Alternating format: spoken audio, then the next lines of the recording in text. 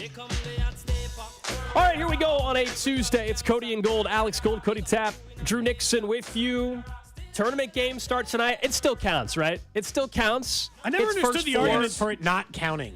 They really get the same share. The winning teams tonight get the exact same dollar amount as a program as you get for winning the round of 64 games or whatever. It's a field of 68. Yeah. If they put you in a game to play against another team and you're in the tournament, then it counts. Yeah, since it became the first four, it counts. Back when it was like truly the play-in, that was a little more sketch. Like the first four is absolutely, especially since we've seen teams go on runs. So anyway, there's first four games later on tonight. I think 5:40 is the first one. It's like the 16 seeds. You know, it's Howard and Wagner. I will not be turning on Howard versus Wagner. The spread's only 2.5. I'll definitely have to watch a little bit of that. Because then later on tonight, you're going to watch the second game? The 10 Virginia, seeds? Colorado State. Even harder pass. That is that the game, lowest. What's that game going to be? I was about to say 30 to 30. 120.5, right? It's the lowest total, I think, for a game. Yeah, 120 or something in the last 25 or 30 years. Because we all know Virginia is just a boring brand of basketball. Like, Tony Bennett's a hell of a coach, but it's, slow, methodical. Yeah. So those are the two games tonight. And we will continue to remind you to join our Cody and Gold Bracket Challenge. If you want to join, chance to win free wings for a year from Jefferson's, plus some other prizes. All you got to do is text into the show, 913-586-7610, and then Drew will shoot you over a link. That's what most of you guys have all done and joined. So we gained quite a few new people in the bracket. We appreciate that. So if you haven't joined, you got till technically Thursday at what's the first game? 11:05 or something. But don't wait till the last minute. Go ahead and join. We know you're filling out a bracket anyway. You can literally just copy your existing bracket if you already have it set up on the same site that we're using, CBS, and just add the bracket to the group. It's that easy. You don't have to do much. If that's the site you're using, yes. Yeah. Although, it does sound like you're encouraging doing multiple brackets, No, same bracket. You could just, but they could also just start a new bracket. I mean, if they want, typically increase it's their odds of winning somewhere. The one bracket. No, I would say if you're going to fill out a bracket, you might as well enter in as many contests as possible that are free. Because could you imagine the 1 year in your life that you just get lucky as hell and you have one of the best brackets in the country and you only join the small pool that won like $100? How sick to your stomach would you be when you didn't join like the big one to win $1 million or to win the free car and you just forgot? That would suck. That'd be painful because chances are you're never going to have that in your life anyway. The bracket juice, and again, we're doing the bracket challenge. I'm happy to fill it out. This might be the only bracket pool I enter. I'm dead serious. The Cody and Gold bracket pool is the only one I think I'm going to enter because I like just betting on games. Yes, it's way more entertaining. It just now is. That you can wager on an individual game, I don't have to care whether Wofford has success in the first round or if McNeese State gets the upset in the 12-5 game. I can just bet money, and then if they lose, I can just bet more different money. Yeah, no. So this is my bracket. This is the one. The betting angle is definitely added to the tournament, and you pick a handful of games or whatever that you like in each session, and you throw a few dollars on it, and that's your sweat. That's why you care. Plus, most of us after the first weekend or the first day of games are pissed off about our brackets anyway, and we're like, it's over already. So just find a way to enjoy it. Maybe you get a chance to win some free wings. For a year. A lot of people already texting in 913-586-7610. We're rolling already, are we? Oh, we are, Drew. They're ready for you, man. Okay. Yeah, you got a list. You got a list. Firing off some links. You got a list already building up of people. Okay. Let's talk some Chiefs football though a little bit because right before we got off the air yesterday, I had mentioned, hey, you want to make sure, as always, but specifically yesterday to listen right at 2:00 when Carrington hopped on because he had a little bit of news on the L'Jarius Sneed front. And I'll read you his tweet. A couple of these things, as he even pointed out, are just confirmation, things we already knew. But there was one element to his tweet that is something we hadn't brought up in a long time, and clearly it sounds like is maybe a concern. So CDOT tweeted out, no team has made a second-round offer, which that probably makes sense. We probably could have figured out these. Otherwise, they would have already traded him, I think, if they had a second-round offer. So, okay. Then Sneed wants to be the highest-paid cornerback in the league. That was confirmation. We kind of knew that. Sure. The Chiefs are fine with him playing on the tag next season. There have been some rumblings about that. The part that I thought was really interesting about Carrington's report was that the medicals, referring to his knees, are concerning. And you and I had a conversation, I think in St. Joe. Before the season started about whether or not L'Jarius Sneed was going to be here long term because he missed like the first 2.5 weeks of training camp. Yeah, and that was our conversation was like, hey, if that might be what prevents him from getting an extension. That was a conversation we had, and then he ended up having a great year, and then nobody, of course, referenced the knees because looks fine to me. Knees are working. So is that the whole? Do you think that's the holdup, or is it a combination of things? Because I'm trying to figure out who leaked that out that it's concerned. Like on one hand, you're the like, team who wants to trade for him. It ain't the Chiefs. Because right, exactly. Like, why would the Chiefs leak it out? Because that would only hurt his value. It's not Sneed's agent. It's not that. So it's got to be whether it's the Colts or the Titans or Falcons. Like, no, we're a little concerned, and you're trying to draw down his value. The only way I could see it being the Chiefs is if they're hoping it impacts the contract number that he gets and from all the teams, and that helps the trade get through. Other than that, it makes zero sense. In fairness, I don't think you would risk that if you're the Chiefs at this point because you'd still be actively looking to trade him. Why would you leak stuff about his knees? The other part of this is I'll say it's fair at a position in what I've pointed out before deteriorates quickly. Okay? Corner, based on average length of time in the NFL, is about the second quickest to just like flip from great player to unimportant player next to running back. So like it happens fast because at corner, if you're a half a step slower than you were before, your job just got a whole lot harder. Now, I would argue that Sneed's version of playing style, that would probably impact him a little bit less, but would also leave him more susceptible to injury. We've seen the Chiefs move on from players with injury stuff. The number that came out for Juju Smith-Schuster, the number he eventually got signed for, was a number that you're like, really? You weren't even willing to go there? And then he pretty much never stepped foot on a football field last year. I understand he got in some games. His knee looked shot. But yeah, he looked like it was done. It looked like he was donezo. So something's got to give a little bit here. I wonder, my guess is that it's the team who wants to trade for him and wants to give him an extension. So there's two parts. One, I'm trying to drive down the price tag of the pick here you want just for starters. Maybe the Chiefs are asking for a second, and we want to give a third. But second to that, all the reporting that Sneed wants to be the highest paid corner in football. And what you're saying by, I don't know, knee stuff is we don't want to pay you that. And I don't blame teams for that. Like, it's hard for Sneed because there's an argument because of the same thing I just said with the position. This might be his only big payday. He's a fourth-round pick who's been with the Chiefs for 4 years. This might be his only big shot at a payday. I don't blame him for holding out for every cent. Sure. Now, the one good thing for him, once again, is worst-case scenario is he's getting $19.8 million this year, which is, 5 times like what he's been paid so far, or 4 times what he's been paid. He's probably made like $7 million total. Yeah, I mean, so maybe. No matter what, he's getting a much better payday than what he's had. But obviously, he wants, understandably so, $22 million a year with X amount guaranteed.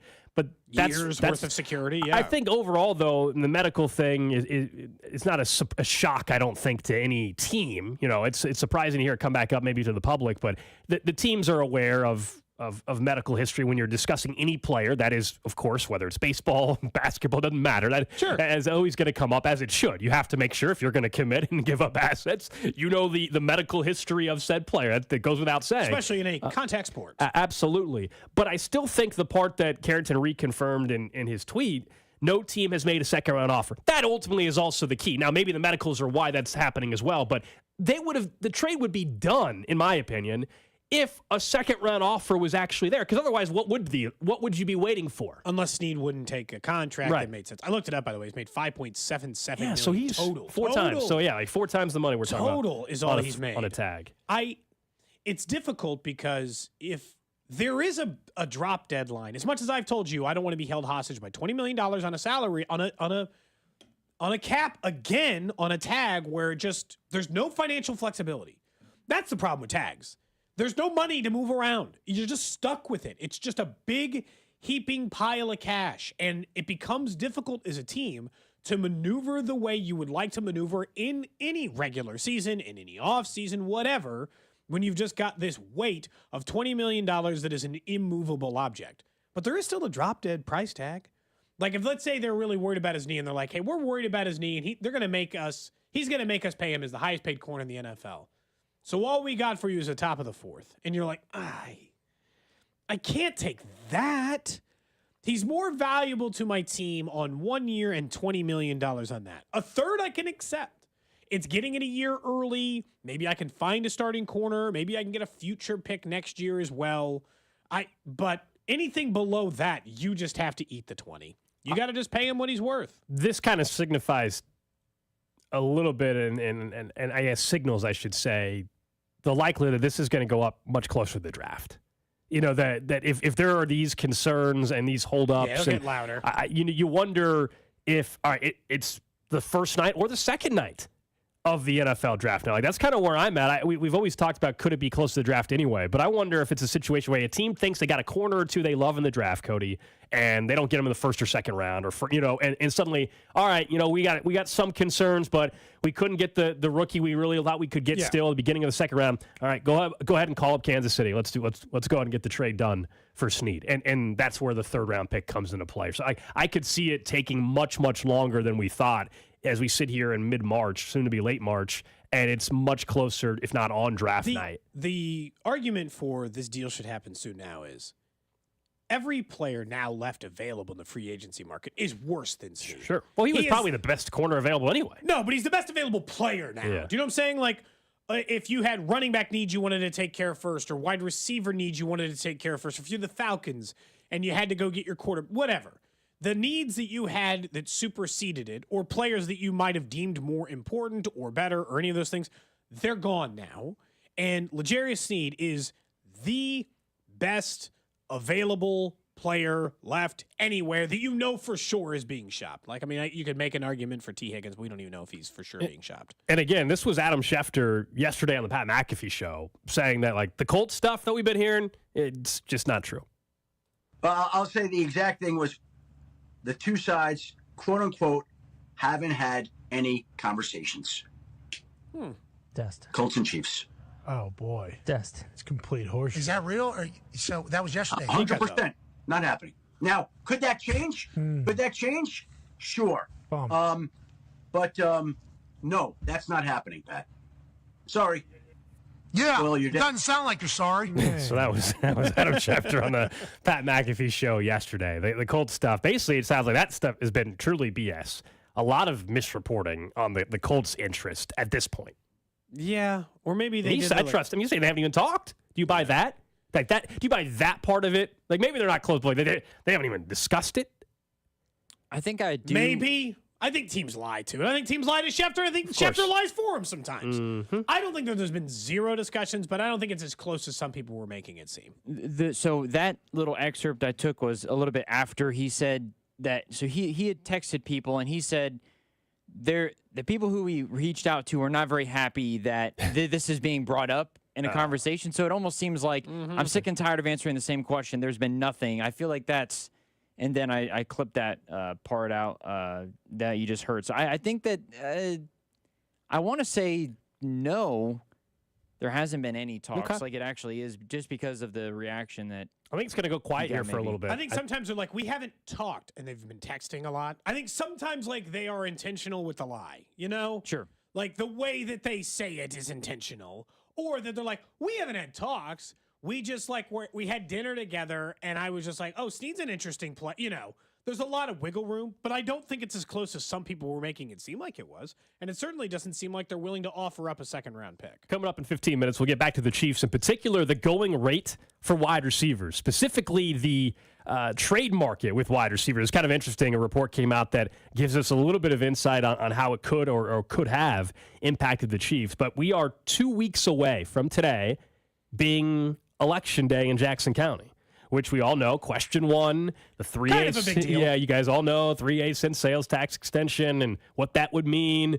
renovation of Arrowhead, and a new downtown ballpark for the Royals. And if you thought there was a lot of commercials and a lot of messaging going on prior, I would imagine just wait. Now we're inside. I mean, we are inside 2 weeks. 2 weeks from today, man. It actually is going to happen. There will be some of you, I'm sure, like, just get it over with and be done with it. It really has been going on technically for 3 years. If Early you really voting starts today. And yeah. You could have started voting for this issue today at 8 a.m. Mm-hmm. Yeah. So like if you were out of town or If you're a Jackson County resident, you can do that. I'll be honest, I've early voted before in Jackson County just because there's like, because it takes like one half an excuse, and I'm like, oh, that day I'm kind of busy, and they're like, I'll be out of town. I'm like, all right, sure. Like, all right. I'm just going to fill this out now so I can get out of the way. So if you can vote now and we're 2 weeks away, the real question I think I have at this point, I'm sure you do too, is where's your confidence level in whether or not this question 1 is going to pass and we'll be extending the sales tax to both the Chiefs and the Royals?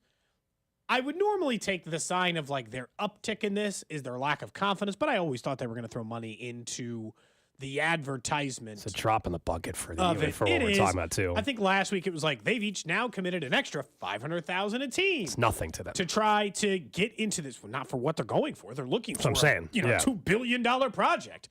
The $100 million into $1 billion project's not gonna, $2 billion projects not gonna move the needle. I feel about the same as I did. I feel like so far the people, both on the text line or the people in person who voice a disagreement, haven't really changed that opinion in the last 2 weeks, and that the louder voices on the no side of this thing tend to be the minority still. Kind of feels like it. Like, I've actually gotten a little more personally confident that this is going to pass because I haven't seen the dissent grow amongst others. I've just seen the same dissenting voice giving the message. If that makes sense. You kind of hit on it there. I mean, you can't base it just off of what you're seeing on social media. That's a mistake that people have made for a very long time, and no matter what the issue is, like, social media is such a small fraction, specifically if we're talking about Twitter and X, I guess. There's been the same, I think, opposition groups and obviously the push on the yes side as well. And I've been saying it for a couple weeks, and I still think a majority of people a long time ago made up their mind on what they're doing. I'm not saying there's not a small fraction of people that are still maybe undecided. I just believe most people already know and have known, hey, they're all about it. They're maybe not in support of the downtown baseball stadium, but they recognize how important it is to keep the teams in Jackson County. There's some that are maybe more in favor of the Royals plan than the Chiefs plan, or vice versa. Yeah. Like, I feel like the Chiefs have gone quiet about theirs because they realized their idea fell flat. I haven't seen as much imaging for them other than keep Arrowhead where it is. Right. They're not like they've been continuously pushing out the images versus the Royals that are like downtown baseball fancy stadium. Yeah, like it's not as simple as like, oh, if you vote yes, it must mean you love the projects and everything. No, some of you might. There's some that just, even if they're not even a huge fan of what everything looks like and all that, they just recognize maybe the downside of losing 2 pro teams in their county that they live in. For some that have lived in their entire life, I mean, that for some people that will be the rallying cry for them to vote. And then same thing on the no side. Like for some, it is they just don't like the idea of downtown baseball. For others, it's just simply they're always going to be against publicly financed stadiums. Like these are all. Like, I don't think there's just everybody has a different reason for why they're going to vote a certain way now or on April 2nd. And that's the beautiful thing about this whole process. But I do. You asked my confidence. Like I do think it's going to pass, but much like a few weeks ago, I don't think it's going to be, like 58% yes. No. I think it's 52.5, 53.5, something like that in favor, and it will pass. I was trying to decide what the weight I held on. So, because like you and I a couple of weeks ago had looked up the pass rate for the first time, and it was a brand new tax. Like it wasn't an extension of a sales tax. It was like, hey, we want this money to renovate these stadiums, to keep up the maintenance of these stadiums. Will you give us 3/8 of a cent for the next 30 years, right? Or 20 years. I think it was 20 years. And so the question, or maybe it was 30. So the question was, will it pass? And it passed at like 53.5%. I think it'll be kind of similar, don't you, to that? If it passes, yeah. And also, by the way, depending on what side you're on, I don't care what the percentage is. It passes, it passes. I mean, that's how this thing works. It doesn't matter. You don't have to pass. I think one of the biggest hurdles we haven't discussed with their getting it passed is the people on the eastern side of Jackson County who are not going to see the benefit the same way as the people who live in downtown or near downtown or live in those areas, because you're taking something from the eastern side of Jackson County as you head down 70 past the stadiums, and you're saying, hey, what if we made it a whole lot less convenient for you in an area that is less easy for you to access? There's just... That's a part of Jackson County I don't think a lot of people think of when they're thinking Jackson County and the people who are voting for it. Like Carrington's pointed out, like he lives in the downtown area. He's lived in Jackson County a majority of his life. And he's like, that's going to come right. Like, I get it's going to come right down into your neck of the woods and all those things. Great. That sounds good. But like for the people on the Eastern side who have been used to for so long being able to access these teams a little closer, I wonder if that'll deter them. Although I would point out the difference between driving to the stadiums, if you're on the Eastern side, and going a few more minutes downtown is not significant. What is it, 10 minutes? I mean, it's not nothing. I'm just saying it's not as if the Chiefs or the Royals, like if they were to end up in the Legends area or go to the Kansas side. And I still wonder if the Royals would try to play out, if they would. The next question I'll have is like, what do they do if it doesn't work out? Do they try to separate and the Royals try to get a different deal done, but just downtown? Do the Chiefs immediately start flirting with Kansas? Do the Royals immediately start flirting with Clay County or one of these others? Like, what happens Everything's next on the is table. fascinating. Yeah, everything's. If the vote fails, everything is on the table again, and even more, I would say, and than what they had prior. Where right now their focus really has always been on Jackson County. I understand there was the Clay County discussions. I just don't know how real that ever was. I know they had renderings and discussions, but it always seemed like Jackson County was the path. But yeah, on April 2nd, if we're sitting there at 9 o'clock at night or 10 o'clock at night when all the votes are in, maybe earlier, we're talking about just a county election. When that actually comes in, and if it doesn't pass, then the conversation the next day and weeks and months ahead will be about how do each team proceed. And I absolutely think Kansas would be the viable option for the Chiefs at that point if it doesn't pass. And it sounds like you and I don't know, Drew, where you're at. I think all three of us think it is going to pass. Yes, I agree. I think so. Hey, by the way, is the stadium, would it be any closer or further away from you? Because that's the one that like people get really hung up on, and I think that's the east side of Jackson County that might burn them. It's probably not much different for me. Now, I live on the Kansas side in southern, in South Joco, but in terms of the Royals Stadium you're talking about? I'm assuming he's talking about obviously the Royals downtown. Yeah. I think downtown would be closer to where I'm at. Like I've just looked it up. I live 19 minutes from Kauffman Stadium. It says it'll be 15 minutes to the downtown one. It's literally no difference in my life. I mean, 4 minutes is not nothing, but it's not, Yeah, right now I'm 27 minutes away, and if I just were to plug in T-Mobile Center, let's just say, that's what I did. It's 28. It's the same. Wow, It's the same. does not change your life the same. from a drive distance in any way. Yeah, someone was asking how do they early vote. If you go online, just like anytime you vote, you can look up your polling location. I would imagine online. I don't know if it's through the Jackson County election office or whatever. I it may usually be, went up to the Jackson County election board, and there's usually one I went to was off of Main Street, but there's multiple early voting locations. For me, it saves 7 minutes. No, for your to go downtown. 7 minutes to go downtown. It saves 7 minutes. Oh man, convenient. At what point it's different for everybody? At what point does the distance It does not matter. You know what I mean? Like 7 minutes. like, It does it not Depends matter. on this depends on the city, right? As Kansas Cityans, the distance in which I'm like, that's a little far away is 30. Well, I just mean the difference. So, like, let's say your commute is, let's say you're 20 minutes away from going to something. If it becomes 25, is that really driving? No, it's now, not. if it becomes 45, Yes. okay, I'm with you. I think it's got to be at least a 10-minute swing to be like, oh man, that's a little bit further. But even that, I don't think would deter me. Like if you said, Cody, you drive 20 minutes to the stadium now, but it's going to be 30, I'd be like, okay. But if you said 35, I'd be like, all right, look, that's now taking up 30 minutes of my life. And look, I'm the kind of person who used to calculate like the time you'd lose doing stuff like that. Like I sent Vern a text right after baseball had changed their rules. And it turned out that baseball games were on average like 25 minutes shorter.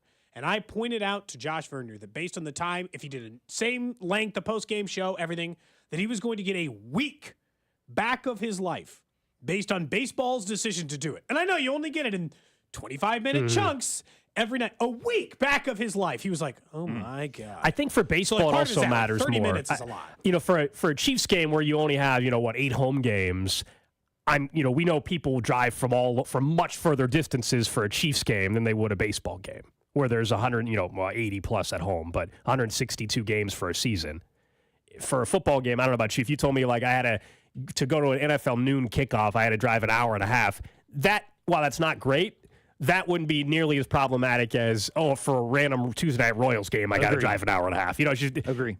When there's only so many versus 80 of them. That's why most of these cities don't care about moving football teams further outside the city. Most people think the way baseball's supposed to be convenient. There's 81 games in your city. That's why look, could go into the publicly financing billionaire part that I don't agree with, fine. But the reason why I like downtown, the location of downtown baseball, is that it's convenient. City Center, downtown is what I consider city center in most cities, is going to allow more people to access it more quickly. I get the parking and all the stuff that comes with it, but it's just everyone can get there. Gold, I get it. It didn't fundamentally change your timing to get to the game, but it's not going to make it out of, like, Legends is harder. Legends would be harder for me to go to a baseball game regularly because I've got to drive, you separate one half of the metro, and it's not that close for you. It's about the same. It's about the same. Believe it or not, going to the Legends is like 24 minutes. And so we're basically around, no matter where they put it, it's kind of about the same commute unless it goes for me. to North Kansas City. Yeah, and it's an extra 10 minutes or 7 minutes or something like that. Yeah. So, but like there's a western side that does make it that amount of time you're talking about where I'm like, Yeah, and look, there'll be more time. Downtown baseball, it's going to maybe take you an extra 10 minutes to park, right? That's a reality. Yep, good chance. You know, and for some people, that's a problem. For others, they're not going to care as much, and that's all part of the conversation. 2 weeks away from question 1 in Jackson County. Up next, though, let's get back to some football, and the going rate is clear for a couple big-name wide receivers. Cody and Gold, brought to you by Heartland Men's Health, the leader in men's sexual health. Thousands of men have been successfully treated for low T, ED, and more, all with discretion and compassion. Make your appointment at heartlandmenshealth.com. There is a back-to-back Super Bowl champion, and it is the Kansas City Chiefs. On your official broadcast partner of the Chiefs, 610 Sports Radio. Say goodbye to busted brackets because FanDuel lets you bet on every game of the tourney. Whether you're betting on a big upset or a 1 seed, it's time to go dancing on America's #1 sportsbook. Right now, new customers get $200 in bonus bets if your first $5 bet wins. You gotta love the 12 seeds beating the 5 seeds. And let's check out Kansas. They could be primed for an upset. That's $200 to use on point spreads, money lines, and you can even pick who's gonna win it all. Just visit FanDuel.com/610Bob and bet on college hoops until they cut down the nets. 21 and present in Kansas. First online real money wager only. $10 first deposit required. Bonus issued as non-withdrawable bonus bets that expire 7 days after receipt. See terms at sportsbook.fanduel.com. FanDuel is offering online sports wagering in Kansas under an agreement with Kansas Star Casino, LLC. Gambling problem? Getting help is your best bet. Call 1-800-522-4700 or visit ksgamblinghelp.com. Look, it's time to flip the script on your future and start transforming your life in a new career in IT that could be possible in just a few months. You just got to decide to make a change. You've got the power to rewrite your story starting today and dive into Centric's Accelerated Tech program. Whether you're into coding, cybersecurity, or network administration, they've got you covered in as little as 4 months. 3 steps. Decide to make a change, dive into Centric's Accelerated Tech, and then start your new career. Go to Centric.com/610 and let our guy Russ Mondry know that we've sent him your way. Erectile dysfunction affects many men in America today, but it's not just the man who's affected, it's also often their partner. But successful treatment of ED can truly bring relationships back to life. This is Jeff, the CEO of Promenic Restorative Men's Health, and that's why I'm pleased to announce the opening of our second location of Heartland Men's Health right here in Independence, Missouri. As a Promenic affiliate, Heartland Men's Health is a part of a group that has successfully treated tens of thousands of men over the last decade with treatments that are shown in medical studies to be effective in well over 90% of men. And unlike wave therapy groups or online pill sellers, we offer a variety of treatments to help you get the results you want. You could even find you're performing like you haven't in years. So call Heartland Men's Health today. Your initial visit is only $99 and includes a medical consult, blood work, and if medically advised, a test dose. And if that test dose doesn't work in the office, your visit is free. Call 844-447-6600 or go to heartlandmenshealth.com. That's heartlandmenshealth.com. Wesley Financial Group is not a law firm. Are you a victim of the timeshare trap and think there's no way out? I'm Chuck McDowell, founder of Wesley Financial Group, the original timeshare cancellation expert. And I'm here to tell you that there is a way out. We've helped over 30,000 families out of financial hardship by getting them out of bad timeshares. If your timeshare agreement goes on forever, if you were told timeshares are a great investment, or your maintenance fees will never go up, you have questions, we have the answers. At Wesley Financial Group, we're dedicated to helping timeshare owners get out of their financial nightmare. All you need to do is give my office a call. I will send you a timeshare exit information kit absolutely free. explaining how the timeshare industry works and your options for cancellation. Call now for your free timeshare exit information kit. Call 800-761-0000. That's 800-761-0000. 800-761-0000. You've heard it said, he's a diamond in the rough.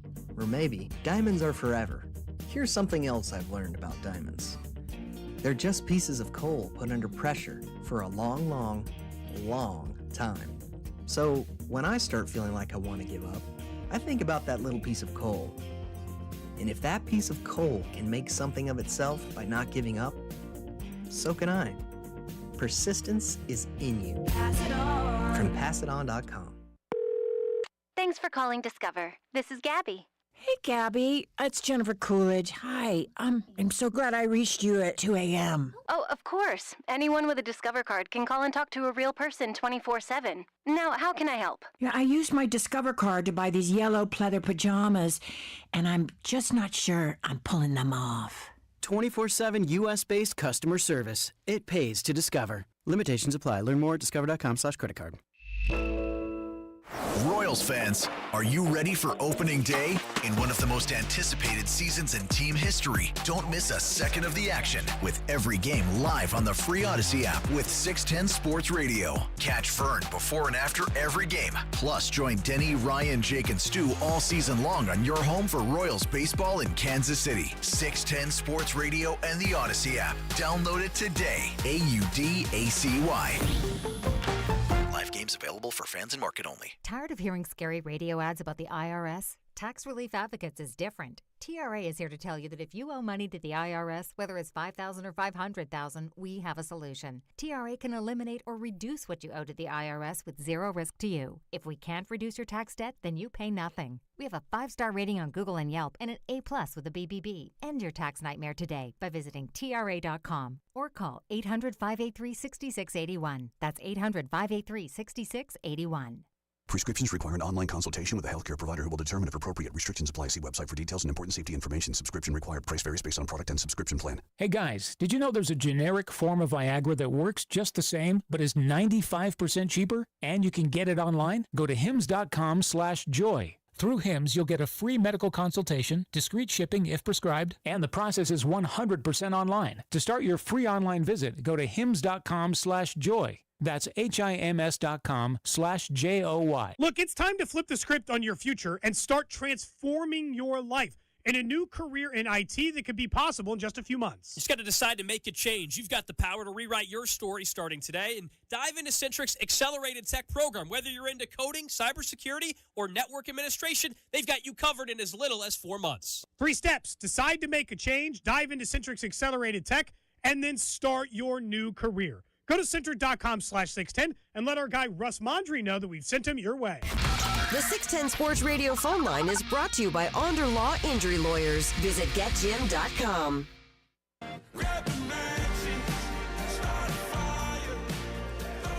Some of the contract details for Hollywood Brown coming out during the break from Albert Breer. We already knew it was a 1-year deal, $7 million plus incentives. So now we just have more detail on it. $3 million at signing, $3.5 million base, so that's guaranteed. And then he has a bunch of per-game roster bonuses, so $250,000 in those, a $250,000 workout bonus, $1 million in touchdown incentives. So if he gets, it's actually kind of interesting to follow during the season. So 5 touchdowns, he gets $500,000. He gets 6 touchdowns, $750,000. He gets 7 touchdowns, he gets $1 million.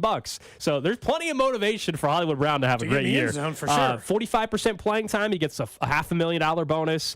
52.5. I wonder how they get that specific. $625,000. If you play 75% of the games, playing time, I should say, snaps, $1.5 million. And then there's receiving yard bonuses. 500-yard season, it's $500,000. 625 season, $625,000. He's done that every single year. $750,000. He's done that twice. And then if he wants $1.5 million bonus, 1,000-yard season. He's done that one time. So just some more details and highly motivated Hollywood Brown. The touchdown totals, over 5, he's done it 3 times. Over 6, he's done it 3 times. Over 7, I think was that total number. He's done that twice. Okay. So he's got about a 40% shot. These are, those are all obtainable, very obtainable bonuses. Yeah, none of them are crazy. You know, He's going to hit some of these for sure. His biggest issue is playing time. Yeah. If he stays healthy, he's can hit likely all to of hit them. most of them. If he stays but healthy. if he misses 5 games, he might not hit any of them. You know? Yeah, you never know. But that's just some more detail. Thinking of compensation for wide receivers, I know at one point, not as much now, we talked about what it would take to go trade for a certain wide receiver. And one name that came up briefly was Brandon Ayuk, because I think we all agreed he would be incredible in this offense. But how realistic was that opportunity? And there's a report out of Jacksonville that there was discussions for Brandon Ayuk to be sent to the Jags. And so what was that looking like? Well, the 49ers reportedly would have wanted the 17th overall pick, plus wide receiver Zay Jones, and the Jags would also, of course, had to get a contract extension done with Brandon Ayuk. That was the asking price. We know the Chiefs don't have a 17th overall pick. They got 32. So quite a bit of a gap So there. you would have had to have extra picks, and then what's the player? What's the player involved in this trade? In that case, I guess it would be like a different. It'd be Snead. Different position. It wouldn't be a wide receiver. Zay Jones is like a 700-yard wide receiver, so you don't have that player in your roster. It probably would have been year 3 McCole, or if Sky Moore had done something. Honest to God, if I were the Jaguars, I'd have paid that price. I was now they got $160 million tied up in Zay Jones, Calvin Ridley, and Christian Kirk. Because that was what I was going to ask, is that asking price, so a 17th overall pick plus a middle-of-the-road, below average, maybe wide receiver in Zay Jones, and a contract extension for Brandon Ayuk. If you're the Jags, the only thing I could think why they weren't willing to do that is they've got some other holes on their roster. They got the 17th overall pick. They think it's more vital to fill out the rest of the roster than it is. If we're going to pay $20 million a year, we'll just give it to a lesser wide receiver, which they did in Calvin Ridley, a guy who's familiar with their system. But there is, and look, I think a lot of times when you think about guys like Zay Jones. Well, no, not Calvin Ridley. Gabe Davis. Because Calvin Ridley got the huge deal with the Titans. You're right. Gabe Davis. But they got that amount of money tied up in Gabe Davis and Christian Kirk and Zay Jones. To what benefit? The difference between Brandon Ayuk and their number 1 wide receiver is pretty significant. And whether you look at Gabe Davis and these other guys we talk about, they're probably what you would consider league average guys. Guys that get 700 or 800 yards, Zay Jones, Gold, those are a dime a dozen. They're not bad wide receivers, but they're not good wide receivers either. Meanwhile, Brandon Ayuk has literally just gotten better every single year he's been in the league. He had 700 yards, then 800, then 1,000, then 1,300 yards and 7 scores last year in a highly effective offense, I understand, in the 49ers. I mean, that doesn't seem all that bad of a price to me. I'll be honest. But it doesn't seem like he's getting moved, though. I mean, that was discussed at one point. I mean, if you're the Niners, why would you? If they won the Super Bowl, they'd probably do it. Do you know what I'm saying? It'd be easier if you had won it to make. That's what I think. Moving Tyreek Hill was easier because they had one in the back pocket. I just wonder at some point, as much as we praise the roster in San Francisco, because it is a phenomenal roster, and they have the benefit of Brock Purdy making no money for another probably 2 years or whatever. Sure. Brandon Ayuk's 26 years old. We know they're paying big-time money still to Nick Bosa. He's the highest-paid defensive player still, I believe, in football. Kittle's not cheap. Debo's not cheap. Chris McCaffrey, I know he's great, not cheap by position standard, even though he's worth every penny. He's the most expensive running back in the NFL. So but he's also their most important offensive player. So. I guess at some point though, you can't pay everybody kind of thing. And are the Niners going to be able to pay Brandon Ayuk? He is entering the final year of his deal, so that's where it's they're paying him or they're paying Debo. They're not paying both. So I still think a trade is a possibility for the Niners, but again, I'm trying to think who's trading for him at this point now. In fairness, if that's what the 49ers asking price was and the Jags said pass, it doesn't mean that the Niners, given getting closer to the draft, wouldn't take less from somebody. Right. But they want a first-round pick, and it just so happened that the Jags' first-round pick was 17. You should be talking to teams probably who have that pick in the 20s or 30s. And again, if you were the Chiefs, and I've made the argument that the Chiefs should probably just bite the bullet, secure the guy that for the next 5 years is Mahomes' ultimate weapon. God, for 1 year, that would just be stupid because you've got Hollywood on the 1 year. Could you imagine for 1 year, Ayuk, Hollywood Brown, Travis Kelce, and Rashee Rice? Oh, it'd be fun. Oh, my God, it'd be a lot of fun, man.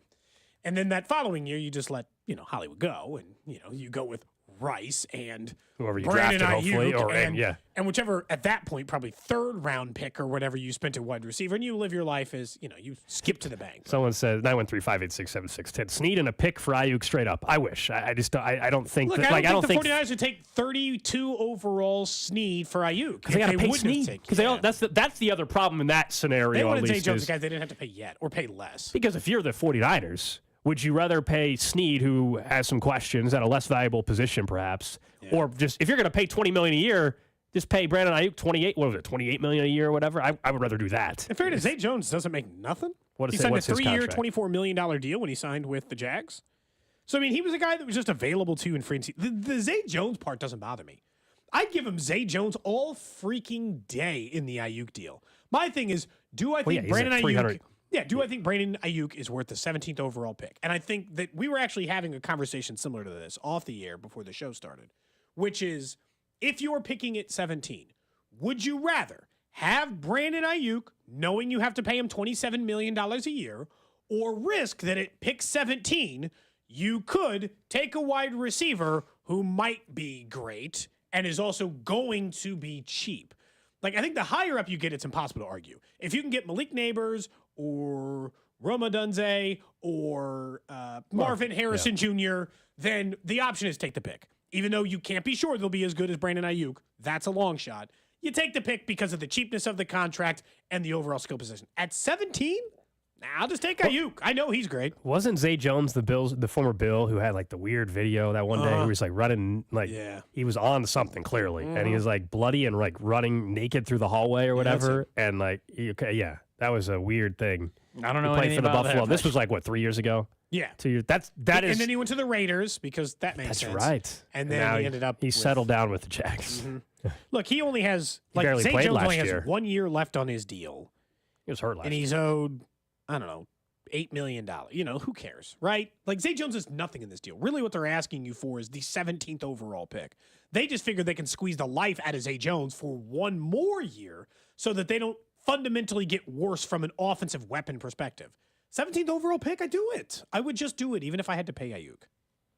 We're also we mentioned the vote for the new stadium last segment, about 2 weeks away. We're also less than a week, or just over a week, away from opening day out at Kauffman Stadium. We're going to be out there, we presume, Gate D like we always have been. What's up the weather? Currently 61 and sunny is what my weather app was saying. 61 and sunny. I would go ahead and just push the button and lock that in right now, wouldn't you? My goodness. It's too many days away for that for sure to be the weather. I would lock that in a millisecond. Late March, 61 and sunny, all day. Someone that'll be out there for 7 hours, 8 hours, whatever. Mm-hmm. Yes, lock in that temperature. And for fans that want to enjoy some baseball and it just makes opening day 1,000 times better. We mentioned yesterday Cole Reagan's, of course, going to be the opening day starter. I was reading an article at The Athletic, and I was just I think that this is a good litmus test for, do you think the organization is heading in a good direction?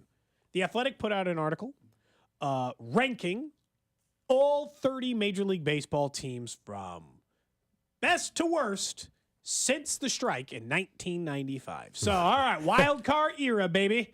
We got the strike, the 1995 on. That's a long time, right? We're talking 30 years of baseball. The Royals ranked second to last. They ranked them as the second to last franchise in all of baseball. I don't even remember now. I was too depressed when I got Was it like the A's or who? Yeah, it was probably the A's. I mean, look, it's not good for the A's, but it's just been my worse. question with this list. My question with this list is: so it is. If I told you in any other sport, would you have guessed though that a team? If I Pirates, just on this, the Pirates, okay, on the surface, and we know we've all witnessed how bad the years have been, but just on the surface, if I told you 2 World Series appearances and 1 championship, that makes it second worst, and then you'd be like, wait a second, there's plenty of teams ahead of them, Cody, that don't even have a World Series championship, right? There's plenty. Sure. So it's kind of weird. The problem is surrounding those World Series runs was so strong. The problem is we know plenty of 100-loss seasons in that 25-year span or 30-plus year span. The thing it made me wonder is, how confident am I that, let's just call it 20 years. 20 years from now, the Athletic's writing an article and says, since 2024, we ranked out the best to worst franchises in Major League Baseball. I'm feeling good about the direction of the Royals. So good that I don't think there's any way that they're second to last, but not good enough yet to feel like that I'm completely safe from that. Does that make sense? Well, I think there's just the reality could be that unlike the prior 2025 years where, okay, you had plenty of 100-loss seasons, but you did have 2 World Series appearances and the championship. My guess is in 20 is maybe over the next 20, Cody, the safe bet is there won't be a world championship, but could the team have more playoff appearances or could they have less losing seasons? I think that could happen, but that's the weird way. Because ultimately, I differ probably from some people on this. If you tell me over the next 20 years they have less 100-loss seasons, obviously sign me up for that. But we all know what it was like to win a championship. You would take the championship. I will always take the championship. So, that's great over the next 20. They can be more competitive, but I also want the championship. A championship means so much. It does, but it depends on the extremes. And especially because there's a Royals one in my lifetime that I remember, and the Chiefs now have 3 over the last 5 years. If the choice is 1,900-loss seasons, 1 championship, or 20 or 19 winning seasons and no championships, give me winning baseball. Yeah. For God's sakes. I got you. Just give me competitive, relevant, there's hope baseball. Well, that's kind of where we're at. I feel like the team is heading in a good direction. I have questions about the minor league development and whether or not they can sustain it over time because I don't have enough time with J.J. Piccolo running the show to know whether or not they can turn that around. But they are spending more money or committed more to winning, have committed more dollars than they ever have to the franchise. Seem to have been doing a better job getting players up over the last 18 months under J.J. Piccolo who are successful. But I'm only still 20% confident this won't be the conversation 20 years from now if you and I are still doing the show. Well, yeah, I mean, look, 20 years is a very long time. Who knows how many managers, how many players, how many front office personnel cycle in and out during that? I mean, 20 years is a long freaking time. Long time. I think for this year's to the conversation we were just having, specific to hey, the trade-off of titles versus winning seasons. I always remember the comment from John Sherman, I don't know, 4 years ago at this point maybe or something like that. Or maybe he said, actually less than that, I'm sorry. I like the championship, but 2 years ago maybe, where he's like, great, I want to know what a wild card team, looks like. Yeah, and so that's where I think that's where I'm at now in the present, which is that just be in the dance and let's see what happens and be competitive in August and September. It's a low bar. It really is. It's not. I feel like most Royals fans are realistic in that realm where it's nobody's saying that you need to go and win 95 games and get to a World Series in the next 5 years. That's not where the bar is at.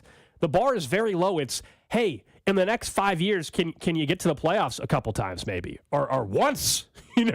That's where I'm. This year, can you be alive in August, please? That is truly how low the bar is for me. And then we can raise it from there and have real expectation. Yeah. For me, the expectation is just, can we get to August 1st? And I can actually tell you with a straight face that they got a chance to make the postseason. And you not laugh at me when I say that. That's where I want it to be. Every year, I want 5 out of 7 years for that to be the conversation and us not be well, right now, if I say it, I'm like, hey, the Royals are making the playoffs this year. 9 out of 10 people in the text line would be like, you're a joke. Homer. No chance. Stop it. Believe in real things, Cody. Like the Tooth Fairy. That might be, or as my son calls leprechauns, he called St. Patrick's Day Lucky Charms Day. Yeah, fair enough. Whatever. Fair enough. It's almost more likely to believe in that than the other. But I do feel like they are trying to build regularly competitive baseball for the first time in my life. Other than that, a long part of Royals fandom, the problem we've had since 1995 is they'd be bad for 4 straight years, and then they just take some Hail Mary swing. Hello, Gil Mesh and Jose Guillen. And they would hope that one of these players would just step in and solve their problems. And instead, now it seems like they're trying to top the bottom, more emulate what teams like the Rays do. Look, the Rays don't have a championship, you're right.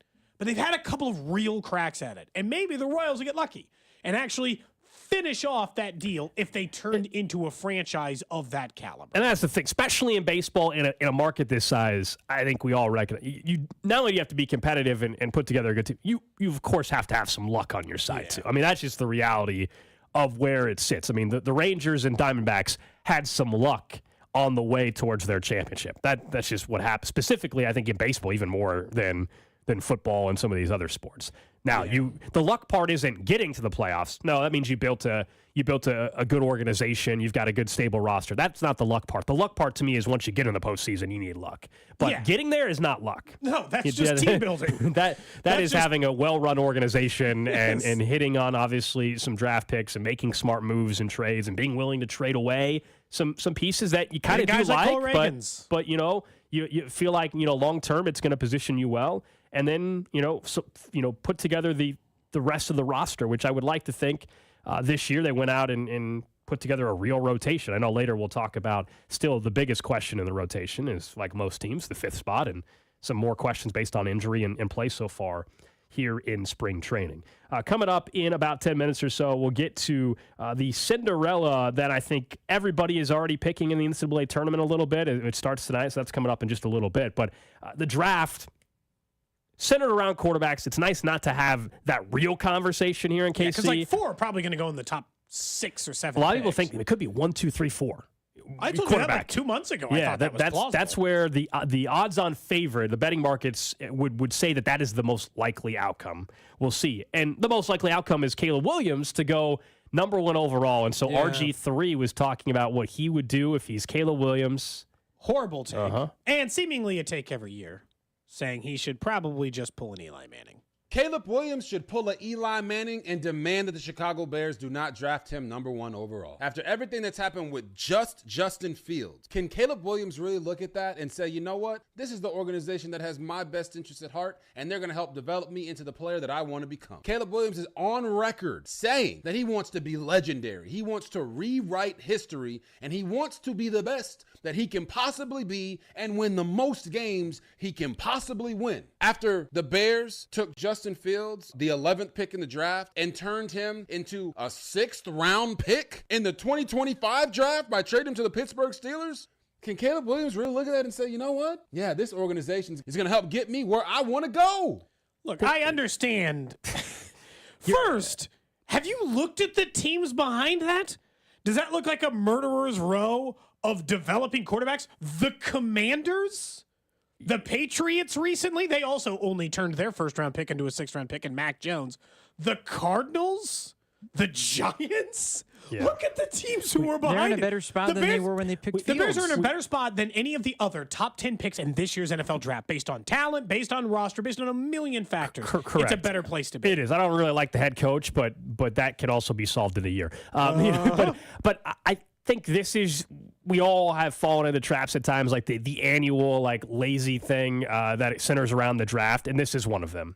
Force your way. And this is on the Eagles. One that I Make don't them trade Jalen Hurts. Yeah, this is one I don't take seriously, because whether it was the year that Joe Burrow came out of college and everybody said, "Oh, don't go to Cincinnati, Yes. don't do it." Last year there was some noise around that. Like every year there is somebody. This year it's RG3. Somebody nationally, it's like, you don't want to go there. You should force your way out. And we just don't. We see 5 examples max in NFL history.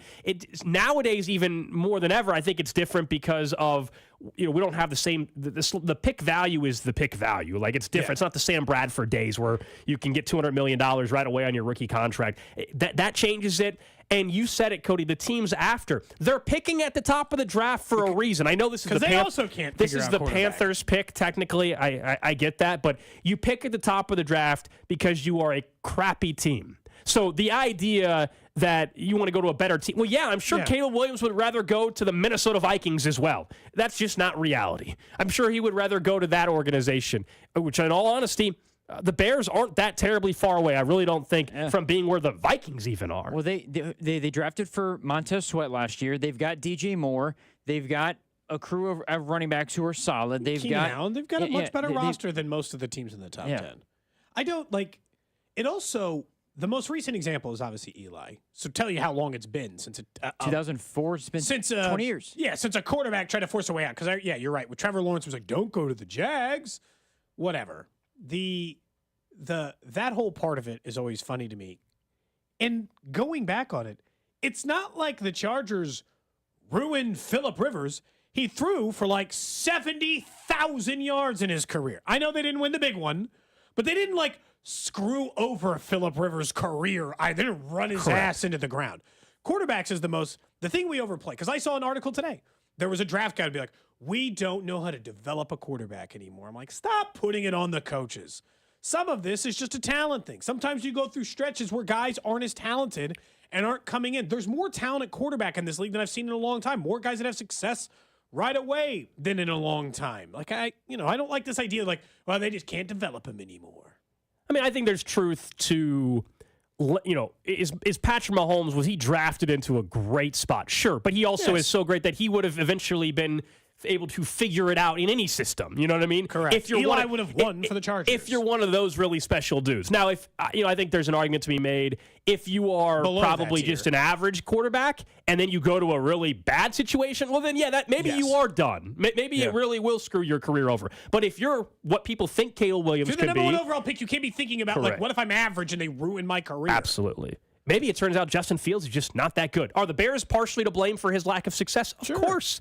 But the fact no other team in the league was willing to trade for him except for the Steelers for a 6th-round pick, it means the rest of the league also doesn't think that he's actually developed and that they can develop him in a way to still be a starting quarterback. It's the Josh Rosen thing, too. Like, they bailed after a year. It became very evident to them right away, like, you know what? Not very good. I don't think it was the Cardinals' fault that Josh Rosen stunk. No, he just stunk. Everybody misvaluated that whole thing. In the NFL as he was in college. Because he's talented. Misevaluated. It had nothing to do with being in New England. Oh, yeah, Bill Belichick. He was not successful developing quarterbacks at all. No. Mac Jones stunk. Sometimes quarterbacks stink. All right, coming up next, the one big question still in the rotation for the Royals, and who is this year's public Cinderella? That's next on Cody and Gold. Cody and Gold, brought to you by Heartland Men's Health, the leader in men's sexual health. Thousands of men have been successfully treated for low T, ED, and more, all with discretion and compassion. Make your appointment at heartlandmenshealth.com. There is a back-to-back Super Bowl champion, and it is the Kansas City Chiefs. On your official broadcast partner of the Chiefs, 610 Sports Radio. Well, in about a month and a half, the NFL draft futures will change for franchises for quarterbacks like Caleb Williams, we were just talking about. But in 4 months, you could have a brand new career and change your future as well. In the amount of time, I'm hoping the baseball team will still be relevant in this town. That when you could start over at Centric. Look, it's important to stay up to technology, and you understand some of these jobs that maybe you've been working in the cold and you're getting ready to work in the extreme heat in this city a couple of months from now. Before that heat even kicks in barely, you could be in the new career at Centric, working with AI, working with cybersecurity in the field of technology you want to be in. Yeah, those accelerated tech programs, you mentioned a couple of them there, coding, cybersecurity, network administration, they've got you covered. In as little as 4 months, you can get the skills you need with hands-on training that sets you up for real-world success. 1,500 different companies they've worked with have actually gone out and hired those Centric grads. Get our guy Russ Mondry a call. Let him know that you're interested in the program over at Centric so we can let you know what that career looks like for you. IT is the future of Kansas City. Let Centric make it your future. Texting enrolls you in a recurring automated marketing text messages. Consent not required to purchase. Message and data rates may apply. The team's looking good this season. I think so. Man, I miss playing football. Being young with unlimited energy to burn. Ever since I turned 40, I just can't find that fire I used to have. Think it could be lower testosterone? What do you mean? All guys lose their edge when they turn 40. The body has less testosterone. That's why I take Nugenix Total T. I've heard about Nugenix. That really works? Since I started taking Nugenix, I'm lifting like when we played for Coach Carter. I feel more energized at work. It's even spiced up things between me and the missus. Are they still giving out complimentary bottles for people to try? Yep, send a text. It's that easy. Text HATCH to 42424 right now for your complimentary bottle of Nugenix Total T. It's the #1 selling testosterone boosting brand at GNC and Walmart. Do it now and they'll also send you a bottle of Nugenix Thermo X, their newest, most powerful fat burner ever, absolutely free. Text HATCH to 42424. That's HATCH to 42424. These statements have not been evaluated by the FDA. This product is not intended to diagnose, treat, cure, or prevent any disease. The most common form of treatment for the arthritic joints is normally cortisone injections and gel shots and over-the-counter medications. And most patients have tried all of that and are still in pain. Every day, Dr. Aaron Wolkoff, a QC Kinetics medical director, meets patients who have exhausted every method to get relief. They've been told surgery is their only option. They want to stay away from that path, and they come to us almost as the last hope. So we're using our own body's properties to help manage pain, to help slow arthritis down, keep the patients active with no downtime, and getting back to what they enjoy doing. I mean, I love what I do. QC Kinetics regenerative treatments from our board-certified providers help heal and restore aching joints. No surgery, harmful drugs, or downtime. Call for your free consultation today. Call QC Kinetics, 816-412-6299. That's 816-412-6299. 816-412-6299. Rally House, shop every team in town. College and pro, come on, it's time to go. Play ball, KC. Shop the latest in Royals style with your favorite brands and throwback designs. Rally House has gear for every fan. Kansas, Missouri, Kansas State. Chiefs and Royals make KC great. Rally House, Rally House. It's your city, it's your house, it's the Rally House. Shop home run styles in-store and online at rallyhouse.com. Congratulations to the Kansas City Chiefs. Another year, another Super Bowl. Did you know that the Chiefs won their Super Bowl in their first year of their partnership with Window World? And here we are, 5 years in. The Chiefs are a dynasty, and they're still going strong with Window World as the official window of the Kansas City Chiefs. Window World windows are one of 2 windows with the Good Housekeeping seal of approval, ranked #1 in number of windows sold in the country by Qualified Remodeler magazine. In just over 20 years of business, they have improved the look and thermal efficiency of over 54,000 customers right here in Kansas City. So be sure to call this number, 816-799-0820. Learn more about the double-strength glass that gives it strength. It's not commonly used in replacement windows. Learn more about their products that are not only durable, but offer security, beauty, and energy efficiency. Give my friends at Window World a call. That's 816-799-0820. 816-799-0820 to learn more, or also go on the website, windowworld.com. Is switching your wireless service to Total by Verizon easy? Totalmente. And you get unlimited 5G data, $25 a line for 4 lines on the unlimited plan at an amazing price with no contracts. Should you switch to Total by Verizon? Definitely. Totalmente.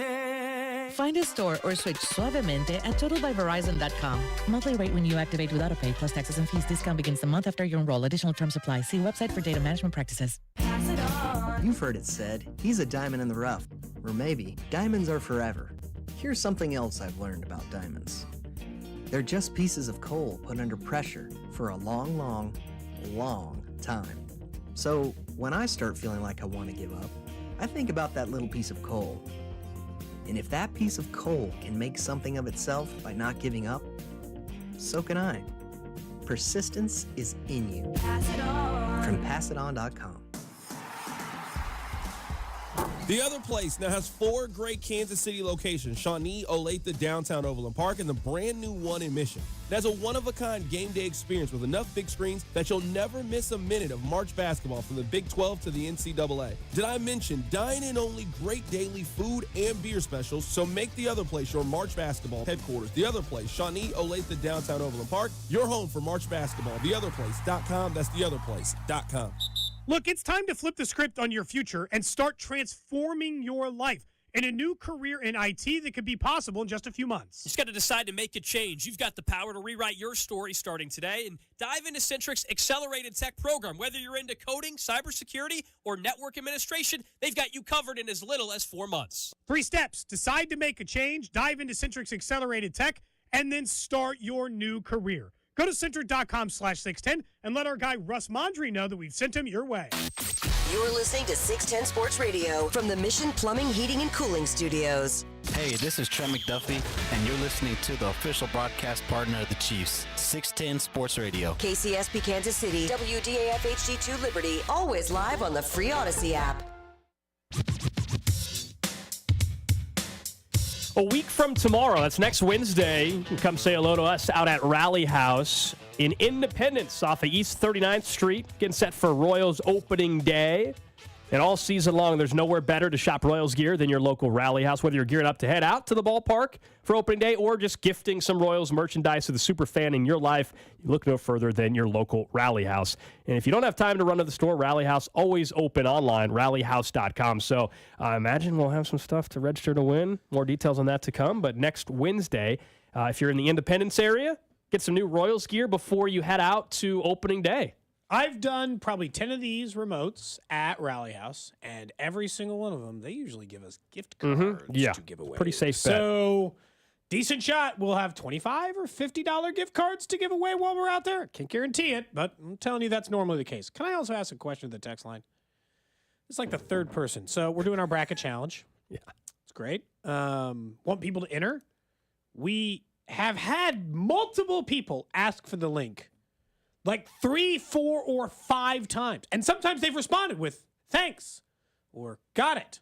And then have requested the link again. Are you not getting it? I think they're messing with Drew. Or are they messing with us? I think they're messing. I think they're messing with Drew on? because we're doing our Cody and Gold bracket challenge. You can win free wings for a year from Jefferson's, and it's free to enter, and it's pretty simple.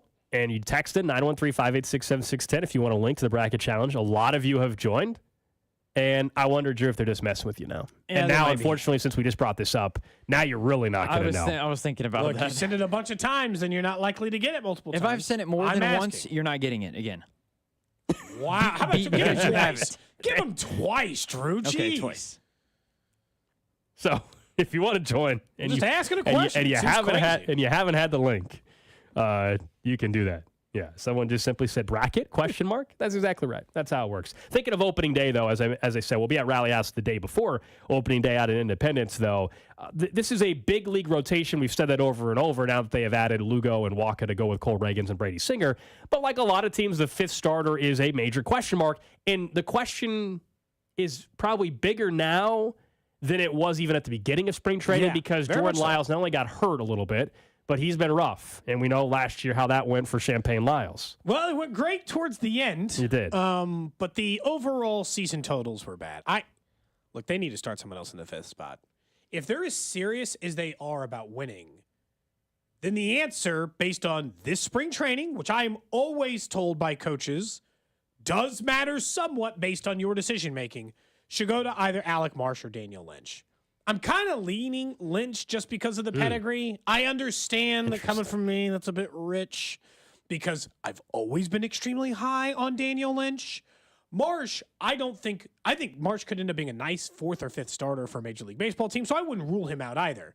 But I don't think it should be Lyles anymore. And this is the problem with Lyles is you owe him a good amount of money, and what do you do with him if that's not where he is? Does he profile as a long reliever? Does he profile as can he shorten up his innings? He never has. He's been 180 inning guy his entire career. It's fine. You can still stash him in your back pocket, build him back up in case someone gets hurt and you need the innings. But if you're being serious about winning in April or winning in late March, it makes more sense to go a different direction with your 5th starter. The other 2 guys have outperformed him in spring training. I haven't broken down the schedule to find out off days and all that crap, but early in the year, sometimes you don't need a 5th starter early. Yeah, commonly in those first week and a half. Because of the off days and the weird off day after opening day because of rain out security and all that. So maybe this is something they don't have to figure out quite yet. I wonder, and maybe they're going to approach it differently. In the past, I would say I know exactly what's going to happen. They're not going to need one right away, and then they'll play Lyles, and then if he struggles for the first 4 outings or 3 outings, then they'll switch to the 2 guys you just mentioned, in Marsh and Lynch. That's probably still my guess on what ultimately happens. Or we find out that he's got some back tightness again, and he starts the season on the IL. Those are we're giving his arm a little rest. It's something like that. Look, I just think put him in the bullpen. It's fine. I got to be honest. That makes sense to me. That's what happens with other failed starters. If Daniel Lynch can go there or Alec Marsh can go there, then why not put him there? The problem is they got 3 guys who take no benefit in going back to AAA. Remember when I asked that about Nick Prado to Vern? All 3 of these pitchers are the same way. Daniel Lynch and Alec Marsh don't need to go back to AAA. Either they can pitch in the big leagues or they're not going to be on this team very long. Like, they're not going to be a member of the Kansas City Royals organization very long. So if you're going to do it, go with your best shot. Go with your highest upside. And more than Daniel Lynch or Alec Marsh have ever had in their career, they got all the protection in the world. Jordan Lyles had no pressure on him last year because Jordan Lyles has largely just gone on these teams, thrown 180 innings, and moved on with his life. I found it pretty unlikely he would have another year like he had last year because his average ERA is like 5-ish, and he had like 6.5 last year. But this beginning part of spring training coupled with the injury has not given me any confidence that it might not just go real south real fast. If we're going to roll out Jordan Lyles giving up 5 runs over 6-7 innings, every single start, I just don't think it's worth the innings. He can always come back to start. You can always build him back up when someone gets hurt. There's always, there's always injuries. There's always things like that. The good news is I don't think they have to have that quote unquote figured out by the time they get to opening day, because they probably won't utilize the 5th starter for the first week or so of the season. We can talk about this more with Vern tomorrow on the show. I'd love to get his perspective on that, because I know beginning of spring training, we asked him about Jordan Lyles and the 5th starter, and he's like, look, their 5th starters, with the exception of maybe like the Dodgers, most teams don't have don't feel great about their 5th starter. Do the Royals have a couple options, though? Yeah, they do. I think the favorite heading into camp was Lyles, and now is he still the favorite to start? I still think so, but he's trending in the wrong direction for that, and we'll see how ultimately that plays out in the final week, final 5 days, because next week is opening day for the Royals at Kauffman Stadium, and looking forward to being out there. We'll get to the trash of the day here in about 8 minutes or so. We know the NCAA tournament does start tonight. First 4 action, couple games tonight, couple games tomorrow, and then the fun really begins on Thursday, wall-to-wall, 11 a.m. till 11 at night, essentially. Yep. Oh, it's so All nice. day. Oh, it's incredible. It really. Are you going to bring in a TV? I do have an extra smaller one. Is there another spot on the table? Right here. We just have, and then plug the. Can we connect to the Wi-Fi? We just do you have got a Fire Stick, or is it a smart TV? I can do it. I can bring in an extra Fire Stick. Maybe we do that. I mean, I got the TV in the Hook up the basement. I can bring the YouTube TV in the basement. No, I've got it. I've got one I don't use. I have that. Besides small, how many inches are we talking? Only in the 30s. Okay. Yeah. That's but, perfect. But for, it's perfect for the right table. there. We Yeah. set it on the Yeah, table that's there. perfect for right The there. issue is we've got 2 TVs in here. One is actually fine. It's good for you. You can see it. It's to my back, so it's not the This one you can't see anything. That It's one's all just like dimmed dim. out and weird. And we can have 2 games on that, and then we can have the 3rd TV. I think that okay. And the 3rd TV we could put a quad box on. Yes. Okay. Remind me. I have it. I just need to find the remote control for it because it's not one that I use anymore. I'll bring it in. We can just have it on the table here just for March Madness, and we'll all. My extra Fire Stick, the only problem is I'm going to want to take the Fire Stick home every day because I don't have 3 Fire Sticks. I only have 2. So I'm going to want to. So you're going to need it to. Really, that only hurts Carrington. Yeah, for our show, we'll have the Fire Stick. Is it a smart TV? No, it's not. Again, this was a cheap TV I bought 2 March Madnesses ago to have a 3rd while I'm watching at home before the YouTube TV days. I'm going to say the Wi-Fi is going to be getting a workout on Thursday and Friday. Video stream or us watching the tournament? You know what? I don't know which one we should have. In fairness, the video stream, the only camera that we might lose due to the Wi-Fi connection is Drew's. So, sorry, Drew. It's a good thing that Wisconsin's not playing during the show because I would be stressed out. Yeah, thinking of that. Stressed I'm out glad you of brought them up losing to McNeese Wisconsin. State? They're playing James Madison. Oh, Yes, a true Cinderella. I'm glad you brought that up because I'm curious. Who do you guys think is the true public Cinderella before it happens? Because every year, a lot of it is groupthink. We're all guilty of this with the bracket stuff, but some of it is truly just bad matchup. Here are the 4 schools I keep hearing. Which one do you guys in the text line think is actually going to be the more Cinderella story? Because people are already trying to create one before it happens. So Samford, we know a ton of people are picking that one. Because they can shoot threes. Yep. And because they're playing KU, I And think is also they're playing part of Kansas, who is That's clear. a great start to a Cinderella. And Kansas just looked terrible against Cincinnati, and there's a lot of question marks. And is Dickinson and McCullough playing? McNeese State, that was who you were alluding to with Gonzaga.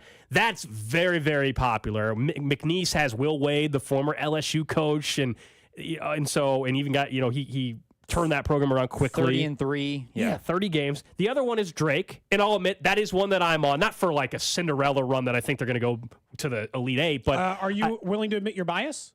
A little bit. Yeah, my brother-in-law went to Drake, but that means I've actually watched some Drake basketball. But I do. That is the one.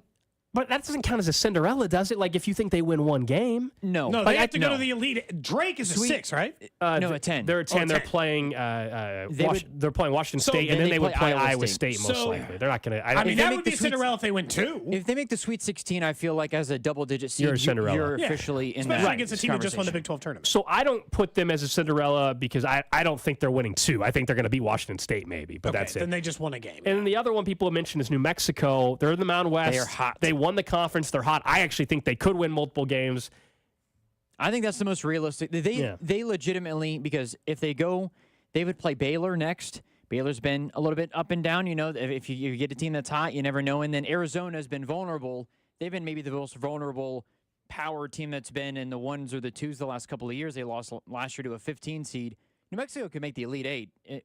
You can make an argument and not sound crazy that New Mexico could be in the Elite 8. So I think 11 seed line is really kind of the sweet spot, that 10-11. Okay. So I was interested in Duquesne, and I did some research on him before this conversation, but I don't think BYU is a good matchup for him. I think they're getting an underseeded BYU team, so I don't like that. It's fair. New Mexico, here's the thing about 11 6 seeds. 11 seeds have a winning record against 6 seeds over the last 20 years. They win more games than they lose in that matchup. Like, that's a favorable matchup for that seed line. I'm not saying it's going to happen every year. Yeah, it hasn't the last couple. Over 20, but not the last James couple. Madison, they got to go through Wisconsin and Duke. Okay, fine. Yeah, you're a hell of a Cinderella. You end up in the Sweet 16. You go through 2 Power 5 programs in the first 2 rounds. I think the answer's like him. I think it's New Mexico. I think that they have the size to compete in the early part of the tournament. Maybe eventually they can't shoot like the rest of them, but in doing the research, that's probably the squad. I'll be honest. If I'm having to choose a pre-Cinderella story, I'm not blown away by Clemson. I'm not blown away by Baylor. They were just kind of a middle-of-the-pack team. And like you said, they wouldn't have to get to Arizona until they got to the Sweet 16. And by then, they're already a Cinderella. Cinderella's start, if you get to the Sweet 16, you're a double-digit seed. Yeah. You've done something you're not supposed to do. Yeah, the other crazy thing that, and there's all sorts of trends and stuff that are out there, like when you're trying to, whether it's pick your bracket for our bracket challenge or you're just betting on some of the games. The one that stood out to me, so the 3 seeds. So this year, the 3 seeds are Baylor, Illinois, Kentucky, and Creighton. They're obviously playing 14 seeds, so that's like Colgate, Morehead State, Oakland, and Akron. So the last 23 number 3 seeds are 22-1. And 14-9 against the spread. So 60% of the time they cover and they're winning at a 95 or whatever. Three's been very good. Like so, like this idea of upset. Like if you're filling out a bracket, doesn't mean it can't happen this year. But let's put it this way: I'm not picking a single 14 seed to win. I can promise you in the bracket that I'm doing. I don't know if you guys have that in yours. No, but 1, 2s, 3s. I move on to at least the second round. Yeah. And look, the other thing that gave me hesitation over McNeese or Samford or these others is the Midwest, based on Ken Palm and based on a lot of other analytics numbers, is the toughest region. Because it's just kind of a giant headache. You have to get past Gonzaga and Kansas if you're McNeese State. You have to get, like if you're Samford, same thing. You got to get Gonzaga and Kansas. I think Midwest is pretty wide. I do think the Midwest is open. It's open though. I mean, there's some of it is the hesitancy of. I considered Oregon too. That's been a trendy one too. All of a sudden, Oregon's a hot pick. Yeah, that's been trendy. Like Purdue, a lot of it is people don't trust Purdue, and that's the question. Like, do you think they're going to follow the same redemption story as Virginia, where Virginia lost to UMBC as a 16 and won the title the next year, and people are like, okay, is history going to repeat itself? Purdue lost last year. Yeah. I don't think so either, but that's the question, and it seems like a more of an open region in the Midwest. You got Rick Creighton's Barnes. a popular one. Like I do like Creighton quite a bit as a 3 seed in the Midwest. The reason why it's sketchy is you also have Rick Barnes in there, and Rick Barnes' teams in March have historically been overrated that have not done too well. In my mind, I think the 2 deepest regions, I think, are the East and the South. The East has 4 conference champions. The South has Houston, but they've also got Kentucky and some other teams that could get hot. JMU, of course, is going to be a popular pick. Nebraska is not a double-digit seed, but a lot of people are really, really feeling. Never won a tournament game. Keisei Tominaga, the Japanese Steph Curry, is what a lot of people. He is. So I watched Japanese Steph Curry. He is. You got to give him a nickname that's like when they called the kid from Indiana State Kareem Abdul-Jabbar. Yeah, you got to come up with a nickname that kind of makes sense. You can't just call him Japanese Steph Curry. He is That's very. I guess is that really like what people are just? That's how he can shoot the lights out of the ball. Yes, he averages 17, 18 points a game. He's very good. I just realized, should you and I, just real quick, because our side teams, yours has always been Boise State because you worked in Boise for a while. Yeah. And as you well know, mine is Colorado. They're playing each other. They are. Should we be putting something on Boise State, Colorado? Yes. Tomorrow. Let's do that tomorrow because they don't play till tomorrow night. Let's do it. Yeah, let's do that tomorrow. Let's come up with something for that game. I think Colorado's a 2.5-point favorite. 2 more teams I think that we should watch as double-digit seeds. The 5 and 12 are always really fun ones. The 13, a lot. There's, I think, what was the stat? In 12 and 5 games, all but 6 of the last 38 NCAA tournaments, there's been at least 112 that's won. I think Grand Canyon is a team to watch. St. Mary's might have been underseeded a little bit, but Grand Canyon, the Lopes, coached by Bryce Drew, that could be wide open. North Carolina's been a little bit iffy. I mean, they're really talented, but just lost to NC State in the ACC title game. I think they'd be a team to watch. And then Yale, I think, actually beat Auburn. They've been up and down. They've had some good tournament runs. Yale's going to get their ass kicked. I'm like the least confident in that. Auburn have been so up and down. Last year, no 5 seed lost to a 12, though. That's kind of That weird. was the first year in a while that happened. The first time since 2018, I think. You think Yale's going to get killed? Yeah. They stink. How about their finish to beat? Now we're getting way too deep into it. I was hoping to that beat, to beat Brown. Yale No, but like Yale, was winning. they beat Brown really on a did. last-second shot in their Ivy League. Someone says, whoa, Grand Canyon talk is touchy. Please say GCU. No, yeah, sorry. Yes. Who's their head coach now? Because when I was Bryce covering Drew. the summer, it was Thunder Dan Marley for a little while there.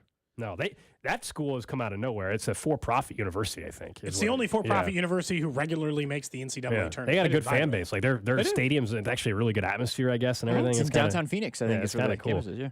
All right, let's get to the trash of the day. Trash of the day. All right, we got a couple options here. Okay. One involves college basketball. We just did college hoops, so maybe we pivot away from that one Yeah, today. we can skip that and, one for tomorrow. And we can go to a different one. This has to do with the NBA last night in a story, not the unbelievable dunk that is, unfortunately for John Collins, who got dunked on. Oh, man. That was insane. Going to be brutal for him the rest of his life. It made me want to be a kid again and hang a poster on the back of my door in my bedroom after that dunk. Yeah. He ruined that man. We mentioned SI yesterday. Oh. That's an SI cover like Yes. that. The dunk that occurred yesterday, and John Collins I think he got ruled with a concussion. Is that like I believe No, that's they what? technically said it was just a contusion after they. All right, because ruled out the Anthony concussion. Edwards. Whew. Anyway, so Destroy that's that not man's the life. that's not the trash of the day. It has to do with DeAndre Ayton, who said in an interview that he'd been sleeping on an air mattress earlier in the season, and that's what could have contributed to his early season struggles. Quote, "My body wasn't just my body. People forget the humane difference of me adjusting to everything. That included something as routine as getting proper sleep, just being comfortable and waking up. I didn't have a bed for quite some time. I was on an air mattress, just trying to figure this out." DeAndre Ayton was once a top pick in the NBA draft. He's 25 years old. He is also 7 feet tall, and he was sleeping on an air mattress. And yeah, I bet you that screwed up your back a little bit. Is he making this up to make himself feel better, or is he really sleeping on an air mattress? I don't know. He just signed a 4-year, $132 million contract. His career earnings before, and he's still got more to come, but right now is 103. What are you sleeping on an air mattress He's going for? to make $30 million this year. Patrick Mahomes talks all the time about one big, huge thing for him in recovery is sleep. Yeah. Like most professional athletes need sleep. He's sleeping on an air mattress? Is he the living embodiment of that like single guy trope where he's just like living in an apartment and he just has the one TV on the floor without a stand and an inflatable air mattress? He makes $30 million. This is actually, I'll be honest, I don't think he's making it up because it'd be too embarrassing to admit about yourself if it was made up. Why would you ever admit that? And like, why would you ever make that up? That's an embarrassing thing to admit. If I were the Timberwolves, I would be actively mad at him as a player. Like, are you kidding me? We couldn't figure out a way to get you healthy, get you feeling right, get you comfortable this season, and it turns out you've been sleeping on a $120 air mattress from the Bass Pro Shop? Yeah, I was confused how that, like, I'm assuming his apartment, condo, is really nice. And early season, they're on the road. So, like, when he was at a hotel, he had to have been sleeping in a bed there. So just at home games on the road, he was sleeping in a better mattress And than at didn't home. realize Is he that felt right? better on the road? Someone should go back and look at his home road splits early in the season. How much better was he on the road? Because he was sleeping in nice hotel beds, unless he was really being weird and had an air mattress with him, and that'd be very bizarre if you were intentionally That would make- choosing. It'd be like getting in a hotel and be like, I'd like the cot, please, just to sleep on that instead of the actual bed. In addition to it, like I'm sure we all used to watch the show Cribs. Yeah. MTV, Like yeah. when they would go to like Shaq's house on Cribs, he didn't just have like a king bed or a California king. He had the most The custom ridiculously something, yeah. sized custom bed. He's 7 foot, 250 pounds. Even a regular, like he can't even go to Nebraska Furniture Mart for a proper sleep. A California king's not going to cover that man. He's 257 foot. Air mattress? What air mattress? Was it double? Were they stacked together? What air? Like, I don't know. remember you curled up on an air mattress in a Miami Airbnb, and you sure as hell aren't 7 foot 250. And it was you looked uncomfortable. And I was curled up in the fetal position because there wasn't long enough. And by the end of the night, each day I had to refill it because even through the night, all of a sudden by the end of the night, you feel the ground. It's like, it loses air. I can't imagine being 7 foot. What is he? 7 foot 260? I don't know. Like something. I'm just guessing. I know he's 7 foot. He's got to be at least 260. I think it's at 250 on the Google listing, but it's probably more. Sure. Yeah. Like there's just no way. I don't get it. If someone's like, they're 6'2" on the text line and their feet hang off almost every air mattress. Sleep like a baby, just curled up that's into what you have to do in an air mattress. I don't know how he was doing it. There's no logic in it, man. It's lunatic. I'd be mad at him if I was a fan. I'd be like, this is how you treat your body? Do you even care about playing this sport? You're sleeping on an air mattress. I don't know. At least buy yourself like a lazy boy recliner or something. You make $30 million. You could buy a bed. A real bed. That is the trash of the day. Coming up next, we get back to some Chiefs football in the Chiefs Red Half Hour, and one new update on the Snead trade front, plus just how much it costs to date even as a celebrity. Cody and Gold, brought to you by Heartland Men's Health, the leader in men's sexual health. Thousands of men have been successfully treated for low T, ED, and more, all with discretion and compassion. Make your appointment at heartlandmenshealth.com. There is a back-to-back Super Bowl champion, and it is the Kansas City Chiefs. On your official broadcast partner of the Chiefs, 610 Sports Radio. It's Gold again, telling you about my friends over at DuraVision, telling you about the best decision I made. That is no longer needing to be reliant on those contacts or glasses because I underwent SBK Advanced LASIK from DuraVision. I went in for my free consultation, and I didn't know really what to expect in that consultation. One, I frankly thought I was not going to be a candidate for LASIK because, well, that's what I had been told in the past. But that couldn't be further from the truth. I went through, they laid out an exact plan for me, why I was a candidate, what they could do for me, and just a few days later, I went in for a quick procedure. About 16 seconds in each eye is all it took for me. The very next day, I was right back here at 610 doing the show. I did some eye drops for a couple weeks, and now, honestly, sometimes I forget that, I used to wear those contacts.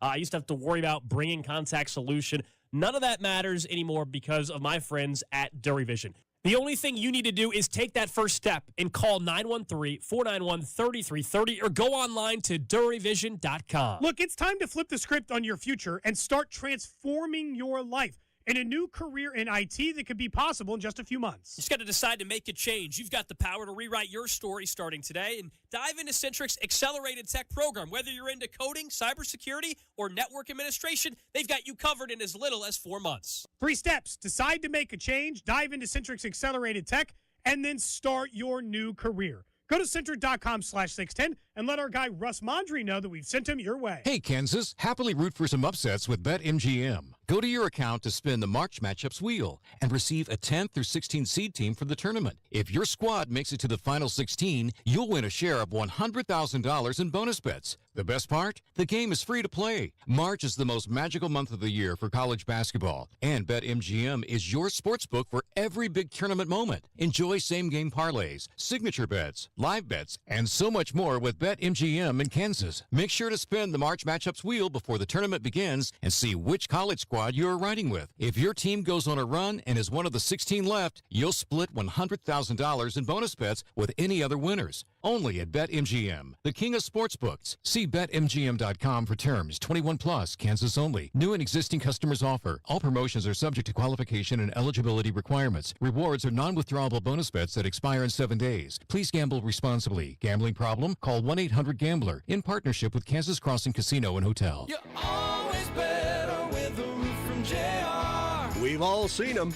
As soon as the big storm comes through, the storm-chasing roofers show up. Don't be a victim twice. Call locally owned, veteran-owned JR & Company. No one protects your home and you like JR. JR's there for you. You're always better with a roof from JR. In fact, JR & Company can let you know if you even need to be worried about storm damage. Online, visit jrhailcheck.com. Plug in your address and we'll pull a storm report. If there's nothing on the report, we'll give you hassle-free peace of mind. And if it looks like you got hit, we can come out and do a free inspection and help with any insurance claim. We'll never try to sell you a roof you don't need. But if you do need a new roof, You're always better with a roof from JR. go to jrhailcheck.com. Do you want to skip your car payment this month? How about for 6 months? I'm Jeff Davis, owner of Volkswagen Lease Summit. We're offering payment relief. Buy a new car at Volkswagen Lease Summit and get no payments for up to 6 months. That's right, no payments for up to 6 months. Or we have low leases starting at $239 a month and rates as low as 0% for 60 months. Get payment relief today at Volkswagen Lease Summit. Visit VWLeaseSummit.com. Financing through VCI on approved credit. Call 816-841-7383 for details. At LL Flooring, we've been a trusted partner to pros for over 30 years. With over 400 nationwide warehouses full of in-stock, job-ready inventory, you'll get what you need. And our exclusive pro pricing means that pros never pay retail. Because at LL Flooring, all we do is floors. So we're going to do it right. Sign up for a free pro account today to start getting pro benefits. LL Flooring, every step covered. eBay Motors is here for the ride. 120,000 miles of night drives, daily commutes, and who knows how many. Are we there yet? Through countless fixes, elbow grease, and a new radiator, you kept your ride alive. With eBay Motors, you have over 122 million parts to keep it running. And with eBay Guaranteed Fit, they'll be the perfect fit every time. Plus, at these prices, well, we're burning rubber, not cash. Keep your ride or die alive at ebaymotors.com. Eligible items only. Exclusions apply. Some days, my active psoriatic arthritis makes it hard to get in the game. Now, the ball is in my court, thanks to treating my skin and joints with Skyrizi, Risankizumab Riza, a prescription-only 150 milligram injection for adults. Nothing is everything. Skyrizi helps with less joint pain, stiffness, swelling, and fatigue. For those who also have plaque psoriasis, 90% clearer skin is possible with just 4 doses a year after 2 starter doses. Don't use if allergic to Skyrizi. Serious allergic reactions and an increased risk of infections or a lower ability to fight them may occur. Before treatment, your doctor should check for infection and tuberculosis. Tell your doctor if you have an infection or symptoms such as fever, sweats, chills, muscle aches, or cough, or if you plan to or recently received a vaccine. With Skyrizi, there's nothing like clearer skin and better movement, and that means everything. Ask your doctor today about Skyrizi and visit Skyrizi.com or call 1-866-SKYRIZI to learn more. It's one thing falling in love with a house, and quite another navigating the world of negotiating, mortgage lenders, and finding the budget that works best for you. Guidance from an agent who's a Realtor can make all the difference, because that's who we are. Realtors are members of the National Association of Realtors. Shop limited time doorbusters during MVP's bonus days. Buy one Metabo HPT 15-degree roofing nailer, get 1 box of Metabo HPT 1 1/4 inch collated roofing nails free of $49.98 value. Valid 3/18 through 3/20. Selection varies by location. The 610 Sports Radio phone line is brought to you by Onder Law Injury Lawyers. Visit getjim.com. Chiefs Kingdom. This is Mitch Holtis, and welcome into the Chiefs Red Half Hour on Cody and Gold. Every day at 11:30 on your official broadcast partner of the Chiefs, 610 Sports Radio. It is the Chiefs Red Half Hour here on a Tuesday. L'Jarius Sneed still not traded. We all know that. There was one update, something we hadn't talked about in a while. I know CDOT yesterday, as we were getting off the air, tweeted about it. Some of it was confirmation on what we kind of figured, which is the second-round pick has not been offered by anybody, and I think that makes all the sense in the world based off the fact the trade hasn't happened, right? I mean, if they had a second-round pick, they probably would have already traded him. The part that was most interesting to me was Carrington mentioned that he's hearing the medicals are concerning, and that's in reference to both knees for L'Jarius Sneed, and that was something that was known around the draft. It was something that was discussed on this show even in August, and why we were like, depending on the year he has, he may not even get an extension. I'd be worried about that. We said that would be the thing that would prevent it from happening. Yeah. And then I'll be honest, none of us talked about it for 4+ months because he had a great season and was healthy basically all season long. He didn't get an All-Pro, but he had an All-Pro season. Yeah, exactly. So now that you're talking about somebody giving a massive extension to make him the highest paid cornerback. That's what he wants. Naturally, the medicals, of course, are going to be checked out like any trade, and the knees are a little problematic, it sounds like. And that, along with, I think, still the compensation on the contract, the biggest holdup of why he's not traded right now, and why I think if he gets traded, it's going to be much, much closer to the draft. I don't think he's going to get traded. It's starting to sound like there are too many hurdles. You know, we talk about this all the time with like dream scenarios. Let's just say you wanted the Chiefs to at some point have traded for Michael Pittman or whatever. It'd been like, there's too many hurdles. First, the Colts would have to let him go, or they'd have to franchise him and then trade him to you. Then you'd have to get it's too many hurdles. Right now for L'Jarius Sneed, there appears to be three things working against him. One, man might have bad knees. He missed part of training camp last year. Corners notoriously don't have a long shelf life in the NFL. Second, he wants to be the highest paid corner in the NFL. And third, you have to work out the proper compensation that the Chiefs are actually willing to take in order to move on from L'Jarius Sneed. And that one has a subheading that was hurt by the fact that players didn't go for that much in draft pick compensation for this calendar year. Burns only got a second, and they had to pay him $150 million. What's the price for Sneed, and what's the level of Sneed you would take? But the injury is a very real concern, and it's why the Chiefs, honestly, probably shouldn't get locked up in him long term either. I don't think there's a scenario where, again, that to me was the one option that never. Can we completely rule that out? They've never said they wouldn't Like a sign him to 5% chance that I think he gets a long term deal. I'll say in this: Kansas we City. killed Chris Jones' chance of getting a long term extension a couple of times in the city. He ended up being here, so I don't want to rule it out completely with Sneed. And I understand there's a different level. There was a big difference. Yeah. The Chiefs were.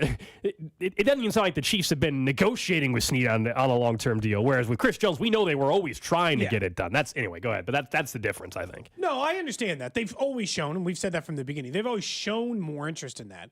But I wouldn't think that it's just another hurdle, right? Do you revisit that because you know the draft pick compensation isn't what you want for Sneed? Maybe it just makes more sense for him to be here and to limit our number of exposure. The reason why I would, if I were the Chiefs, the only reason why I'd be tempted if I were the Chiefs is I don't like sitting on a $20 million cap hit. And if I got to pay him $20 million a year, I'd rather be over 3 years where I can move the money around, finagle this stuff, have a chance to reconfigure. Because if you're Joe Tooney or any of these other guys who've moved their money around, you can do it because you have an extension. If Sneed's just on the cap, it's $20 million. That's what you pay him all year long. Unless he's going to rework his deal the way Chris Jones did and hold out. Yeah. And that just doesn't feel like it's going to happen 2 times in a row. It doesn't. I still think he probably gets traded, but the longer this goes on, it ends up being more likely that he stays on the tag. That is still the great thing about the current process for specifically the Chiefs, which is the worst thing that happens here is he's back on your team, and I know you're a little concerned about the dollar amount for 1 year on a tag, but the worst thing is you have one of the best quarterbacks on your team in the league for 1 more year to run it back with that secondary again, and you know you're better as a secondary, of course, with L'Jarius Sneed, and so you give it a go for 1 more year without being locked in. And I think now that they've brought in Hollywood Brown, with the $19.8 million, where that maybe hurts you is if you thought you could go get a free agent that's going to be a little bit bigger on a deal and someone that's going to cost you more. Maybe you have to take the tackle even more so in the draft than you would have versus the free agent route. That's where maybe hurdle the handcuff. But let's not act like there's some big, huge contract free agent out there the Chiefs are waiting to sign until they trade Sneed. Like there's nobody that's getting big time money left. No, big time money. But if you wanted a tackle and you wanted, like, it doesn't matter big time money, but if you wanted a $5 million tackle and a $4 million fifth receiver or a $4 million corner or a $3 million, it doesn't matter. Yeah. There are still free agents they could target whose money could add up. And it's not just about that. It's about having the flexibility in the future too. One of these years, although I think the Chiefs will spend up to close to their amount every year, one of these years you'd like to know that you had a little bit of flexibility, that if going into the following year, you didn't have to restructure every damn player on your roster. You know, like this year they got, we got to change Tooney's money, we got to change Mahomes' money, and you'll hear about Kelsey. Who have they done so far? Right now, the only guy that's converted has been Mahomes. Correct? Has anybody else actually restructured yet? The Tooney? I don't know did he actually do that yet. I know last year I thought there was some rumors. So I'm not saying that they won't. There's still a chance Nick Bolton gets an extension, and that's something they want to get done this offseason too. I thought I only saw one was Tooney's last year. He did restructure last year. So far this year, I was making sure I didn't miss it. Just Mahomes converted. And there was talks about Jawan Taylor and some others. Okay. So that's where it still might happen, but that's where we're at. So they have the flex. If there was really but you something, don't have to do that if you just get something worked out with Snead. Yeah. Either in a long-term deal or in trading him. Yeah. I would tend towards the one-year deal because I am also worried about the knee. I don't think that is an unfounded opinion. And I know you'd be like, but what? He was great all last year. I'm sure he was. In a contract year. But now there's a whole extra 20 damn games on the thing.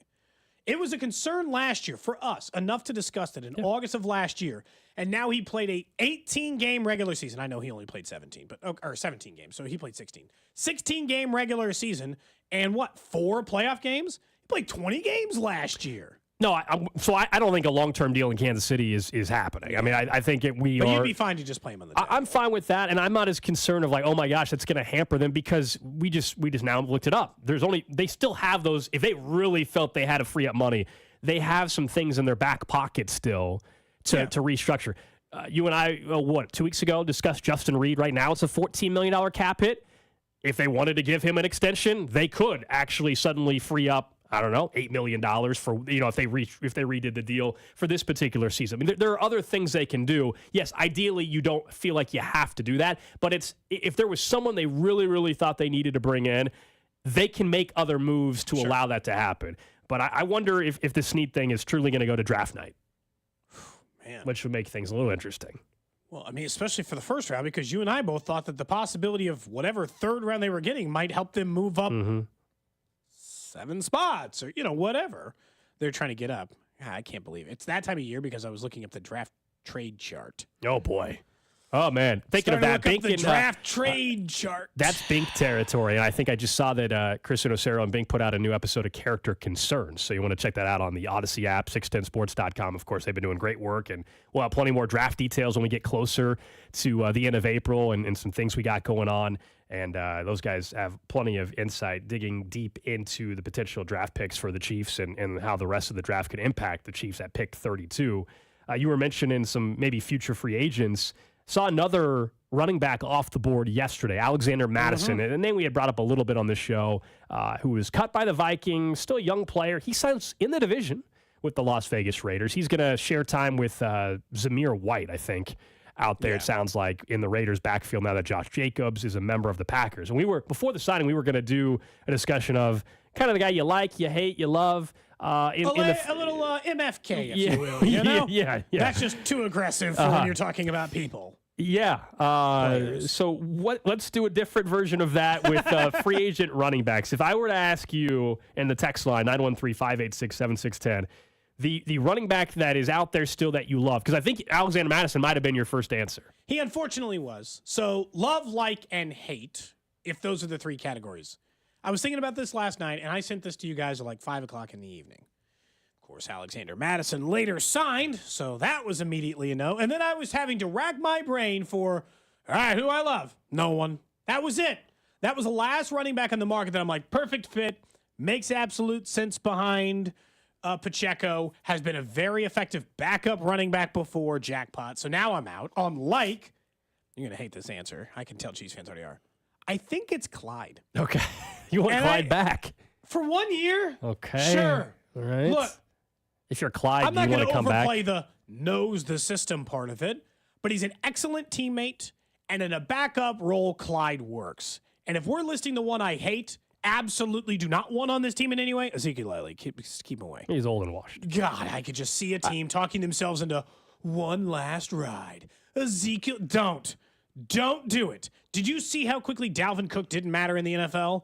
He doesn't matter anymore. He's not a player I want anywhere near this roster. If you're over the age of 31, I probably don't want you on this roster. Clyde Edwards-Helaire might be the best available option if you actually count on a player being available to play for your team. I just wonder if you're Clyde, you just want a fresh start. Like, you just want somewhere where people aren't attaching you to being the first-round pick anymore. You just go be the guy you are. You know what I mean? Like, versus we should just be viewing him as a 1-year, $3.5 million back. Because no matter what in Kansas City, everybody will view him as what people thought he was going to be. You go somewhere else, nobody's trying to think you're a first-round pick anymore. You know what I mean? So I wonder if that's part of it. Yeah, I mean, because the exercise is love, like, or hate. I did put someone down for love. I'll be honest. It's not like, oh my gosh, I think it's the greatest signing ever. But I'm trying to all the available free agents. Yeah. It's not like we didn't do this in the beginning when you could be like, I love Derrick Henry here. No, I'm just registering. Like I put someone. You said you don't have anybody you love. I don't. You do? Well, Okay. no, but that's my point. Is for the sake of the exercise, I feel like we got to put somebody down. Well, So- I had Madison, and I had to ditch. J.K. Dobbins. I mentioned him at the beginning of He's your free best fit? agency. At this point, he's got plenty of injury concerns, but that's where I think there's a chance you can mind get that a pick. That's fine. 24, 25-year-old back that has had major injuries, Achilles and knee injury, but he's could be He's been a shell. definitely someone that you buy low on many games did he and play get a last little year? bit. He got hurt right away. One. Yeah, he got hurt right away. The Achilles injury, so it's brutal to watch, and he's really struggled. But why not take a little flyer on J.K. Dobbins? So that's a name. And then, like, healthy, he's been you and I were thinking the same thing, but different player with maybe you do bring back one of the former backs. Jarek McKinnon, I put as He's like. so old. He's still younger than Zeke, and my hate is 34-year-old Latavius Murray, Okay, who's still yeah. out there, who played How's he actually. still working? Latavius Murray played in like 16 games I for the know. Bills last year. I know. That's in a weird way why I probably don't hate it. But 31, Jarek McKinnon? Dude, he wasn't even that good last year. You're still thinking of 2 years ago, Jarek McKinnon. But you just Did mentioned- Jarek McKinnon even matter for this team last year? I would rather have McKinnon on this team again for Than also Clyde? the personality and hype that he brings to the team. Clearly, that's Yeah. why he was active in the Super Bowl. Remember? They barely played him. It was they wanted him around. Oh, yeah, that's true. Between the They two, just wanted him to Clyde- come with the team, man. Yeah, between Clyde and McKinnon, I actually would, knowing that you still have the beautiful thing, they still have Isaiah Pacheco, I think, for one more year, really good Pacheco. The other name, we're just doing free agent running backs. This exercise is terrifying because it means they need Pacheco to stay healthy. They do, and this is free agents because deep down, I think most likely, maybe Deneric Prince is competing for the number 2 or 3 job again, and maybe there's another undrafted running back because typically that is where people go. What about you, Drew? From the jump, I've been where Cody ended up. I don't love anybody. I think they I should. liked Madison until You got to give me a name, man. You got to give me a name. Who do you like? You draft a guy, and the guy that I like is Trey Benson, a guy that has been mocked to them a couple of times. Wait, he's not even that's what I choosing free like. agent running backs. He says none and then draft a guy. I want to give you the guy. Okay, if I have to choose, if I have to pick a guy, I guess Dalvin Cook is a guy that you can throw in. Dalvin Cook? Maybe Oh, you I can hate convince that. yourself. By the way, this hate list is very long. If we just said It's disgusting. name the running backs you don't want in Kansas City, the list is long. This exercise taught me something, which is while it doesn't feel like we have enough names to list because all of the free agent running backs have signed somewhere else, Chiefs are going to have to spend like a 4th round pick at running back, aren't they? They might. I mean, let's just accept reality. Not real the worst quick thing in the world. They're going to have to spend like I hate to say third. I think they're going to spend a third. Well, Third's can't- early. This is not Third Pacheco's, starts to seem a little This high. is not Pacheco's Yeah. fault. You of course absolutely, not. after 2 He's been years great. of running him into a brick wall, you absolutely, just based on history, cannot count on him being available for a 17-game season. I think it It's not depends. his fault. It's just the history of running back. Draft a back 4th rounder later or an undrafted guy to go in and compete with Prince plus a veteran running back, and I'm fine with that. And for the, this is I'm saying Clyde. You're saying Jarek. I'm with Ideally you. not Latavius Murray or Ezekiel Elliott. I'm with you for Clyde as well. I think Clyde I would like because he knows the Boy, have system. the He was tables okay enough. turned. He was good enough last year. That's why I like it. And then Ezekiel Elliott, please no. I do think the way that the draft is set up, guys, there is not, at least to my recollection, maybe one running back who's been mocked in the 2nd round, and that's Jonathan Brooks. There's only one. They might not get a running back off until the 3rd round. Running of the draft. backs are hated. That's why they all went to go sign. That's So- why all the running backs got good money. Getting a guy in the 4th round, you might get like the 5th running back off the board in the 4th round, and he can spell Pacheco if needed. I think that's it makes the most sense. But if I had gun to my head, Dalvin Cook, I guess. Dalvin Cook. I Cody guess. Schrader's the guy the text line wants so bad. But Of that's course, just because well, he's in local Missouri. kid. Cody Schrader would be I get great that. in the Where did 6th he go or to high 7th school? round. Is he a local high school kid? Or just local is in Missouri? I don't know. He played at Truman. That was the whole his story is a great story. If you want a guy like Jarek McKinnon, Bucky Irving out of Oregon is I'm looking at the exact same type of the player. Pro Football Focus big board at running back. Mm-hmm. Jonathan Brooks, Jalen Wright, Blake Corum, Bucky Irving from Oregon, as you mentioned, Trey Benson from Florida State, Ray Davis, Marshawn Lloyd. I don't know. Marshawn Lloyd got a lot better in pass catching and pass blocking at USC, but I think Bucky Irving is like Jarek McKinnon. His in terms exact of style. comp, according to NFL Network, is Damian Pierce. Seems fine. Just a short back. 5'10". 5'9", excuse me. He's 5'9".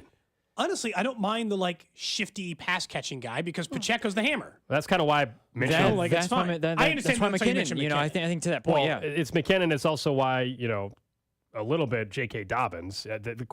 I think he's just someone you can get on such a incentive laden. Hey, he's got nothing to lose. Low risk deal because he can't stay healthy. But you're not asking him to be the guy, so it's okay for me. I mean, his best year was his rookie season. He had 805 yards on the ground, 120. But he averaged 6 yards a carry that year. He was great. He did, and then the last 2 years he's had devastating injuries. ACL, he finally came back from that, and then week 1 tears his Achilles. I mean, brutal. You're probably going to get lucky this time. He probably won't have a devastating injury this year.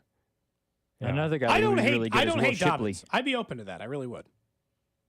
Yeah, and I don't know if I haven't seen the latest. I don't think J.K. Dobbins has agreed to any with anybody. So especially now that again, I said this last night. And Madison was on my list, and then immediately he signed with the Raiders. Yeah, I was making sure I haven't missed something in the last 24 hours.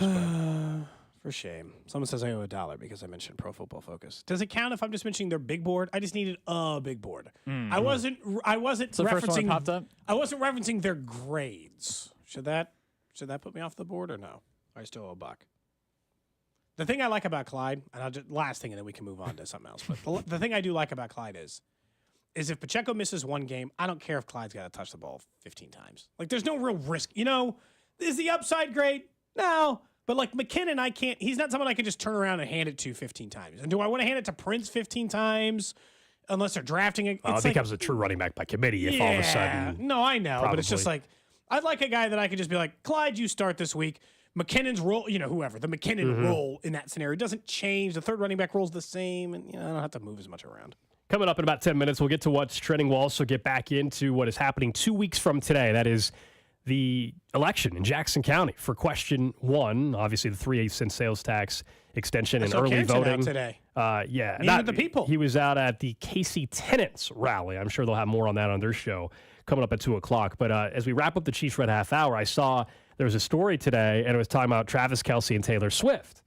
And it said the cost of dating for Kelce and Swift and Kelce's cost. Okay. Now, he's a professional football player that's got a ton of endorsements and all that, but it said he has spent $8 million since they started dating. Damn, dating's expensive. On travel, gifts, and the big purchase, the home. Okay. Well, how much of that was just the house? I don't know, but that's where they came up with $8 million. And it's a reminder, when you are rich and famous, obviously the price just gets up. Dating is expensive to begin with.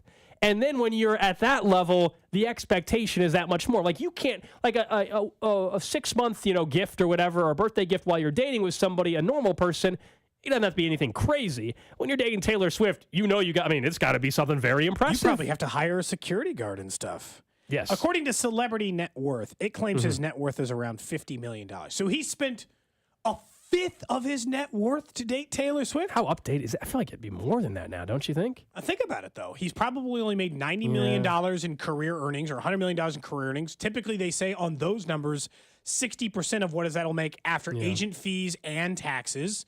Then there's just normal expenditures, like what it costs to own a car or a house or expensive designer clothing. Yeah, I guess. I don't know. I know he got a ton of money for some of these endorsements recently. But anyway. Yes, and look, this probably is maybe not updated to what he gets from doing his incredibly successful podcast. He reportedly got paid $20 million for a certain commercial that a lot of people were a huge fan of. So, but maybe he made 10. Look, he might be worth more than that. He might be worth $100 million. Or he might have just blown his entire annual salary on dating Taylor Swift this year, which is also fine. I guess with the question I have, I haven't dated in a long time. I know what it costs to go to just a regular restaurant. It's nuts. Yes. It's out of control. What are you in for a date? You and a girl. Just the first date where you're just doing drinks? What's the cheapest you could do a day? Each get a drink, maybe get an appetizer. What, $60? What's the cheapest you can get out the door? That's the low end, yeah. If first date and you're just trying to feel each other out a little bit, you go and get a couple drinks, and maybe you split an appetizer. Yeah, you're still going to be around $60. If you're doing dinner, obviously at that point, it could be. You can't do dinner first then. First date can't be dinner. Yeah, I have before, but I've shifted more to let's just get drinks first. Let's just do the drink thing and see what happens in the next. Well, why spend $100 on a dinner? And that's why I've shifted a little bit because it's very expensive. What would it cost just you to go on a date to Applebee's? If you just took, I don't think you would, but if you just like Bink, But if you just took a girl to Applebee's, you Like, got on, they you still popped have on that. Hinge. They still have that 2 for $20 thing. Dude. Yes, That's still no. Is that still a thing? 20. Does that thing exist still? Guys, from this weekend, my wife and I went to Applebee's. Okay. Oh, how much? So 2 for $20. What did? Okay, 2 for $20. Okay. Okay, so you guys got. And Our did you guys first get a date was drink? there. Yeah, our first date was there. Great. Dating in college is fantastic. Oh, well, Someone yeah. says do first date coffee, $20. I don't like coffee though. Just get tea, dude. It doesn't matter what you're drinking. Just at a coffee shop. But that's not like That's a not, good first date. But that's not like Casual. You talk about yesterday and all that, but that's not my vibe though, Cody. Like I don't just sit at a coffee shop. That's just not my like While that. someone's That's reading not. poetry That's in the just corner? not my. That's just not my thing. Why have you been to a coffee shop? That's not the vibe. Is not someone reading poetry in the corner. Yes, I know. You I just was- get a drink. I'm totally kidding. Yeah, I it have just been would be. to a coffee shop. Let's just go get a cup of coffee. That's just not. That's not my thing. I don't believe. Yeah. Someone says he also sold his previous house, so maybe you can deduct that from to recoup. Oh, some has of his it? I costs. didn't know if it already sold. I don't know. Okay. When you're talking about the price point of houses like that, I imagine they take a little longer. One to says sell. first date is fast food. Never done that. Probably never will. That's just not. Don't do fast What are food. the odds? You can't just go to Taco Bell. If you tell this, if Gold tells someone on a first date he values her one $2.50 bean burritos worth, he's told her he's not interested. Hey, okay. you want to split some of these 99-cent nachos? I was thinking about getting some of the what do you- cinnamon twist. Do you want to get some after? No. It's not a serious person. You have to try harder than that. Yeah, I'm I not just- saying you have to take her to Capitol Grill on a first date. This person said they spent $80 with them and their wife at Applebee's. What did you order? $80 What did bucks. you order? I can tell With you right kids. now. $80 is hard to spend at I'll say Applebee's. this, I with feel kids, like I don't think I can that's go. the case. I may never go out to eat at a regular restaurant with kids again. Like, let's just say we go to like a normal, like your local American Mexican place, right? Like close to us, it's like margaritas. Okay. We pop over to margaritas for a family of 4. If all 4 of us got something and then tipped, and let's just say, oh, you know what, the wife and I wanted to get a margarita each. Not crazy. It's in the name. I'm probably looking at, if I get the kids' meals too, I'm probably looking at $80. $80? No, we're just going to eat at home. I'm sorry. It's I was out. thinking it was going to be more than 80 even. Maybe, yeah. I mean, maybe because like our meals might be 13 or 14 a piece. The drinks may be 7 or 8 a piece. Then the kids' meals 9 or 10 plus tip. I mean, you're looking at it gets expensive in a hurry. My kids still share meals if we go out to a restaurant occasionally because, you know, like most kids, they don't do a good enough job eating all of it or anything else. Or I'll get them more if they want more. But at some point, they're going to be old enough to be like, I'd like to order my own thing. I'd be like, and that's it. Yeah, And now I just we don't never think you eat can outside anymore. Fast food and fast casual, first date, no chance. After you've been dating a while, it's different if you want to go eat at a fast casual. But the first date, you can't take her to a fast food place. That can't happen. Yeah, no, it's maybe I think the lowest level of restaurant you could get away with is like a Panera. So where do you want to go? I think you could get away with I think if you just said, hey, don't know let's if get you a can- coffee and a sandwich. I think you could get away with Panera maybe. That's pushing I said it. that's the Yeah, lowest. That's pushing I'm it. saying that's the lowest level I think you could go. Yeah, someone says $80 at Applebee's. They were drinking tons of They margaritas. did change it. So it was 70 including a tip. That person texted back. 70 including a I tip. think it's more fair. It's not as crazy as you think if it's just like, Understandable. I mean, it depends. I assume you had to get like, I don't know, like the sizzling steak platter or whatever. I don't know what it's called, but like, I think you'd have to get something like that to Five jack up the Guys, I price a think, little bit. actually is better than Panera in But terms Five of. Guys is $30. It's not cheap. No, meal either. agreed. It's crazy expensive. All right, coming up next, we'll get to what's trending in 2 weeks away from the big vote in Jackson County.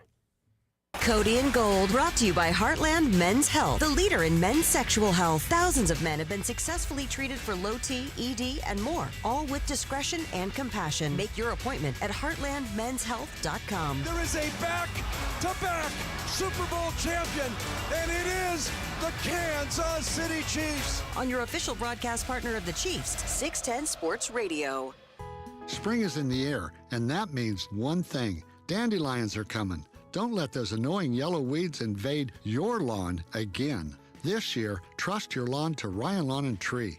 This is Larry Ryan. No other lawn care company delivers the results that Ryan Lawn & Tree delivers. More than just providing a beautiful dandelion-free lawn. Your trusted pros in the clean red trucks make sure your entire landscape is healthy, strong, and ready to look great no matter what nature throws at it. And unlike the other guys, the pros at Ryan Lawn & Tree are employee owners, full-time professionals going above and beyond every day with 5-star customer service. Call us or click RyanLawn.com today. And as a new customer, you'll save 50% on your first lawn application. Enjoy a worry-free, effort-free, dandelion-free lawn this year with Ryan Lawn and Tree. It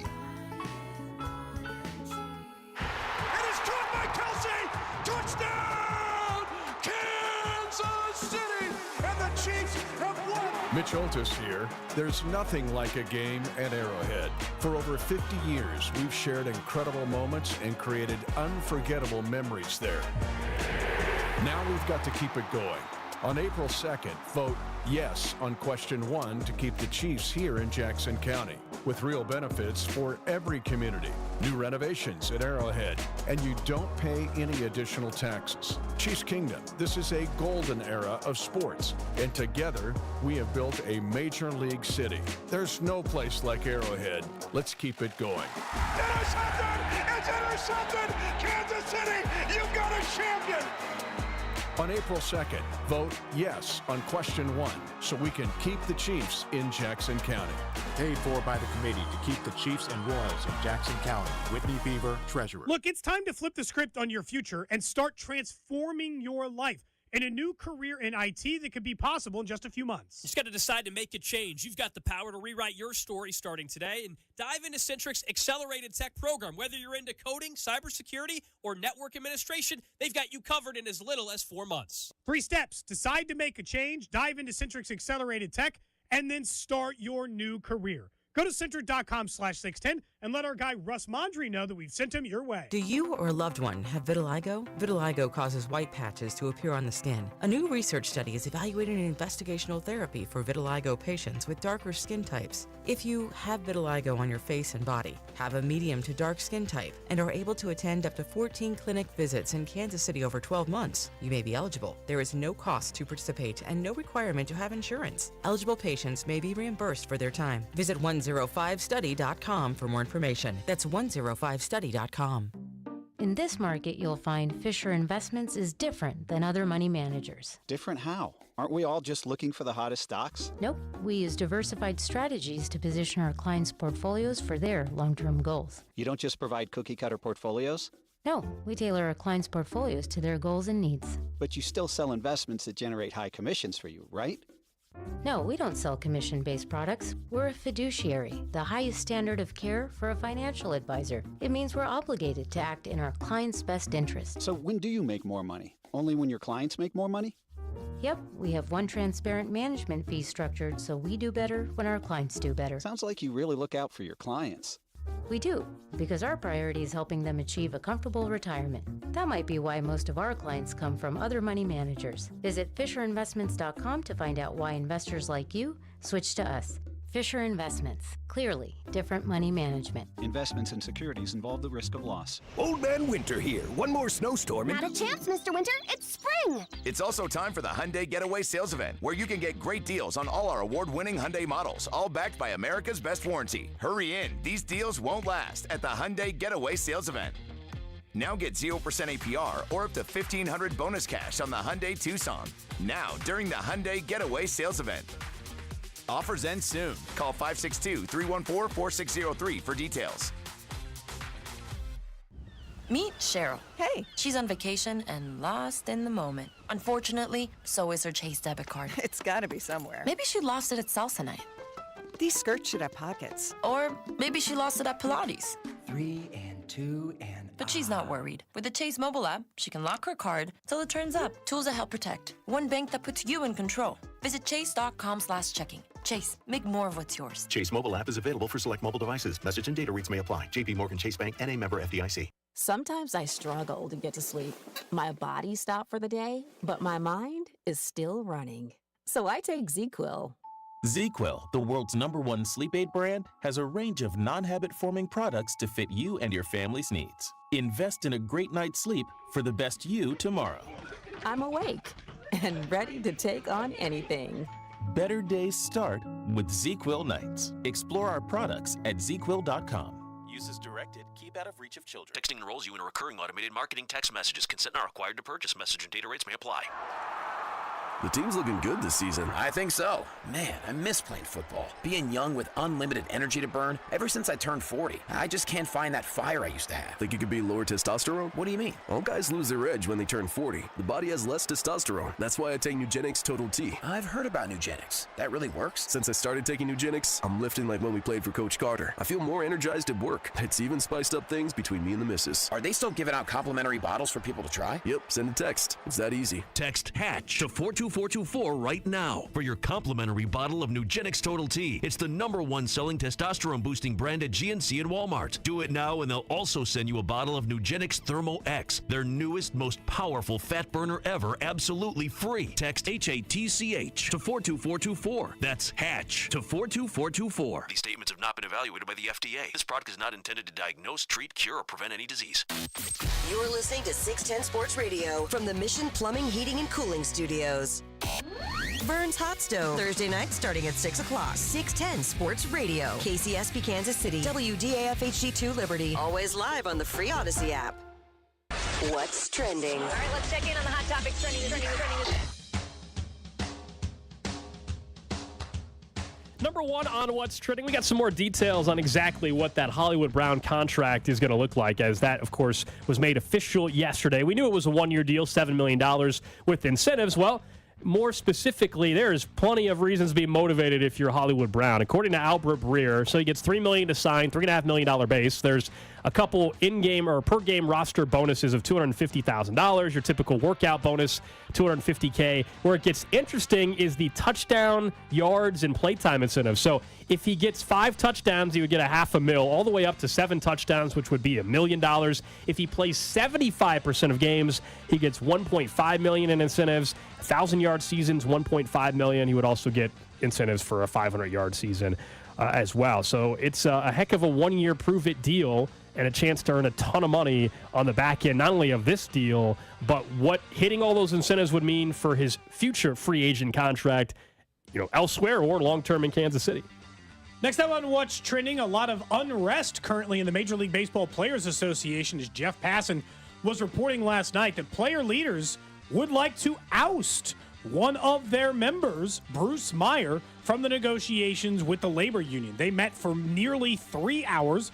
Dozens of player representatives called for the major and minor league units of the union to oust him. Look, Tony Clark's been in charge of that thing for a long time. The fact that they want Bruce Meyer out probably just means that they don't like the deal that baseball is going to eventually offer them. And they just saw the unionization of minor league players try to come to fruition as well. It is very bad for the players that at any stage they would just be ousting what would be their MLBPA union guy ahead of important meetings. And so, look, I think it's not unimportant that MLBPA seems to have quite a bit of upheaval. They want the guy below him, by the way, for what it's worth. They want to oust him and get the guy up who is in charge of getting that minor league organization done. They think that guy did more for baseball than their other guy, Always He's also some, a young guy. Marino's a 33-year-old who helped with the minor leaguers. They're like, yeah, help us.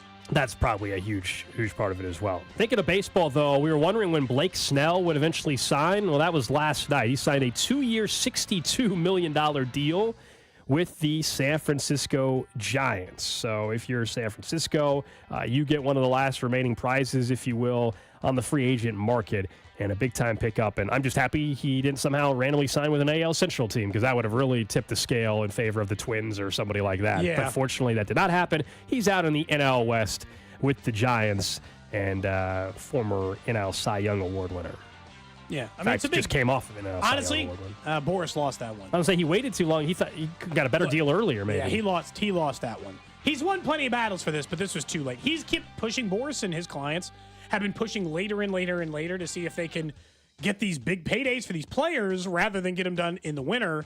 And sometimes it's worked out. This was a miss. I know it's like a miss getting $31 million a year, but he should have gotten more. He still has Jordan Montgomery. Talking about Scott Boras. He still has Jordan Montgomery, the top unsigned free agent. Guys, opening day is next week. I don't know about you. It's just wild. I know Jordan Montgomery is not just sitting on his ass. I understand he's working out, but it's just crazy to me to think that there's a fairly top-tier pitcher available, and the season starts next week. Yeah, and like normally you would thought, you know how they were going to get paid? They're going to get paid by a guy going down. The Astros have no one left to start, and they are not banging down the door for Jordan Montgomery. So weird. If you're indicating if you thought waiting forever would get it done, right now the answer is no. Next up on What's Trending, we'll talk more about this later on in the show. But remember, quarterback from last year starring Patrick Mahomes and Kirk Cousins? Well, they couldn't get enough quarterbacks, so Netflix will debut a season of Receiver coming up this year. It followed around multiple receivers from this previous year, including receivers, not wide receivers. George Kittle and Deebo Samuel, so we'll get the finish just like last year. That's nice. We'll get to see the Super Bowl in that. Amon-Ra St. Brown, Justin Jefferson, and Devontae Adams. It's covering a lot of interesting characters. Adams' coach got fired in the middle of the year. Justin Jefferson got hurt. Obviously, two more of those guys went to the Super Bowl. And then Amon-Ra St. Brown, the Lions, were one of the more interesting teams. The problem is, if you're in year 2 and you're already doing receiver, in like 5 years, or you want me to watch a season called guard? Because I'm not going to do it. I think there's some Where's limitation. the line? Yeah, I think okay? I'm not going to watch inside linebacker coming this summer. I think we'll be realistic about it. It's the star positions. Yes. It'll be quarterback, receiver, maybe eventually running back. Receivers have better personalities, typically. I think they could do a running back one, which would be interesting, and then maybe one with edge, pass rushers, and that's about it. Doesn't mean they won't ever do quarterbacks again. We know how well done it was. And like you, I'm excited the fact there are two 49ers in it just because we know we'll get the Super Bowl and their reactions getting set to play the Chiefs and what they were saying and what they said after the loss and things like that maybe we haven't heard. Lastly on What's Trending, this was expected, but it's now finalized. The ESPN and College Football Playoff have agreed to a 6-year extension through 2031. It pays out just a nice $1.3 billion on average per year for the agreement, a TV rights deal. No big deal. Yeah, that is What's Trending. A little bit of money. Here on Cody and Gold. We'll get to all 32 here in about 5 minutes or so, but we are 2 weeks away from question 1 being on the ballot. It already is for early voting today, actually, in Jackson County. But, of course, April 2nd is actually Election Day for the 3/8-cent sales tax extension question. Yes, would lead to renovations at Arrowhead and also a downtown Royals ballpark. No, would put everything on the table. And what that would look like would be somewhat fascinating the day after and days after, just because at that point, Kansas and other counties, other jurisdictions, maybe even some flirting outside the region with at least one of the teams could actually happen. That's something that I don't think is going to ultimately happen because I do think it's going to pass. And I know a member of one of the opposition groups, if you will, to vote yes. So the KC tenants, I believe Carrington was saying he was out at their rally today. We just talked to him during the break, and they'll be on his show tomorrow. So I'll be interested to hear that. We know they've been extremely outspoken about their opposition to this question, among other projects, I think, in the city over the years. So that'll be something to look forward to later on this week. But are you confident 2 weeks out? Relatively. I mean, so because I think the vote is going to be around 50%, I'd say my confidence is a little bit better than that. But truthfully, it's only probably about 55 or 60% confident. I still think, like, the more and further I get away from this thing, I think less than 10% of the population liked the Chiefs plan. It actively did damage to my confidence. I think it was less than 10% people who were like, yeah. The rest were just like, and the 10% who liked it were just like, it's fine. I'm glad Arrowhead is staying where it is, and I still get a tailgate. Hooray.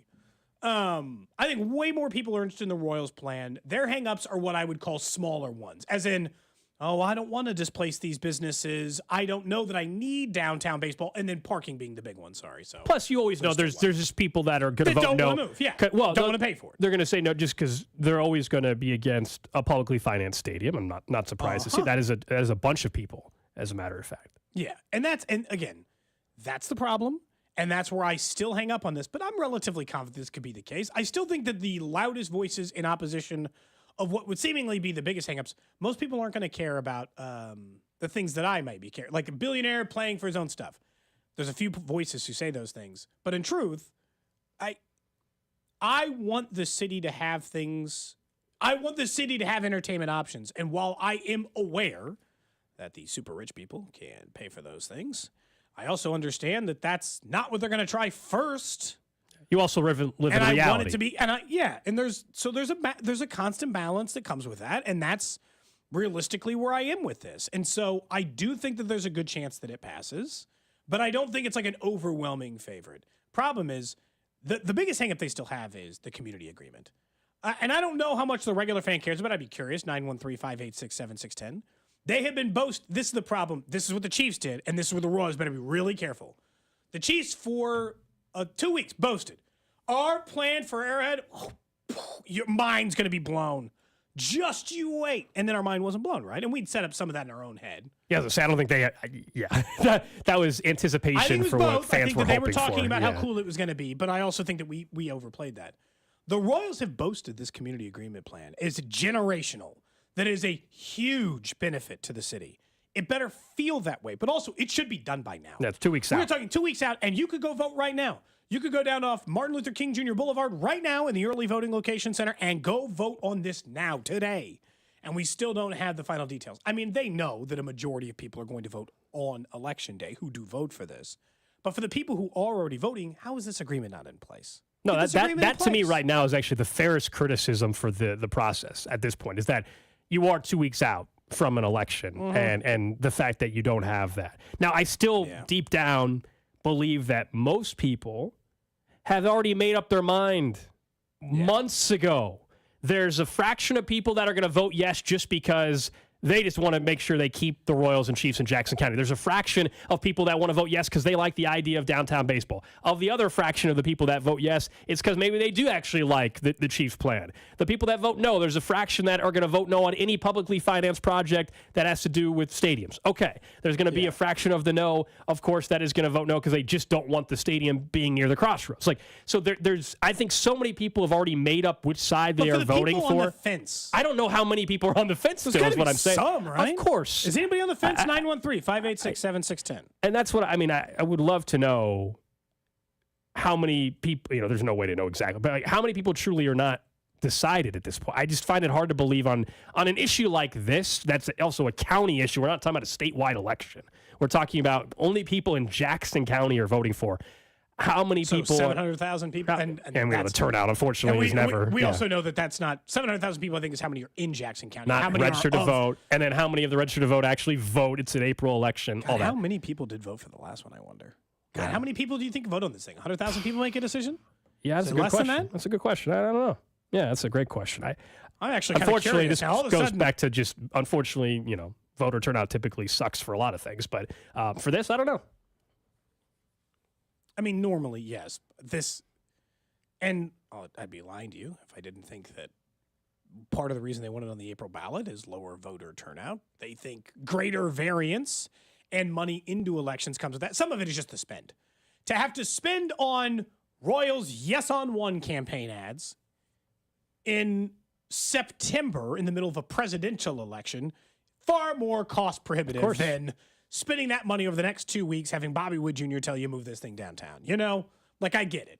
It's way less than that. There must be some people who still sit in the middle of this thing. And I can't believe it's only 2 weeks away. It's so crazy. We're talking about for years. I mean, I know. It's really because we thought it might have come up last September, last April. It's been for at least multiple years now, I feel like, from the initial thought of what it would be to then waiting to see if it would come out of the Jackson County legislature and the veto. And here we are. Yeah, we're 2 weeks out. And obviously we'll continue to talk more and more about this leading up to April 2nd in Jackson County.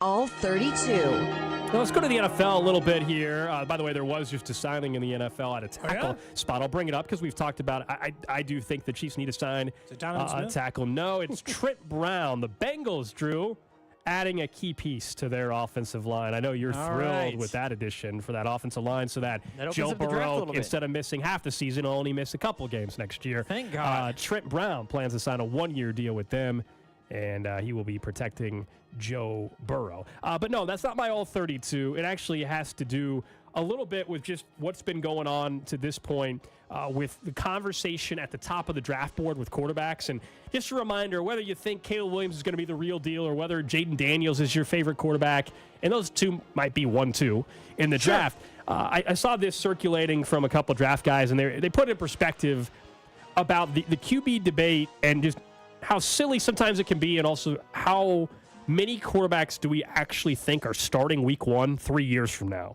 for their team they were drafted by. So from 2021 to 2022, there were 19 quarterbacks drafted. 19. I understand nobody actually thought the guy that was drafted in the 7th round. But still, 19. Sure. Although Brock Purdy was good. He was. He was Mr. Irrelevant. He's been good. Whatever. Only 2 of those 19 are expected to start here in week 1. By the way, it's Trevor Lawrence, who was the first pick, and then Mr. Irrelevant, Brock Purdy, the last pick of the 2022 draft. So I understand that of the 19, they weren't all first, second round picks, but still, only 2 of the 19 quarterbacks, Cody, that were drafted the last 2+ years are actually still likely starters in week 1.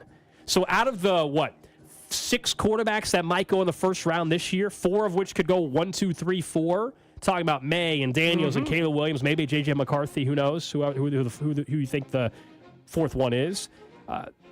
3 years from now, how many do you actually think are starting? I mean, just 2.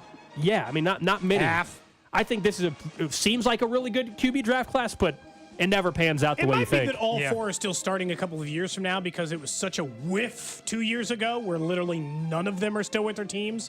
Justin Fields, Mac Jones, and what was an epically bad one. So usually law of averages suggests that. But no, I would still say it's probably only 2. I was fascinated by what I would deem as the NFL always trying to make it seem like that people aren't up to as much bad stuff as they're up to. The NFL can try to claim all they want that it was a clerical error, that the 49ers were not in cap compliance, and then burn them through a 5th-round pick. I guarantee you it was worse than that. What do I think? That the 49ers, a billions of dollars organization, uses QuickBooks and just had an oopsie rounding error for their salary cap? No. They always take it easy on their own. As correctly pointed out by multiple people, there was only a 5th-round fine for the Falcons for pumping in fake noise. They protect their guys. They're protecting the 49ers in this. It's not a clerical error, or if it is, it's a much bigger deal. They're like, the NFL's like, it didn't give them a competitive advantage. Yes, it did, because they spent more money than any other team got to spend that year. I don't care if it's $1 million. I think the Broncos had this back in the day, too. The Broncos were guilty of this. They won a Super Bowl that year. What do we think? That it's just an accident? And look, even if it is a clerical error, you can't tell me that it's not a competitive advantage. And in addition to that, yes, of course, like these people be like, I don't know if they should punish the 49ers for a math error. That's your job. Salary cap. Yeah, numbers are the numbers. Whether you skirted it or not, you still have to stay inside of it. I actually think the NFL's just protecting it. I always think it's a little bit worse than the NFL makes you think it is.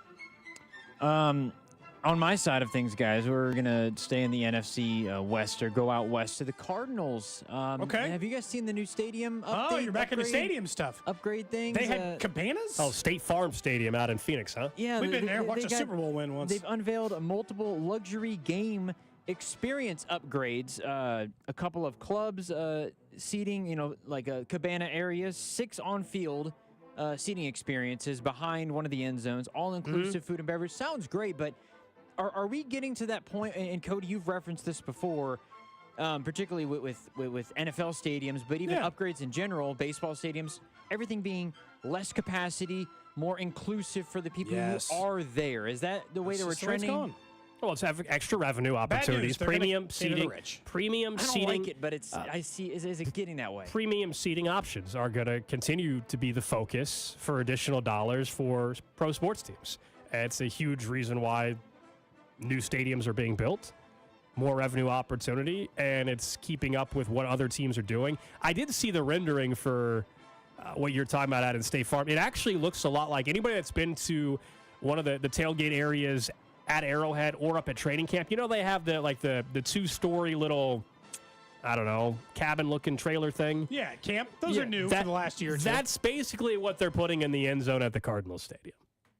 That seems fine. Yeah. Little hangout area down there, fridge, some drinks, and then you stand up at top if you want to watch the game. How many people, though, do you think are, like, I think that it's fine. And I'm not saying how many people can afford it, or how many people will be in? How many people can afford it? Because I think you're limiting. I mean, there's plenty of money in Scottsdale and Phoenix. Sure. And it's a soup. Yeah. But look, in Kansas City, you might ask yourself that question too. But then I'll just so you might ask yourself, you're like, who can even afford all these end zone suites they'd like to build at Arrowhead Stadium?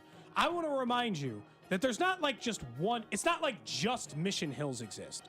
There's Mission Hills, and there's Loch Lloyd, and there's the National. What do you think? That there's all these people build these massive houses? No, they can. There's plenty of people in this city who can afford super fancy, rich person seating. It's just not us, Drew. Well, we're going to go to Crown Seats this year like a rich person, but we're going to do that compliments of Vinny Pasquantino because of a bet on the Jets and the Chiefs. We're not going to go because we ponied up for the seats. And out of all of us, we're going to be the people who are going to be cheering for the Royals the most in that club area, because I think you don't get the passionate fans aren't in these areas. It's part of the Super Bowl problem. I think typically not, you but have they want all fans the that fans. like it, but you don't have the people who are really fans, true fans, diehards of that team, paying $8,000 I to used go to to the say, seats. I used to say that as and well. Gold sits in the suite level all the time, and now he thinks the real fans are up there. So- You know, he got catered to the rich, sipping on his caviar. I've never had caviar in my life. No, the thought of that, Cody and I used to say that about the Super Bowls. And I you know, used to think that because that's what people say, everybody always told you, like, Super Bowl is corporate crowd, atmosphere sucks. I'll be honest. I'm not saying that there's clearly a different tax bracket to afford some of those tickets. That is true. Yeah. However, the crowds have been phenomenal at every single one we've been to. I will say, so this idea of anybody that tries to sell you that, the Super Bowl crowds suck corporate. It might be corporate, but the crowds don't suck. It is loud. It is awesome. I think a lot of people in those levels, like the cabanas, they're catering to the person who's going to casually watch the football game.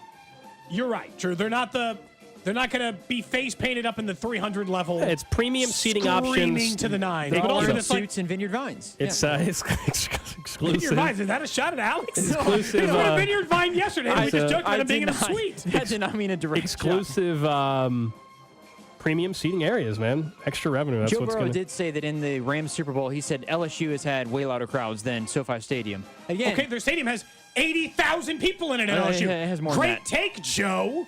Fine, it's 100. Wow. LSU, 110. Joe Burrow's great take here. There's like 95,000 people there. 95,000 people are louder than 55.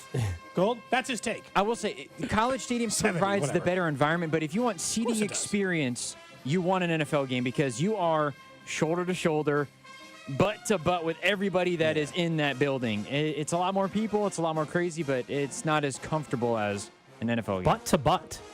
Well, I could have said cheek to cheek. Shoulder but to shoulder? Shoulder to shoulder, yes. Butt to butt. I don't know how you're standing Hip at to these hip. games, man. I don't know how you're standing at these games. Hip to hip. Interesting. I don't know. Hip to hip. Drew's out here going to human centipede games. Nothing's right. All right, coming up next, though, we'll get back into the going rate for wide receivers, plus the random question of the day here on Cody and Gold. Cody and Gold, brought to you by Heartland Men's Health, the leader in men's sexual health. Thousands of men have been successfully treated for low T, ED, and more, all with discretion and compassion. Make your appointment at heartlandmenshealth.com. There is a back-to-back Super Bowl champion, and it is the Kansas City Chiefs. On your official broadcast partner of the Chiefs, 610 Sports Radio. Get the one and done you want for your dog's monthly protection. NexGard Plus, a Foxalon Moxidectin and Pyrantel chewable tablets. Protects against fleas, ticks, heartworm disease, roundworms, and hookworms. All in one delicious beef-flavored soft chew. Use with caution in dogs with a history of seizures or neurologic disorders. Dogs should be tested for existing heartworm infection prior to starting a preventive. Ask your vet about NexGard Plus chews. Hey, it's Bob Fesco. I just had my yearly physical, and my results were amazing. And I owe it all to the folks at Supplement Superstores. When I first visited them back in November, I was feeling sluggish and wasn't looking good. I needed to drop some weight. Since then, I've lost over 20 pounds. My total cholesterol is down almost 40 points from a year ago. My LDL cholesterol dropped close to 50 points, and I have more energy than ever before. Plus, I'm sleeping like a baby. Supplement Superstore suggested the Flashpoint Complex, and it's been a life changer. And it's so easy. I have a refreshing drink in the morning and another one right before bed. And that's it. Flashpoint Complex is designed to help with fat loss by increasing your metabolism and killing those cravings. The nighttime drink aids in recovery and helps you get a great night of sleep. So try what I use, the Flashpoint Complex, and save 20% when you tell them I sent you. Supplement Superstores has 8 Kansas City area locations. Find one near you. Supplement Superstores, when you're ready to feel your best. Hi, it's Trey Smith, and in order for our team to get a victory, we need honesty, teamwork, work ethic, humility, and the golden rule. That's why my truck is from the dealer that embodies all those values, Victory Chrysler Dodge Jeep Ram. And Victory Chrysler Dodge Jeep Ram also supports Giving Hope, whose sole purpose is to feed and clothe the needy in Wyandotte County and beyond. Giving back in the highest integrity, that's how Jeff and his team do business. For your next vehicle, visit or go to victorychrysler.dodge-jeep-ram.com. Are you a victim of the timeshare trap and think there's no way out? Well, Chuck McDowell, founder of Wesley Financial Group, has helped over 35,000 families out of financial hardship by getting them out of bad timeshares, and they may be able to help you too. If you were misled into signing a timeshare agreement that is a lifetime commitment, if you were told timeshare is a great investment or your maintenance fees will never go up, you need to get the facts about timeshare cancellation. For over 10 years, Wesley Financial Group has been dedicated to helping folks get out of a lifetime of debt by canceling their timeshares. So they created a timeshare exit information kit, which reveals how the timeshare industry works and what your options are for cancellation. Simply call Wesley right now and they will send you a timeshare exit information kit absolutely free. See how you can become timeshare free. Call 800-761-0000. That's 800-761-0000. Again, 800-761-0000. Is switching your wireless service to Total by Verizon easy? Totalmente. And you get unlimited 5G data, $25 a line for 4 lines on the unlimited plan at an amazing price with no contracts. Should you switch to Total by Verizon? Definitely. Totalmente.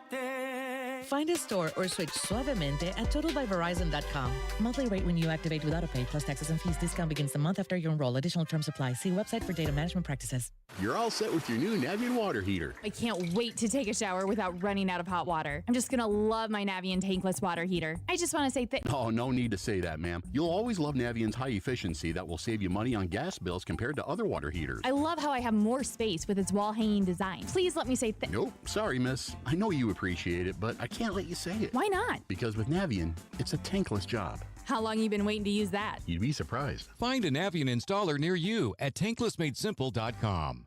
Well, in about a month and a half, the NFL draft futures will change for franchises for quarterbacks like Caleb Williams, we were just talking about. But in 4 months, you could have a brand new career and change your future as well. In the amount of time, I'm hoping the baseball team will still be relevant in this town. That when you could start over at Centric. Look, it's important to stay up to technology, and you understand some of these jobs that maybe you've been working in the cold and you're getting ready to work in the extreme heat in this city a couple of months from now. Before that heat even kicks in barely, you could be in the new career at Centric, working with AI, working with cybersecurity in the field of technology you want to be in. Yeah, those accelerated tech programs, you mentioned a couple of them there, coding, cybersecurity, network administration, they've got you covered. And as little as 4 months, you can get the skills you need with hands-on training that sets you up for real-world success. 1,500 different companies they've worked with have actually gone out and hired those Centric grads. Get our guy Russ Mondry a call. Let him know that you're interested in the program over at Centric so we can let you know what that career looks like for you. IT is the future of Kansas City.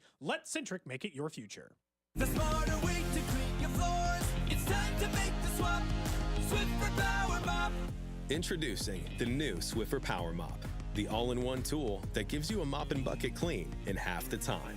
The solution's built right in, so no heavy bucket, and the pad has hundreds of scrubbing strips to get deep into grout. Don't mop harder, mop smarter. Swiffer Power Mop. Swiffer Power Mop.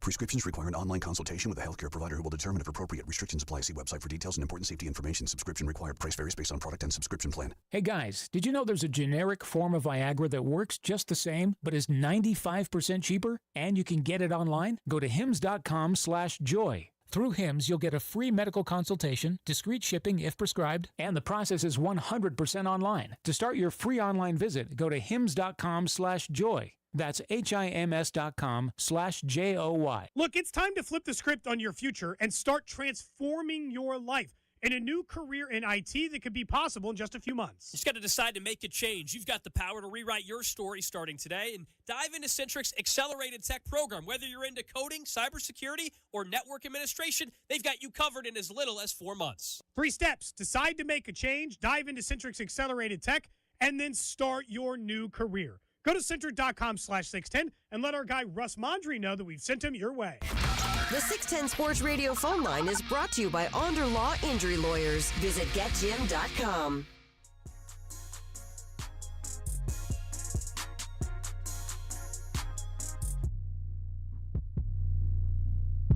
Back here, Cody and Gold, Alex Gold, Cody Tapp, Drew Nixon with you. We'll get to the random question of the day here in about 8 minutes or so. Also still to come, a question that I never thought would actually be asked. It's not the random question of the day, but it will actually tie in a little bit to what I think Cody's question is going to be. And it's, so I guess maybe two questions that are related. I guess is what I'm getting at. Interesting. Today. Okay. Unless I'm giving you a clue. Sometimes I don't tell you what the random question is going to be. There was a clue. There's a clue. It's just like one. It's two words. Mm-hmm. So you can maybe put it together a little bit. That's right. Don't forget also, tournament starts tonight. So if you're looking to get into our bracket challenge, you got till Thursday to do that. If you want to make your bets, obviously, make sure you get those in for tonight's game. We've been talking about those. And the first one is at 5:40 tonight, Wagner and Howard. And then it's the later game this evening. You'll have between Virginia and Colorado State. And our tournament coverage on 610 brought to you by Twin Peaks. Eat, drink, scenic views. But I wanted to talk more about wide receivers in the NFL. We know Hollywood Brown, the details came out on his free agent deal that he signed with the Chiefs. But at one point, and maybe some of you still feel this way, trading for a wide receiver was a real conversation that people were having. And one of the names that came up was Brandon Ayuk, really talented receiver. While with you were the gone, 49ers. I might have said there were two. One was just like, yeah, just do this. Screw this. Just go trade for Ayuk. Now they eventually signed Hollywood Brown for an incredibly pricey deal. The other one was, screw it. Just let Justin Fields back up Mahomes. If all it was going to take was a sixth, I honestly don't think you could have really missed all that bad in that scenario, but it's fine. Moving on, back to Ayuk's money. Yeah, so there's a report out of Jacksonville that the 49ers reportedly wanted the Jags' 17th overall pick plus wide receiver Zay Jones in order to get Brandon Ayuk, and then they would have given Ayuk an extension because he's in his final year of a deal. That was a deal that we all know has not happened or did not happen, so the Jags weren't willing to do that. But if that's true, they should have. That's the compensation. So it's one thing to say, should the Jags have done it? Yeah, I agree with you. What about, if you know that is, what would it have taken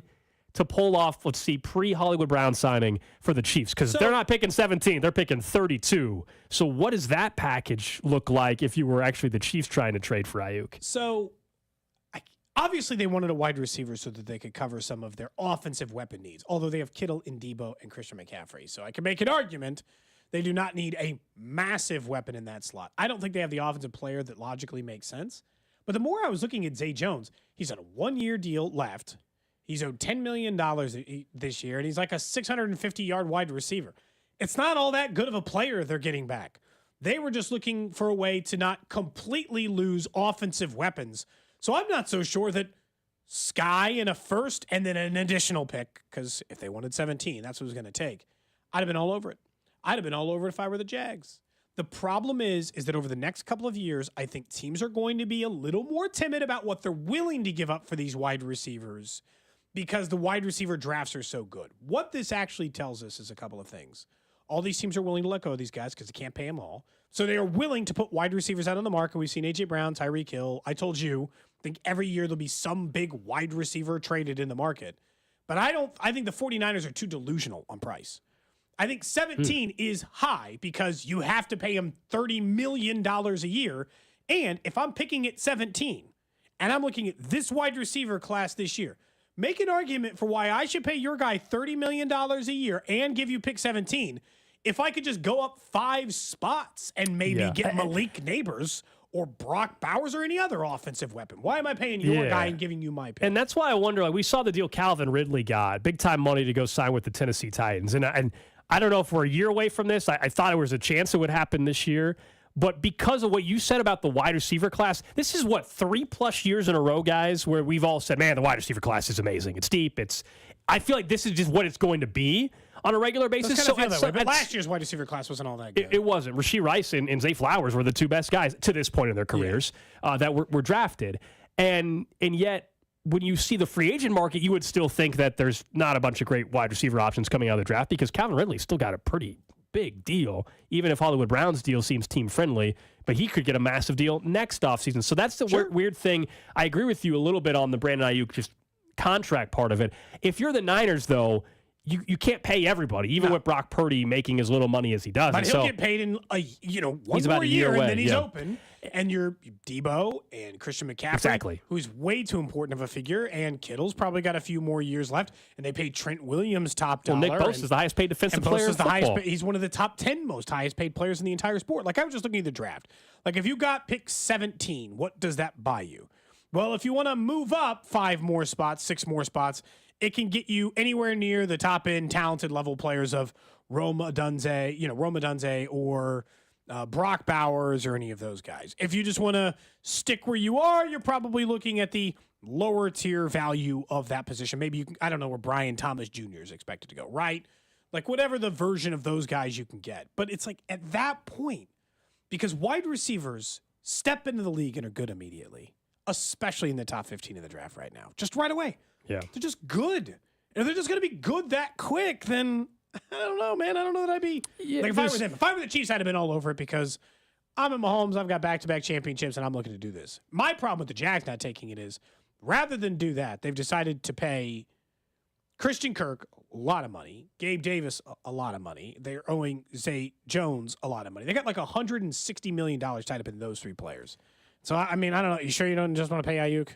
And my guess is they feel like because of how that season was a disappointment, to say the least, last year's, they need that 17th overall pick. They need to continue to build out that roster as they were a pretty massive disappointment by what everybody expected them to be. And someone points out, too, don't forget Puka last year. Now, Puka, we were just talking about top of the draft. But yes, Puka was obviously the best receiver in the ended draft up being last the best receiver. Nobody saw that coming whatsoever, not even the Rams. I know that's always what's funny. Like, if the Rams actually thought Puka was going to be what he was, they would have not waited and risked the fact that somebody else would have drafted him. Like, I always disagree. We talk about this with Brock Purdy, too. Like, oh, no, the Niners knew Brock Purdy was going to be a great guy and a great quarterback.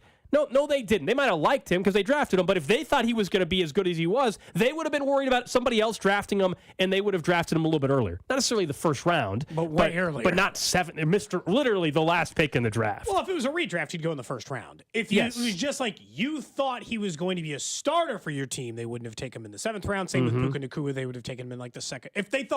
If when they scouted Puka Nacua, they're like, that guy's going to start for us, they'd have taken him in the 3rd round, not the 5th. I don't think it just like jumps up to first.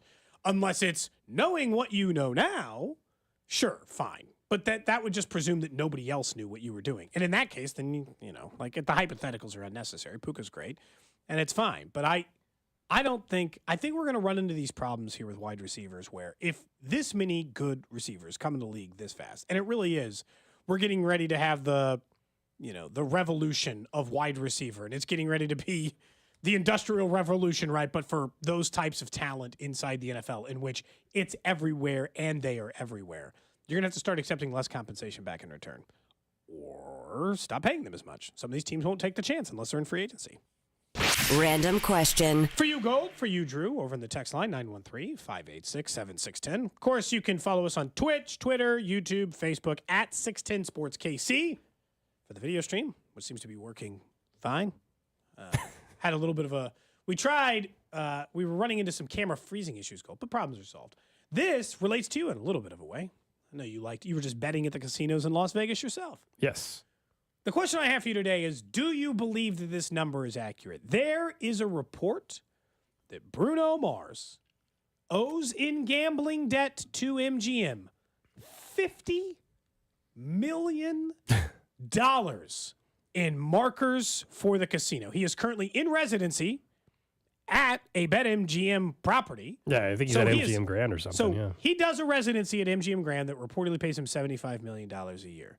At the same time, they're saying, there are some reports that saying he owes $50 million in markers. Do you think a casino would extend $50 million in credit to Bruno Mars? Because I'll be honest, I think they would.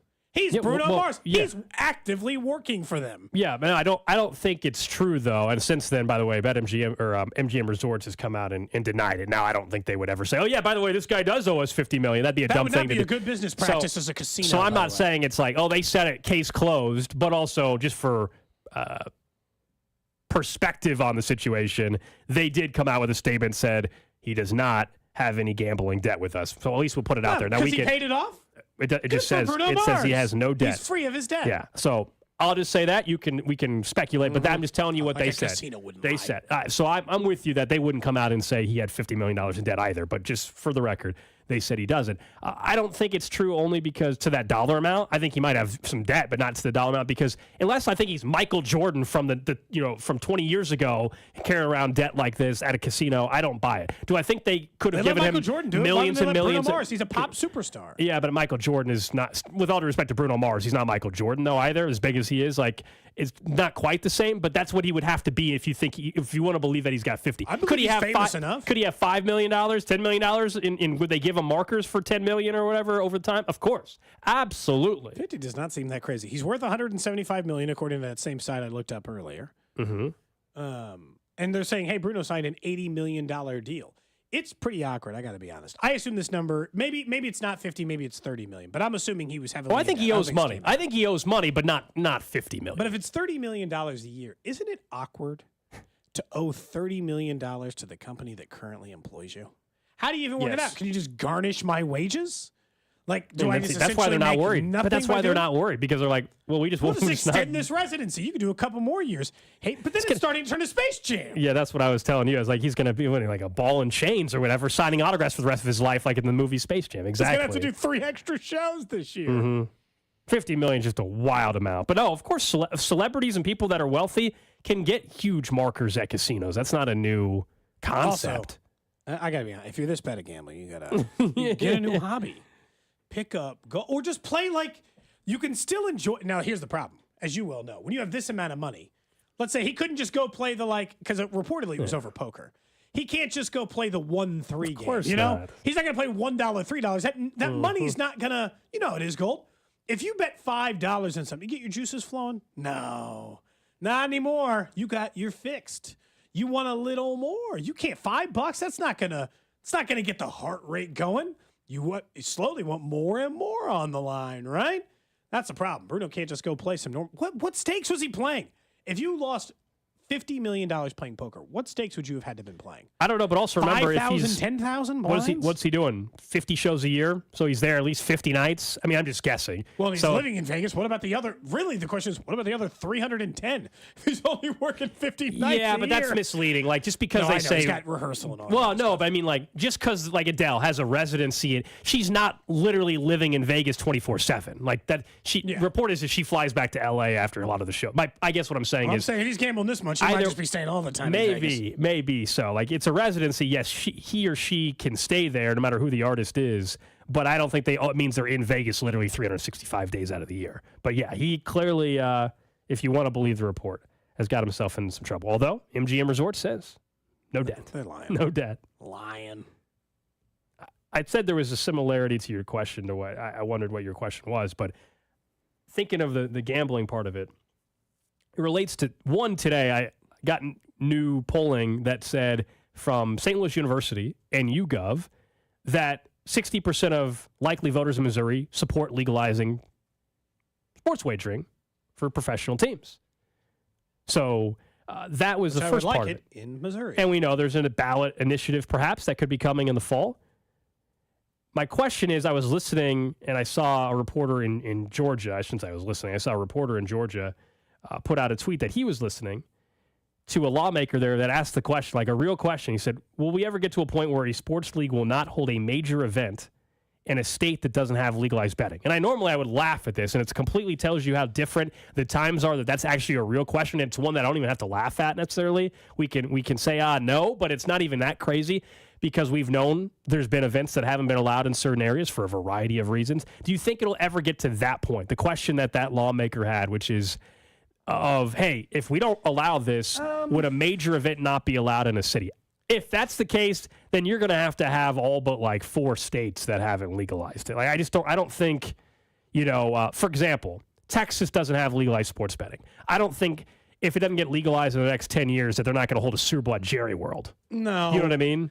I think that's probably going too far. Look, I don't know what his intentions were in this conversation. Maybe he backs some bills for legalized sports wagering. Oh, I'm assuming based on the question he's pro. Yeah. Whoever. I think it was in Georgia or something. Almost has to be pro. Yeah. The sports wagering. No, they're not. Like, it would be kind of hard to imagine some of the big states that they would exclude from that conversation, including Texas. Yeah, right now it's Texas, California, and Florida to a certain extent. What, they're going to take sporting events out of that? I don't think that right now these teams make those decisions based on that. I think they base it on the leagues, really, I guess. Yeah, the leagues, right? Like, I don't think Missouri wouldn't get a Final Four. I don't think Kansas City wouldn't get a Final Four just because there isn't legalized sports wagering. It seems unlikely. I mean, maybe down the road when it's more legalized in other places, that would be the case. Yeah, that's I think this is more just about state budgets than anything else. It seems like it's just short of like borderline free money for some of these states.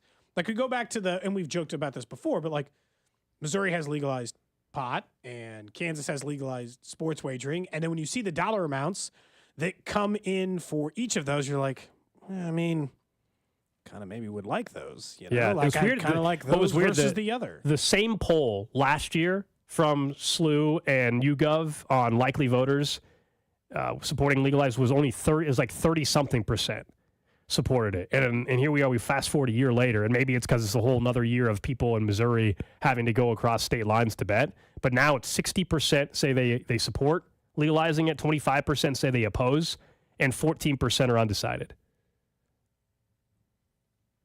I mean, that's why not. And this is why there's a ballot initiative push. They're doing signature collection in Missouri. In May is the deadline for that. And then if all goes well, it could be on the ballot in November for statewide election in Missouri. It's the normal thing. The adults making adult decisions. Why would I be allowed to choose to go buy recreational marijuana? Why am I allowed to go choose to buy alcohol? Why am I allowed to go to a casino to play poker? Why am I allowed to choose those vices but not allowed this one vice? I still think a lot of this comes back to the online poker bust. And there was so much negativity around online poker at that time as game of skill versus game of chance. And it threw all of the weight off of these positions for a long time and the money flowing in different areas.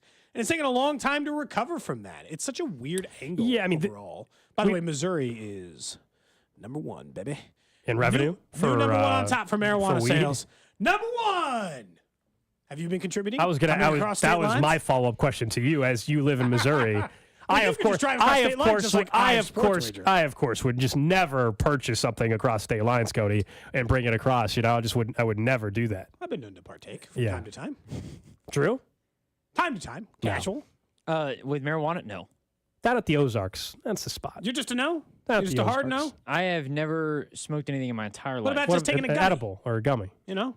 I've had one gummy. Okay. I had to take my wife to the ER because she had too many.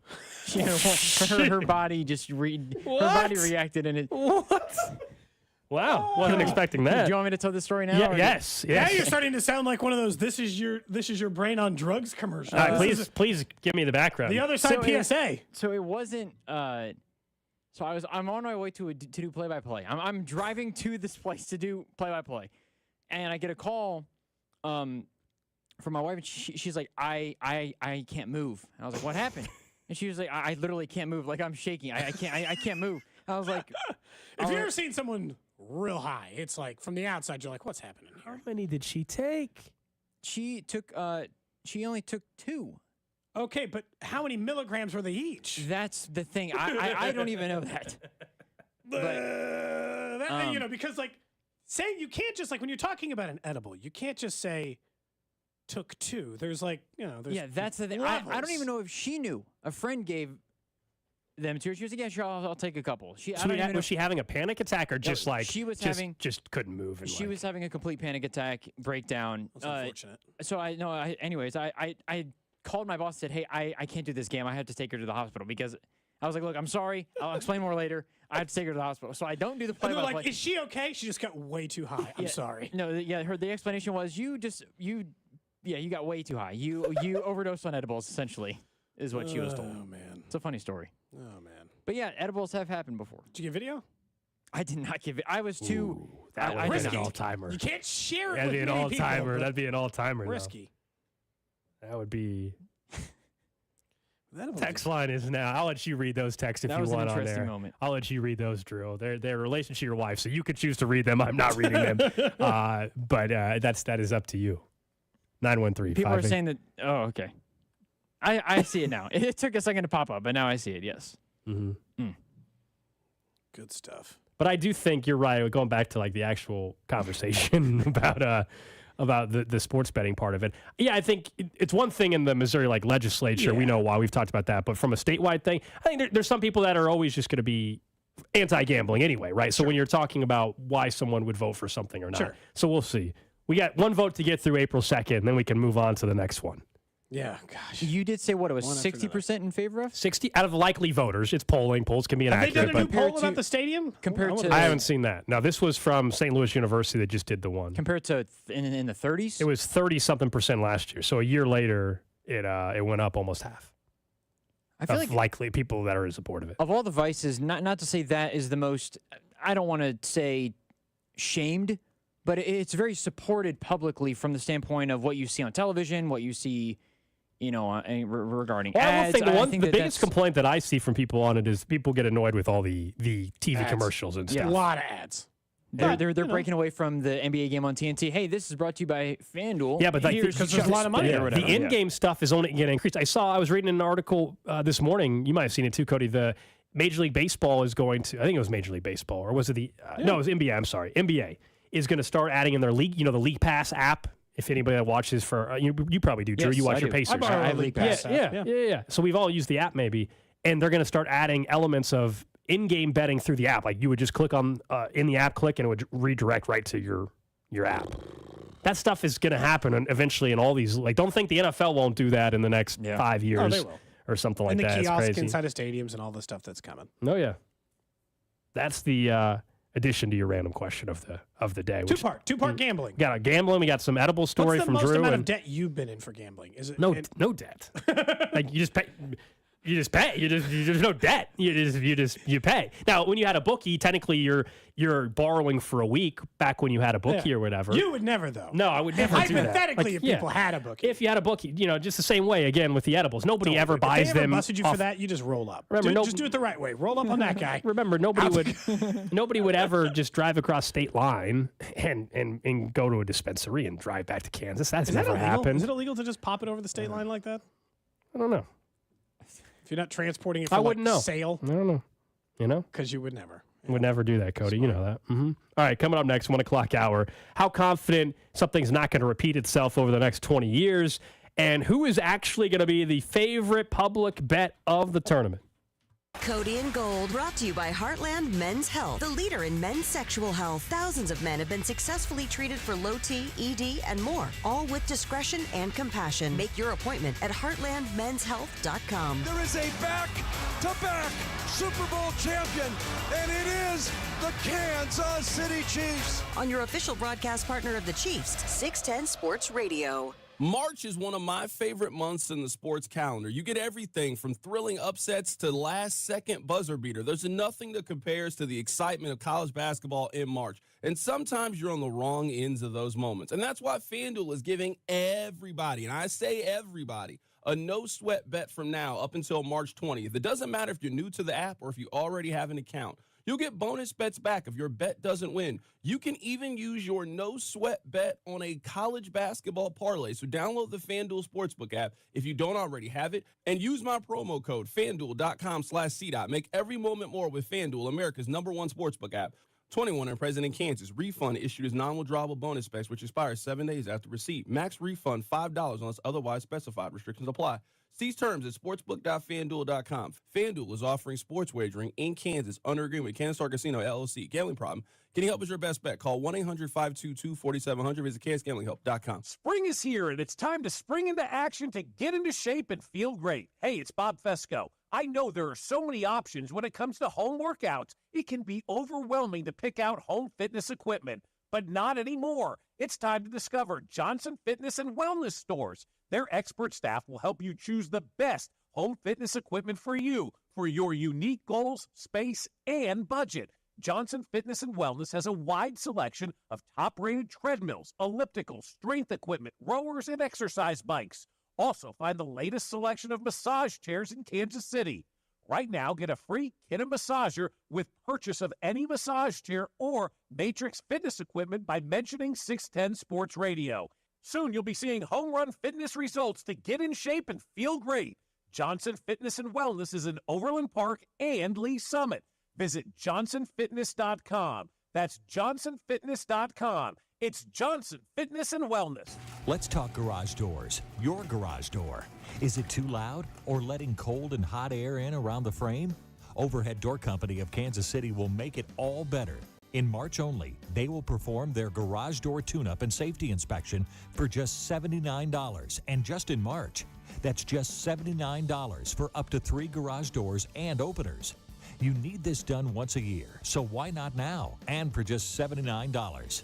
Schedule now at overheaddoorkc.com. Look, it's time to flip the script on your future and start transforming your life in a new career in IT that could be possible in just a few months. You just got to decide to make a change. You've got the power to rewrite your story starting today and dive into Centric's Accelerated Tech program. Whether you're into coding, cybersecurity, or network administration, they've got you covered in as little as 4 months. 3 steps. Decide to make a change, dive into Centric's Accelerated Tech, and then start your new career. Go to Centric.com/610 and let our guy Russ Mondry know that we've sent him your way. Do you want to skip your car payment this month? I'm Jeff Davis, owner of Volkswagen Lease Summit. We're offering payment relief. Buy a new car at Volkswagen Lease Summit and get no payments for up to 6 months. Get payment relief today at Volkswagen Lease Summit. Visit VWLeaseSummit.com. Rally House, shop every team in town. College and pro, come on, it's time to go. Play ball, KC. Shop the latest in Royal style with your favorite brands and throwback designs. Rally House has gear for every fan. Kansas, Missouri, Kansas State. Chiefs and Royals make KC great. Rally House, Rally House. It's your city, it's your house, it's a Rally House. Shop home run styles in-store and online at rallyhouse.com. With the conference championships around the corner, now's the time to register for the Dos Million Bracket Challenge. Sign up now at TwinPeaksBracketChallenge.com. Then fill out your bracket before the tournament tips off on March 21st. Enter for the chance to win $2 million and more epic prizes, including a $50 gift card to the top brackets from every lodge. Don't miss out on your chance to win during the Dos Million Bracket Challenge. Twin Peaks. Eats, drinks, scenic views. Uh-oh, looks like an early hail season, too. Don't wait for an out-of-town roofer to show up. Just visit jrhailcheck.com to see if you were in the path. If so, locally owned JR & Company will let you know and can help with insurance. Visit jrhailcheck.com. You've heard it said, he's a diamond in the rough. Or maybe, diamonds are forever. Here's something else I've learned about diamonds. They're just pieces of coal put under pressure for a long, long, long time. So, when I start feeling like I want to give up, I think about that little piece of coal. And if that piece of coal can make something of itself by not giving up, so can I. Persistence is in you. Pass it on. From PassItOn.com. Getting your biggest tax refund from Jackson Hewitt can lead to some spirited reactions. Jackson Hewitt, yeah! Jackson Hewitt is so sure they'll get you your biggest refund that if they don't, you get your money back plus $100. Jackson Hewitt, yeah! Switch to Jackson Hewitt and we'll beat what you paid last year, even if you filed online. Yeah! Ain't nothing to it. Switch to Jackson Hewitt and pay less for tax prep, guaranteed. Proof of prior year payment required when filing. New clients only at participating locations through April 7th. Terms at jacksonhewitt.com. At LL Floyd, we've been a trusted partner to pros for over 30 years. With over 400 nationwide warehouses full of in-stock, job-ready inventory, you'll get what you need. And our exclusive pro pricing means that pros never pay retail. Because at LL Floyd, all we do is floors. So we're gonna do it right. Sign up for a free pro account today to start getting pro benefits. LL Flooring, every step covered. eBay Motors is here for the ride. 120,000 miles of night drives, daily commutes, and who knows how many. Are we there yet? Through countless fixes, elbow grease, and a new radiator, you kept your ride alive. With eBay Motors, you have over 122 million parts to keep it running. And with eBay Guaranteed Fit, they'll be the perfect fit every time. Plus, at these prices, well, we're burning rubber, not cash. Keep your ride or die alive at ebaymotors.com. Eligible items only. Exclusions apply. You're listening to 610 Sports Radio from the Mission Plumbing, Heating, and Cooling Studios. Hey, it's Creed Humphrey, and you're listening to the official broadcast partner of the Super Bowl champion Kansas City Chiefs, 610 Sports Radio. KCSP Kansas City, WDAF HD2 Liberty, always live on the free Odyssey app.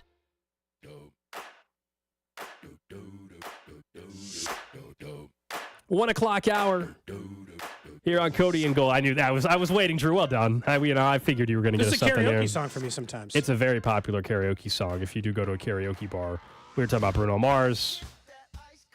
Got a bunch of hits, man. I found he's actually at Park MGM, not MGM Grand. Okay, same difference. Not in MGM $50 million worth of debt, according to the MGM Resorts gambling debt. Sure. Sure. I'm going to just take the casino at their word. They're going to protect their guy that owes them a lot of money. Maybe. I'm trying to get paid. Allegedly. What do you think he's gonna want to pay if they say? By the way, if I were Bruno Mars and I owed $50 million and they made that public comment, my lawyer's heading right over there, be like, "You said it.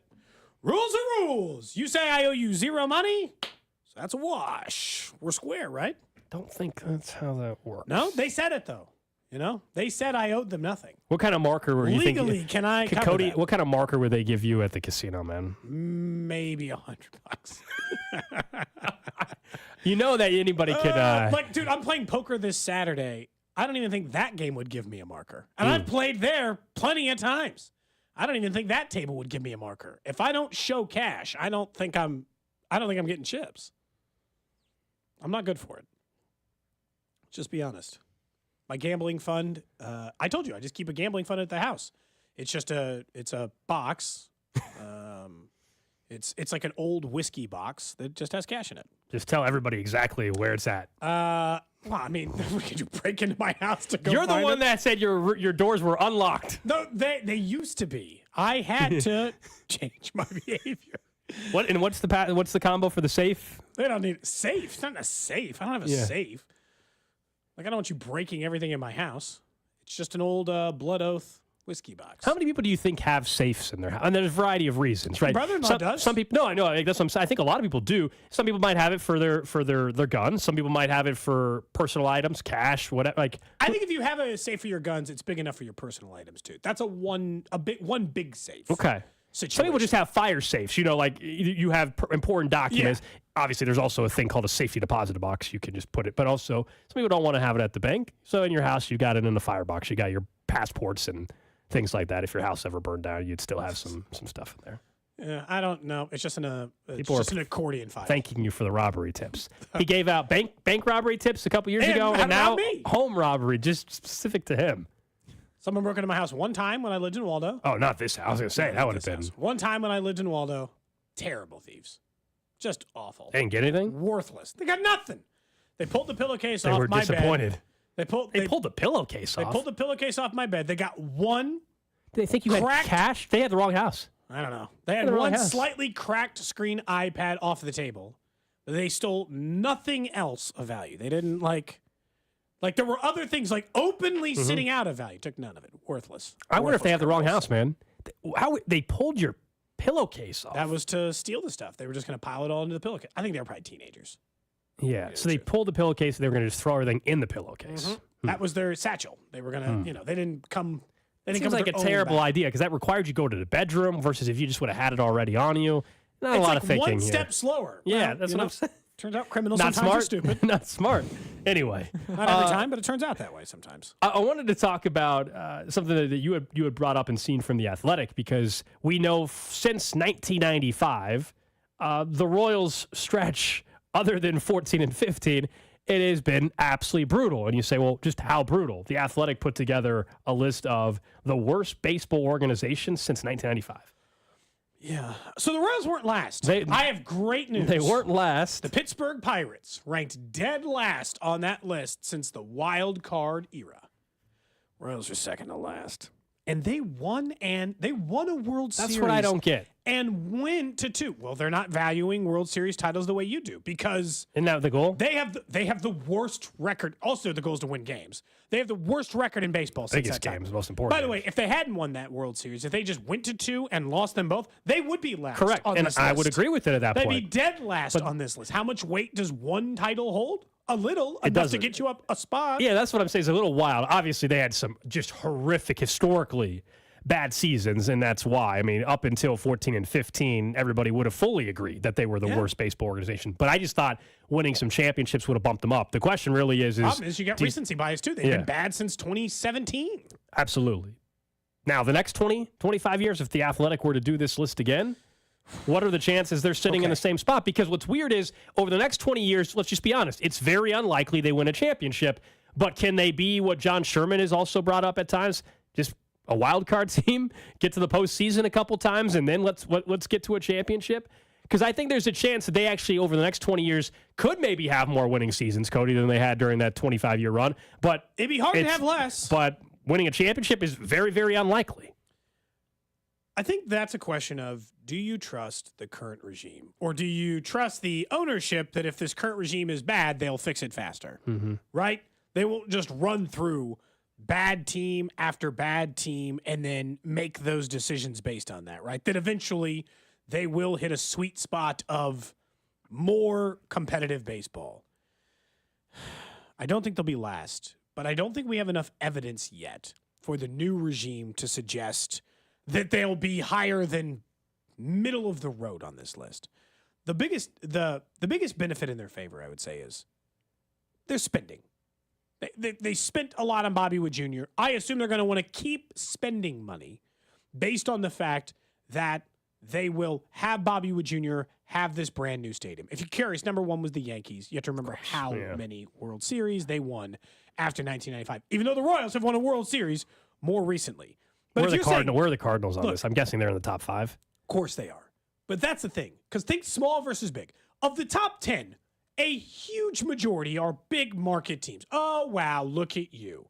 Can spend more money. The Cardinals are third on the list. Every other top 10 team, except for one, is a major market. The interesting one to me is not the Cardinals. It is a team in your own division. It is the Guardians. They rank 8th on this list. The Oakland Athletics rank 14th on this list. The Diamondbacks, not a huge market, bigger than Kansas City, 11th. The Twins, 15th. The White Sox, 17th. These are teams with similar resources to you. And over the last 30 years, they have done a much better job of being competitive. They just don't have the title. So, yeah, would I trade the last 30 years of Royals baseball? I wouldn't. With the Tigers because of the title? You could make an argument. It just depends on what I'm trading for. I wouldn't trade it for the Tigers last 30 years. They got no titles and a lot of bad years in there, too. But that just speaks to how poorly they've been run. Look at the company they're keeping. It's the Reds and the Orioles and the Rockies and these teams that have not been competitive for large chunks of time. They have got to find a way to not be this far down on this list if the Athletic made this list 20 years from now. If you were to guess over the next 20 years, where do they finish on the next list like this? My guess is like 20th. You know, where they have more winning seasons, but there's a chance there's no championship. I think that's as high as you can go without seeing more evidence of John Sherman as an owner. Because the truth is, a lot of this comes down to ownership and their ability to hire smart people to do the job. So if you think J.J. Piccolo is a 20-year GM in this town, well, then you think they're going to be like 14th or 13th on this list.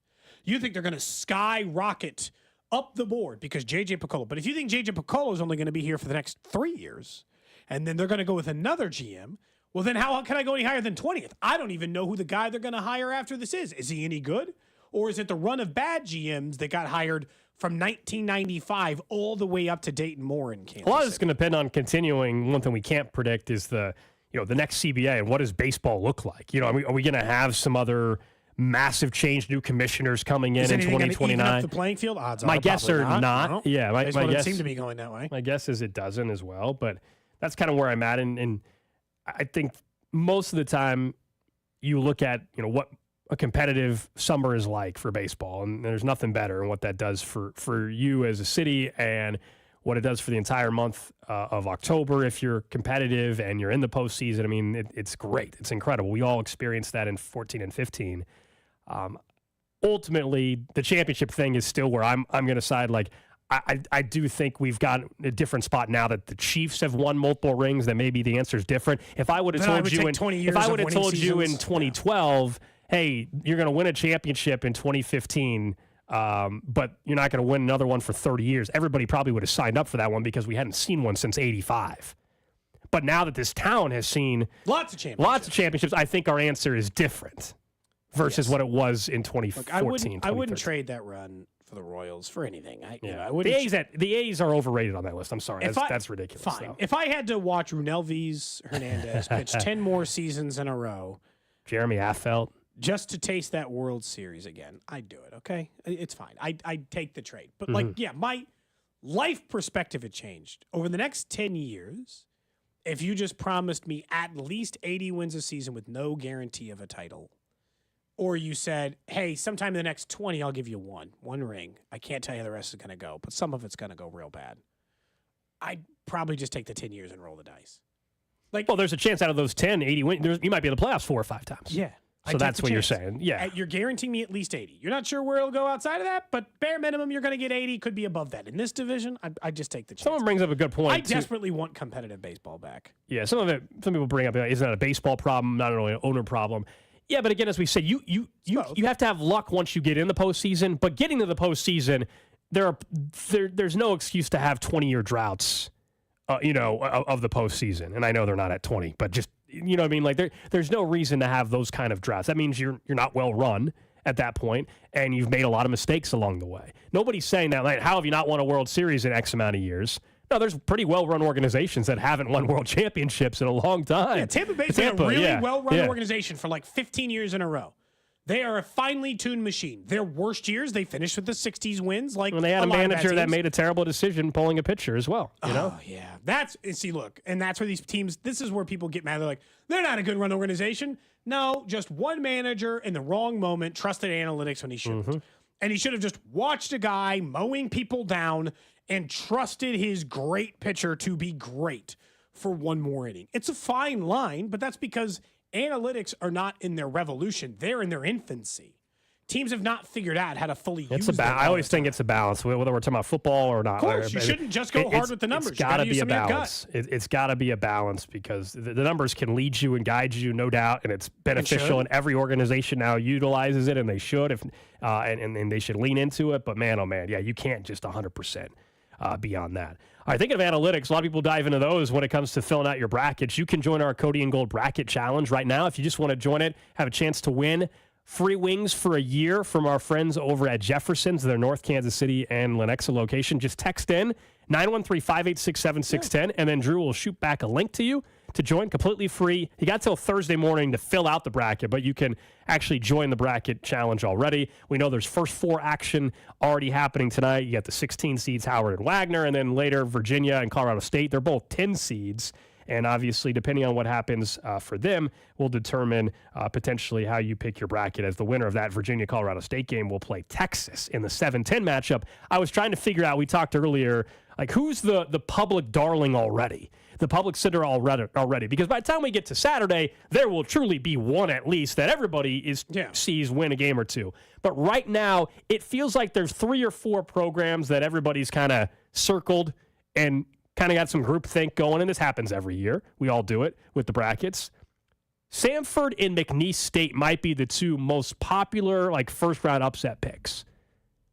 Yes. Don't you think? Is that fair to say based on the conversations? Probably. James Madison people like a lot, too. So Madison's 31-3. So James Madison's playing Wisconsin in a 12-5 matchup. Samford, of course, is the 13 seed. Yep. They're playing Kansas.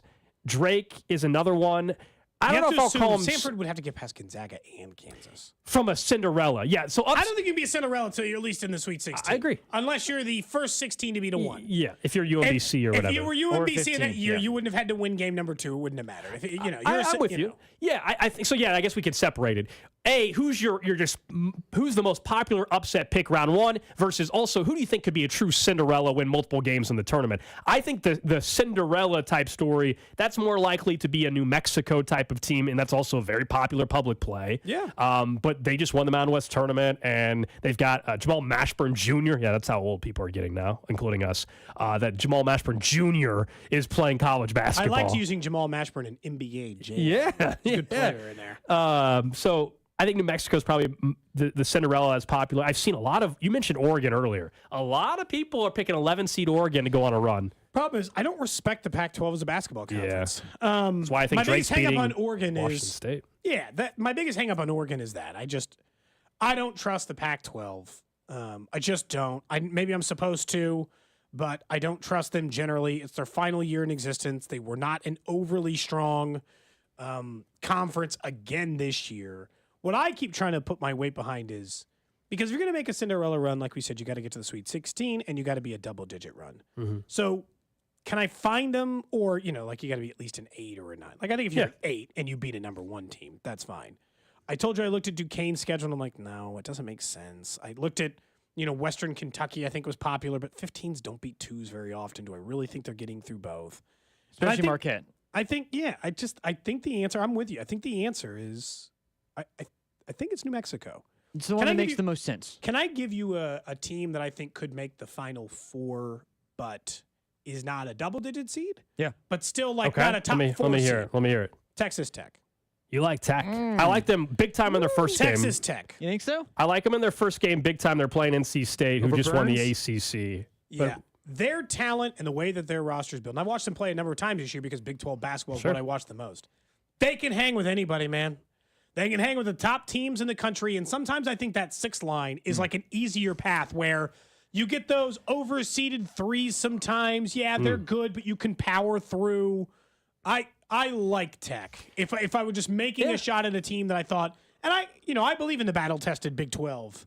And Houston scares me because they're hurt, and I don't know how hurt they'll be entering the tournament and all those other things. But like out of the Big 12 teams, Tech is kind of the sneaky one I think could surprise some That's people. the beautiful thing about brackets and stuff is like nobody can call anybody crazy because craziness happens in these. All the time. I disagree with the Tech one only because I like Kentucky and they would play each other in the next round. So obviously I don't like it. I think Kentucky is all over the place. I know. They're inconsistent. They're either going to beat you by 20 or lose by 30. They're inconsistent. I like the value on so they're plus 850. I think it's gone down. Other people have bet it, but it's plus 850 to win the South to get to Final Four. Any given game, they will have the most talent on the floor. But you are correct. They're so inconsistent. I'm going to roll with the team that does have plenty of talent. Sure. But can it come together come tournament time? I'm not so sure either, but I think it's worth a value play. So I do have Kentucky from a betting perspective going to the Final Four because I think there's some value on them. Okay, if you did, is that the team outside of a 1 or a 2, like what Cody was saying that you would take? Because I know to get to a Final Four, because Cody isn't like you're not taking Texas Tech actually to make it. I would assume. No, I'm just saying I like them as a bet for that because I think that they can do that. Okay. Now maybe when I do the bracket, You should check out the value. I'm guessing you can probably get them at like 14 or 15 to 1 at least. There you go. So Maybe I should be making that bet. Outside of a 1 or a 2, the team that I think could make it to the Final Four is Creighton. Very, very good, very deep. They do not commit very many turnovers. They got they're in the Midwest, which is wide open. Yeah, in that bracket side with KU and Purdue and Tennessee, the inconsistencies there. I still think New Mexico makes the most sense to make a deep run because of the way that their region is laid out. So if they win their game over Clemson, which a lot of people are picking anyways, they would play Baylor. Baylor have been a little bit up and down. If New Mexico wins, they likely would face Arizona, who has been very sketchy in March. Yeah. And New Mexico, and again, that's everybody in college basketball. That's what's fun about this. I mean, that's what's fun about this. This tournament's so wild.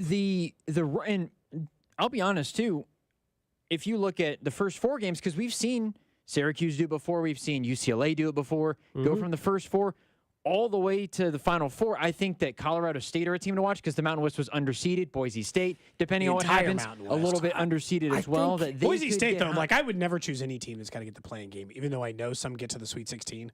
I just hate, until the bracket's out, I kind of hate choosing a team ahead of time. I know it sounds like, I know we joke about like, you're really going to watch the games tonight kind of thing, but I actually think there's some value. Not the 16 seed game, but what Colorado State does and what Boise State do might actually be able to give you some insight on, was the committee correct? Like what I'm saying is if Colorado State and Boise State both get killed in their first 4 games, then it probably can, well, not even for them, then it would concern me about Nevada, about New Mexico, about, you know what I mean? Like, that's how I'm, like, if they both have good showings, I'll feel even better about our discussion about New Mexico, who like that conference was saltier than we're giving it credit for. Who won all 4 of their Mountain West tournament games by double digits. Like, they ran through that league. This might be the worst year for me. Like, I feel like more than any other year since I've watched college basketball, I am going to be that person in the office pool who guesses some teams based off mascot. That I'm just going to be like, that works, look, I got to be honest. Does. I did not watch a lot of, I didn't watch a lot of their brand of basketball, so I don't know. The one team that nobody's talking about very much, a little bit, is Grand Canyon. I think they have a chance to make it because they play St. Mary's. St. Mary's obviously in the WCC, not as high-profile a conference, especially because Gonzaga hasn't been the team that we're used to seeing. The Lopes, I think, win that game. They can beat Alabama the next round, get to the Sweet 16 where they play Carolina. Up and down season for the Tar Heels a little bit. Been hot and been cold. I think Grand Canyon could be a team to watch, or GCU properly. Let me make sure that I say GCU, not Grand Canyon. Don't want to You're already I don't think calling Grand Canyon was the issue yesterday. you're already calling them the Lopes. You're close. You're part of the bandwagon. You're not even calling them the. Do you have the any gear for them yet? I do not have any gear for I'm the actually Lopes. surprised. They've got That's a pretty very sick logo. specific gear. Do they? He's got. I mean, if anybody had it, it would be you. They were briefly in the conference together with UMKC. Mm-hmm. I think there's Grand Canyon's been a good program. along the lines of the fan favorite player. We don't get Kareem Abdul-Jabbar. Unfortunately, that would have been awesome. But Keisei Tominaga from Nebraska, Japanese Steph Curry, the dude can stroke a three from anywhere. And then you get also Burns, the guy that's facing Texas Tech in the first round, Cody. The dude is like 6'10", 290 pounds. He can pass. He can shoot. He can do a little bit of everything. A lot of people like watching. I'm just talking about in terms of Nebraska, people can fall in love much with. like Boise State, has never won an NCAA tournament game. Yeah. Which I is think I interesting will be betting on Nebraska just for that reason. I'm to get their first them, one. you know? Yeah. I'm with There's you. one like I want them to get that A&M win. Never blind bet anything, but if there was one trend that I'm like, I think I might take this on the games that it fits. So the first round in the last 4 tournaments, any game that had a total set at 149 points or higher has gone under 74% of the time. That's a lot. And there are 7 games this year that fit that criteria. I might put a few bucks on all 7, including unders. one that is 100. And if you hit at a 70% clip, you're great. You wanna? I'll Venmo you $10 from the show fund. And do it as a parlay. As a parlay? All 7 unders. We gotta say, what's that 10 to win? What? What do you think? Don't do it now. It'll be pretty good odds, but The one I'd be scared of is the 100. I know it sounds like a lot, but 172 and a half for Alabama College of Charleston. Massive number. Just to give you the defense is optional with both teams. Right. Alabama averages this year 90 points a game. College of Charleston averages 80. Alabama gives up 81. That game is going to go over. I would stay away from that one. Alabama over while we were in Vegas. Me, you, and Pete were all sweating Alabama line, weren't we? Yes. I'm going through real quick. You One of them dropped. line while we were there? An Alabama over. Dude, we were all sweating. I got a better line than Gold. We were all like... All right, so they're here to the 7. So it's the Long Beach State-Arizona game also applies to this trend. McNeese and Gonzaga, Samford, Kansas, Western Kentucky Marquette, the New Mexico Clemson game, Charleston, Alabama, and the TCU Utah State game. Okay. It's a $10 bet would pay out $978. Holy cow. If all of them, which again, I told you the trend, 75%? the trend hits at 74%. So Not 100%. The problem is we're asking it to hit at 100% by parlaying it, though. It's one parlay. It's $10. You Win a said G? You said how many games? 7? So there's 7 games that fit the criteria. The last 4 tournaments, That's a fun parlay. a totals of 149 or higher have gone under 70, almost 74% of the time, 73.9. Problem is we're doing all 7, so we need it to hit at 100% of the time here in the first round this year. But just only 7 games. That percentage you're giving is like so many games. This is only 7. 17-6 is the record over so 4 23 years. games. It's actually quite a few this year. All right, so maybe we should throw one off. What if we just did 6? What if Wait, we take avoided off that- Alabama take- you wanna take off because that Drew game. doesn't like the Bama game? So you want the Charleston, Alabama off? Yeah. If you want to go All right. under, I don't know about so that. 10 for 507. How many of these are going to be? Damn, that was not new. That's way Drew, less what? exciting. How many of these are we going to sweat during the show? There's only one that would be during. Oh, sorry, I take it back. Thursday, the Arizona game would be at 1 o'clock, and then Friday there's a 1 o'clock one. So none of them would be ending, but we would have Friday, just talk 2 about games. Monday. Just 2 games. You want it as a show bet? Yeah, I like it as a show bet. All right, I'll do. You want to Venmo me? I'll just Yeah, I'll do. Venmo You you doing $10. $10? Okay. What is it? 10 to win again? 5? 10 to 1, 507. We ditched the Alabama game.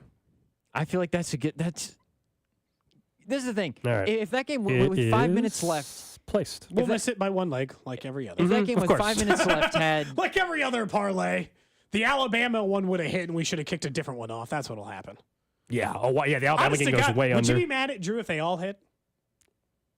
Oh, if So we still win. no, so we no, still win, but it no. could have been double. well, because what I might do, honestly, I might do a personal bet of not 7. I might pick like 4 of these and just do it on my own. Too. Sure. You know what I mean? Like so I get what he's saying though. Is that one is pretty. You know. that game might be 100 to 75, and I guess it would go That's slightly under. over. On the flip side, like there's the. I know that's over, yeah. The Colorado State Virginia game tonight is the 120, lowest right? total in 25 years or something. It's like 120. I think Virginia's going to win that game. Probably. Well, if there's something Virginia can do, it's It's win win some ugly ugly. basketball. hideous, Win ugly. a hideous basketball game that nobody cares about. Oh, that's accurate. Won a national championship, though. I'll give them credit. That was a weird thing. They lost in that first round game, and the next year they went on. That's what people are hoping Purdue can do. If you're a Purdue fan, at least, that get embarrassed the year before and then go out and win the next year. All right, coming up next, we'll get to what's trending and the free agent love, like, and hate list updated post a couple weeks of free agency. Cody and Gold, brought to you by Heartland Men's Health, the leader in men's sexual health. Thousands of men have been successfully treated for low T, ED, and more, all with discretion and compassion. Make your appointment at heartlandmenshealth.com. There is a back-to-back Super Bowl champion, and it is the Kansas City Chiefs. On your official broadcast partner of the Chiefs, 610 Sports Radio. Men, this is Jeff for Heartland Men's Health. And though I generally talk about medicine and effective treatments for erectile dysfunction and other men's sexual health issues, today I want to talk about love. Because love is the best reason to get treated for your ED. You see, ED can cause major relationship issues. In fact, men often push their partners away when ED becomes a problem. The condition can cause depression, arguments, breakups, and even contribute to divorce. But the good news is that if you're like most men suffering with ED, you can be successfully treated at Heartland Men's Health and put a stop to the relationship stresses that ED can cause. I say this with all confidence because we have treatments that are effective in well over 90% of cases. Truly, it's likely you'll find you're performing like you haven't in years. So make an appointment and get the love back in your life. Your initial visit is just $99 and includes blood work, a medical consult, and if medically advised, a test dose. And if that test dose doesn't work in the office, your visit is free. Call 844-447-6600 or go to heartlandmenshealth.com. We have 2 offices, Overland Park, Kansas, and Independence, Missouri. You're always better with a roof from JR. We've all seen them. As soon as the big storm comes through, the storm-chasing roofers show up. Don't be a victim twice. Call locally owned, veteran-owned JR & Company. No one protects your home and you like JR. JR's there for you. You're always better with a roof from JR. In fact, JR & Company can let you know if you even need to be worried about storm damage. Online, visit jrhailcheck.com. Plug in your address and we'll pull a storm report. If there's nothing on the report, we'll give you hassle-free peace of mind. And if it looks like you got hit, we can come out and do a free inspection and help with any insurance claim. We'll never try to sell you a roof you don't need. But if you do need a new roof, you're always better with a roof from JR. Go to jrhailcheck.com. Hey, it's Bob Fesco. I just had my yearly physical, and my results were amazing. And I owe it all to the folks at Supplement Superstores. When I first visited them back in November, I was feeling sluggish and wasn't looking good. I needed to drop some weight. Since then, I've lost over 20 pounds. My total cholesterol is down almost 40 points from a year ago. My LDL cholesterol dropped close to 50 points, and I have more energy than ever before. Plus, I'm sleeping like a baby. Supplement Superstore suggested the Flashpoint Complex, and it's been a life changer, and it's so easy. I have a refreshing drink in the morning and another one right before bed, and that's it. Flashpoint Complex is designed to help with fat loss by increasing your metabolism and killing those cravings. The nighttime drink aids in recovery and helps you get a great night of sleep. So try what I use, the Flashpoint Complex, and save 20% when you tell them I sent you. Supplement Superstores has 8 Kansas City area locations. Find one near you. Supplement Superstores, when you're ready to feel your best. Angie's List is now Angie, and we've heard a lot of theories about why. I thought it was an eco move. Fewer words, less paper. No, it was so you could say it faster. No, it's to be more iconic. Must be a tech thing. But those aren't quite right. It's because now you can compare upfront prices, book a service instantly, and even get your project handled from start to finish. Sounds easy. It is, and it makes us so much more than just a list. Get started at Angie.com. That's ANGI, or download the app today. eBay Motors is here for the ride. 120,000 miles of night drives, daily commutes, and who knows how many. Are we there yet? Through countless fixes, elbow grease, and a new radiator, you kept your ride alive. With eBay Motors, you have over 122 million parts to keep it running. And with eBay Guaranteed Fit, they'll be the perfect fit every time. Plus, at these prices, well, we're burning rubber, not cash. Keep your ride or die alive at ebaymotors.com. Eligible items only. Exclusions apply. Old Man Winter here. One more snowstorm. Not a chance, Mr. Winter. It's spring. It's also time for the Hyundai Getaway Sales Event, where you can get great deals on all our award-winning Hyundai models, all backed by America's best warranty. Hurry in. These deals won't last at the Hyundai Getaway Sales Event. Now get 0% APR or up to $1,500 bonus cash on the Hyundai Tucson. Now, during the Hyundai Getaway Sales Event. Offers end soon. Call 562-314-4603 for details. Now, during Staples Print Big Sale, get $20 off your print purchase of $100 or more, $50 off your print purchase of $200 or more, and $100 off your print purchase of $300 or more. So the more you print at Staples, the more you save. To demonstrate, print at Staples, you save. But if you print at Staples, you save. See how that works? Staples Print Big Sale. Print more, save more. Up to $100. Ends 4/6. Visit staples.com/print for details. Look, it's time to flip the script on your future and start transforming your life in a new career in IT that could be possible in just a few months. You just got to decide to make a change. You've got the power to rewrite your story starting today and dive into Centric's Accelerated Tech program. Whether you're into coding, cybersecurity, or network administration, they've got you covered in as little as 4 months. 3 steps. Decide to make a change, dive into Centric's Accelerated Tech, and then start your new career. Go to Centric.com/610 and let our guy Russ Mondry know that we've sent him your way. The 610 Sports Radio phone line is brought to you by Onder Law Injury Lawyers. Visit GetJim.com. Brought to you by Ashley Furniture. Celebrate and save at Ashley's Anniversary Sale. With Hot Buys, your choice of colors starting at just $3.99. Ashley Sleep mattresses start at $2.50. Plus, receive a free adjustable base with select mattress purchases. Only at Ashley. What's trending? All right, let's check in on the hot topics trending.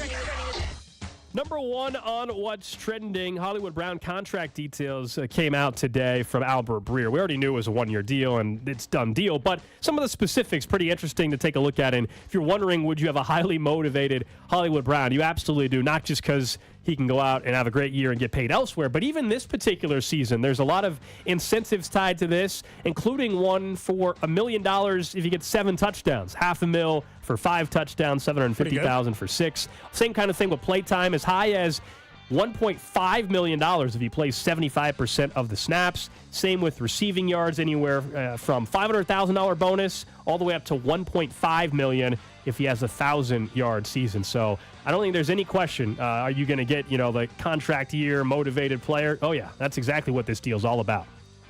Next up on What's Trending, we'll probably talk about this more tomorrow because I don't feel like there's enough time left in the show.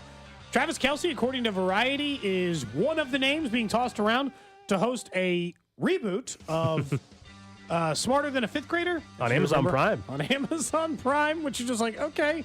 Look, I think game show hosting is something that could easily be in his future when you think about that. And then, Are You Smarter Than a Fifth Grader had its run there for a while as one of the more popular game shows when it was hosted by Jeff Foxworthy. The real question is, would you watch it every week if it's Travis Kelce hosting? Every week, no. The first one or whatever. Yeah, sure. Every week is a bit strong. I didn't watch the other one that often.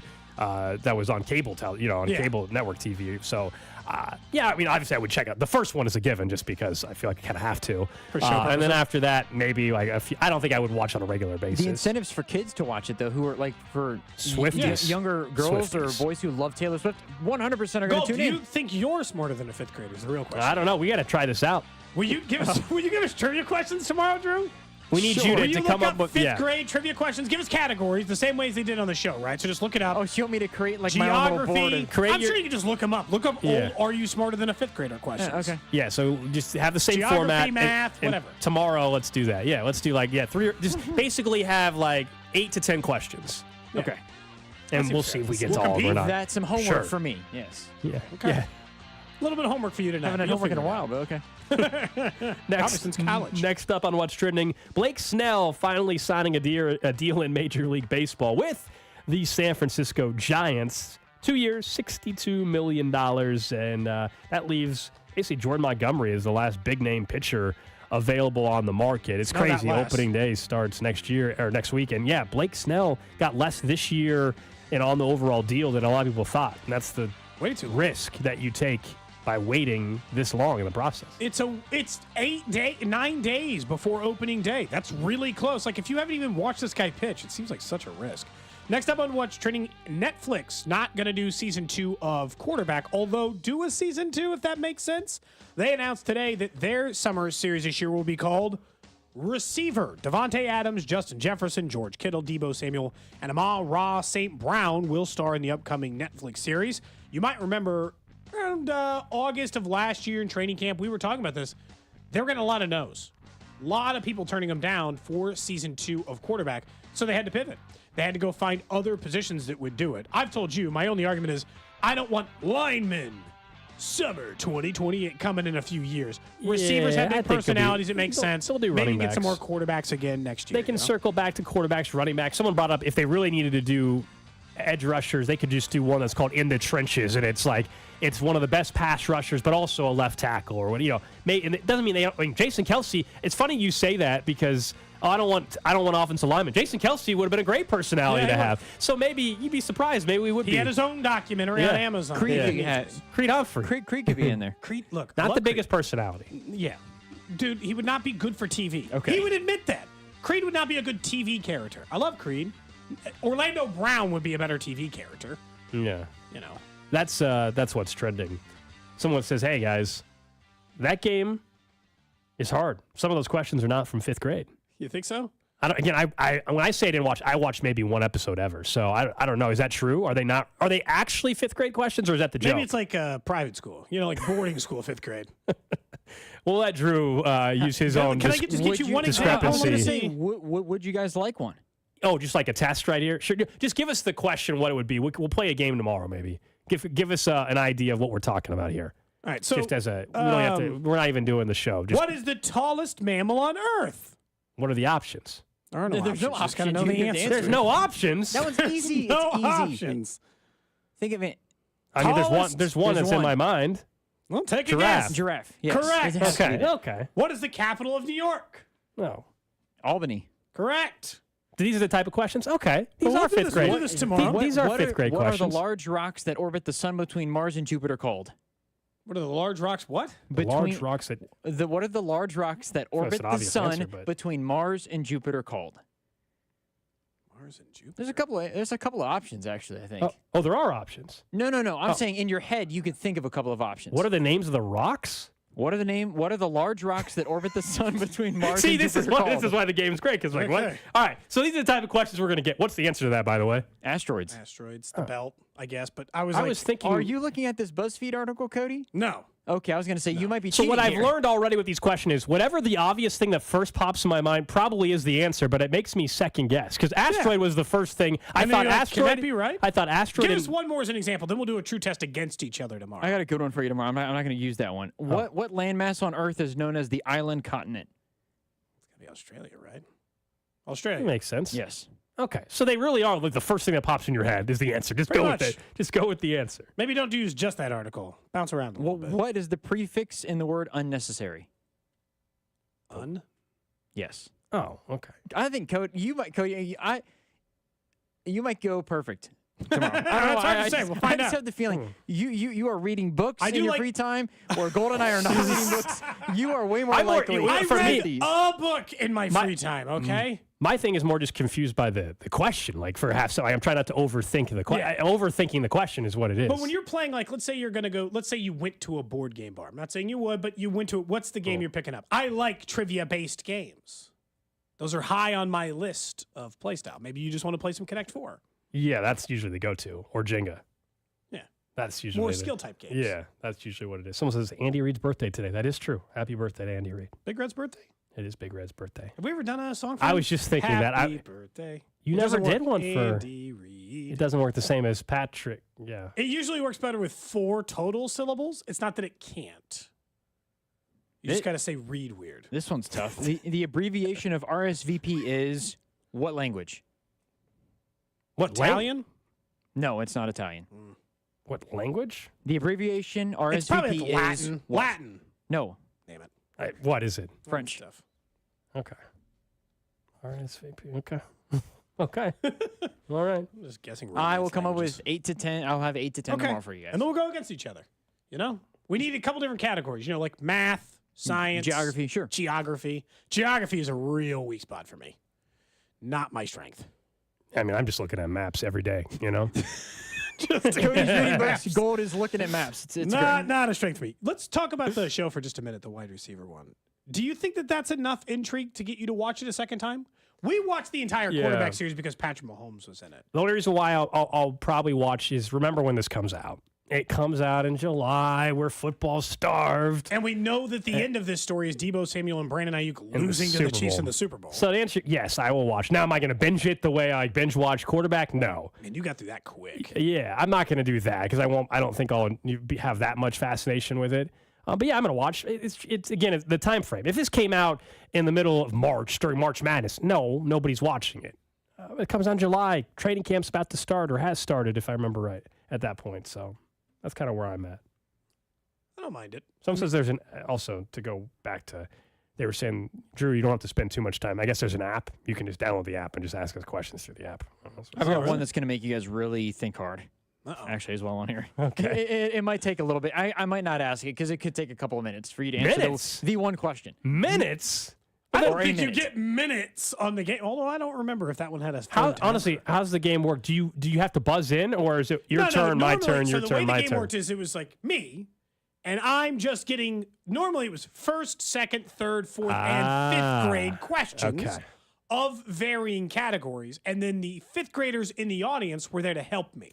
Does that make sense? Like I could be like, Julie, I know you're like 10 years old, but can you please answer this question for me? I see. Too hard. I see. So if you want, I can call my daughter in sick to school before we do this, and she can be your lifeline. She's in second grade. For instance, maybe she can help you with your. Is there anybody willing to volunteer? I guess to have their what would that be? Phone a friend. Yeah, like it's Who Wants to Be a Millionaire, but.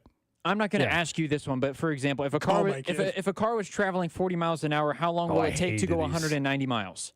That question is going to take you a minute at least to figure out. I hate these. I always hated these questions anyway. 40 miles an hour. How long does it take to go 190 miles? Yes. Well, 2 miles would be. Oh, just 190 miles? Yes. I guess it's got to be a division thing. I mean, you can do it quick. 40, 80, 120, 160. There's 4, right? And then if you were to go to 2, if you were to go to, I'm left with 30. If you were to go to 200, 3/4 it would be of an hour. Yeah. 3 hours and 45 minutes. 4 hours and 45 minutes. 4 hours and 40. Yes. Sorry, I said 4. I should have stuck with. But that's the point. But that's where that's the whole. If point. I had thought harder about it, I don't think I would have missed that one. Just because the 4 hour, I had said 4 and then I said 3. Right. Someone says they'll sign their 6-year-old twins up to call in tomorrow. Just like the idea that someone's 6-year-old. Hey, can you help us with the question? What? Real quick. You're riding 40 miles an hour on your bike. What's the capital of Belize? You're like Belize City, I think is the answer. You're in 3rd grade. You should know this. That's funny. We'll do something. We'll do some of those tomorrow. We'll do more of those. Those are fun. Text line's answering the question incorrectly as well. They're way off. That's great. Fantastic. It's going to be fun tomorrow. Fantastic. Good stuff. Travis Kelce gonna maybe host the reboot of Are You Smarter Than I think a lot of people would watch that. I don't know if as many as when Foxworthy did it, but I think there would legitimately be. I mean, there's an entire game show channel for a that. reason. I assume some people watch it. Oh, is that where it would be at? No, this is private. I'm just saying, like, if there's still an entire channel dedicated to game shows, I would guess that, Are You Smarter Than a 5th Grade reboot? And that was a big cultural one. That was at the run, though, when, like, all of them were popular. Deal or No Deal and The Million. I love Deal or No Deal, man. It was great. Love that. You're a big Deal or No Deal guy, huh? I get no trivia. I'll still. I like the trivia-based ones. Jeopardy, Are You Smarter Than a 5th Grader? Have you not watched the new Deal or No Deal Island? No, I don't even know what that is. Oh, you haven't seen a preview for it? It looks pretty intense. I haven't watched it. It looks like Survivor, but it also is like Deal or No Deal. They are running through the woods to try to get cases with dollars around. Yeah, we just watch different. Like for me, I loved watching Amazing Race back in the day. I know it's still going, but Amazing Race back in the day and shows like that were more interesting to me. Amazing Race is still going, I think. I didn't watch any of those. Never seen Survivor. Never seen Amazing you're Race. missing out. Survivor's the best. Survivor, I haven't watched. They're on like Survivor 35 now. I mean, the first 5 seasons I watched, but I liked Survivor 50. It might be. I liked The Weakest Link, or there was one. I like Weakest Link. That was one good. on Game Show Network called Russian Roulette, and they would just like have you in a circle and drop you through the floor when you got things wrong. Ooh. No, Weakest Link was good. Stuff. The British lady or whatever that hosted that. Yeah. The Weakest Link. You are goodbye. The Weakest Link. They tried to reboot that at some point with Jane Lynch. I don't think it clicked. No. I don't think it stuck. Anyway, we'll do some more of those tomorrow. Those are fun. I feel like this summer, there's going to be a week in the summer where we're just going to decide to do our own version of old game shows on this show. It's just something we just do. rotate them. Let me be a contestant on Not just match one. game. I'm ready to go. God, I love match game. Match game is amazing. Great game. Honestly, I like pitting against each other to just prove that you think you know more. Like, I think you and I are a better, even though, like, here's what it is. Carrington and Rob, all they talk about is, like, we're a team. We'd never leave another man behind. I don't do something unless the other man's here. We don't act that way. We act like enemies. But in a way, I think it would make us better as a team in a game like that. I don't think they'd be better at match game than us. I think we'd be better at match game than them. I agree. I think we'd be better I working think as a probably- team in a game than those two. Probably so. And, well, Bob and Josh is tough. They got 20 damn years on us. They've been working together for a long ass time. They would be really good at match It's going to game. be tough to fool them in match game and fool them on some, like, let's say we played Newlywed Game, but for the shows. It's going to be tough to be Bob and Josh for Newlywed Game. They've been hosting together for 15 It'd be years. tough, but I also think you'd be surprised how much, like, even in a 4-year going on 5 period, just between texting and doing the shows and conversations that you know about the other person. Think you know what I mean? Like, Yeah, I know enough. Now, by the way, real quick, guys, actually, I did want to point there is a little NFL news happening from Ian Rappaport. The Browns, who traded for Jerry Jeudy, they just agreed to a 3-year contract extension for up to $58 million.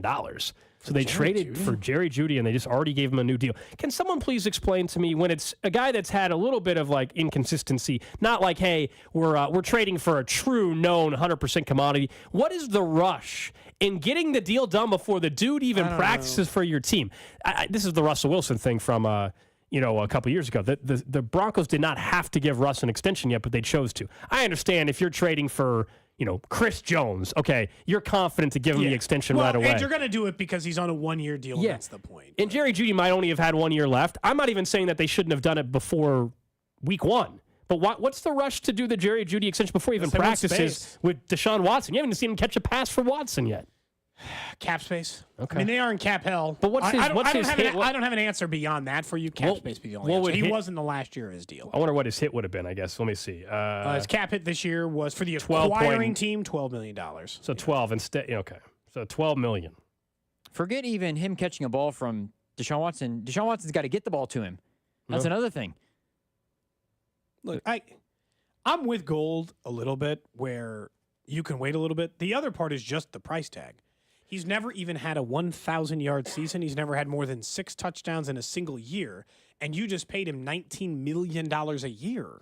That's a lot.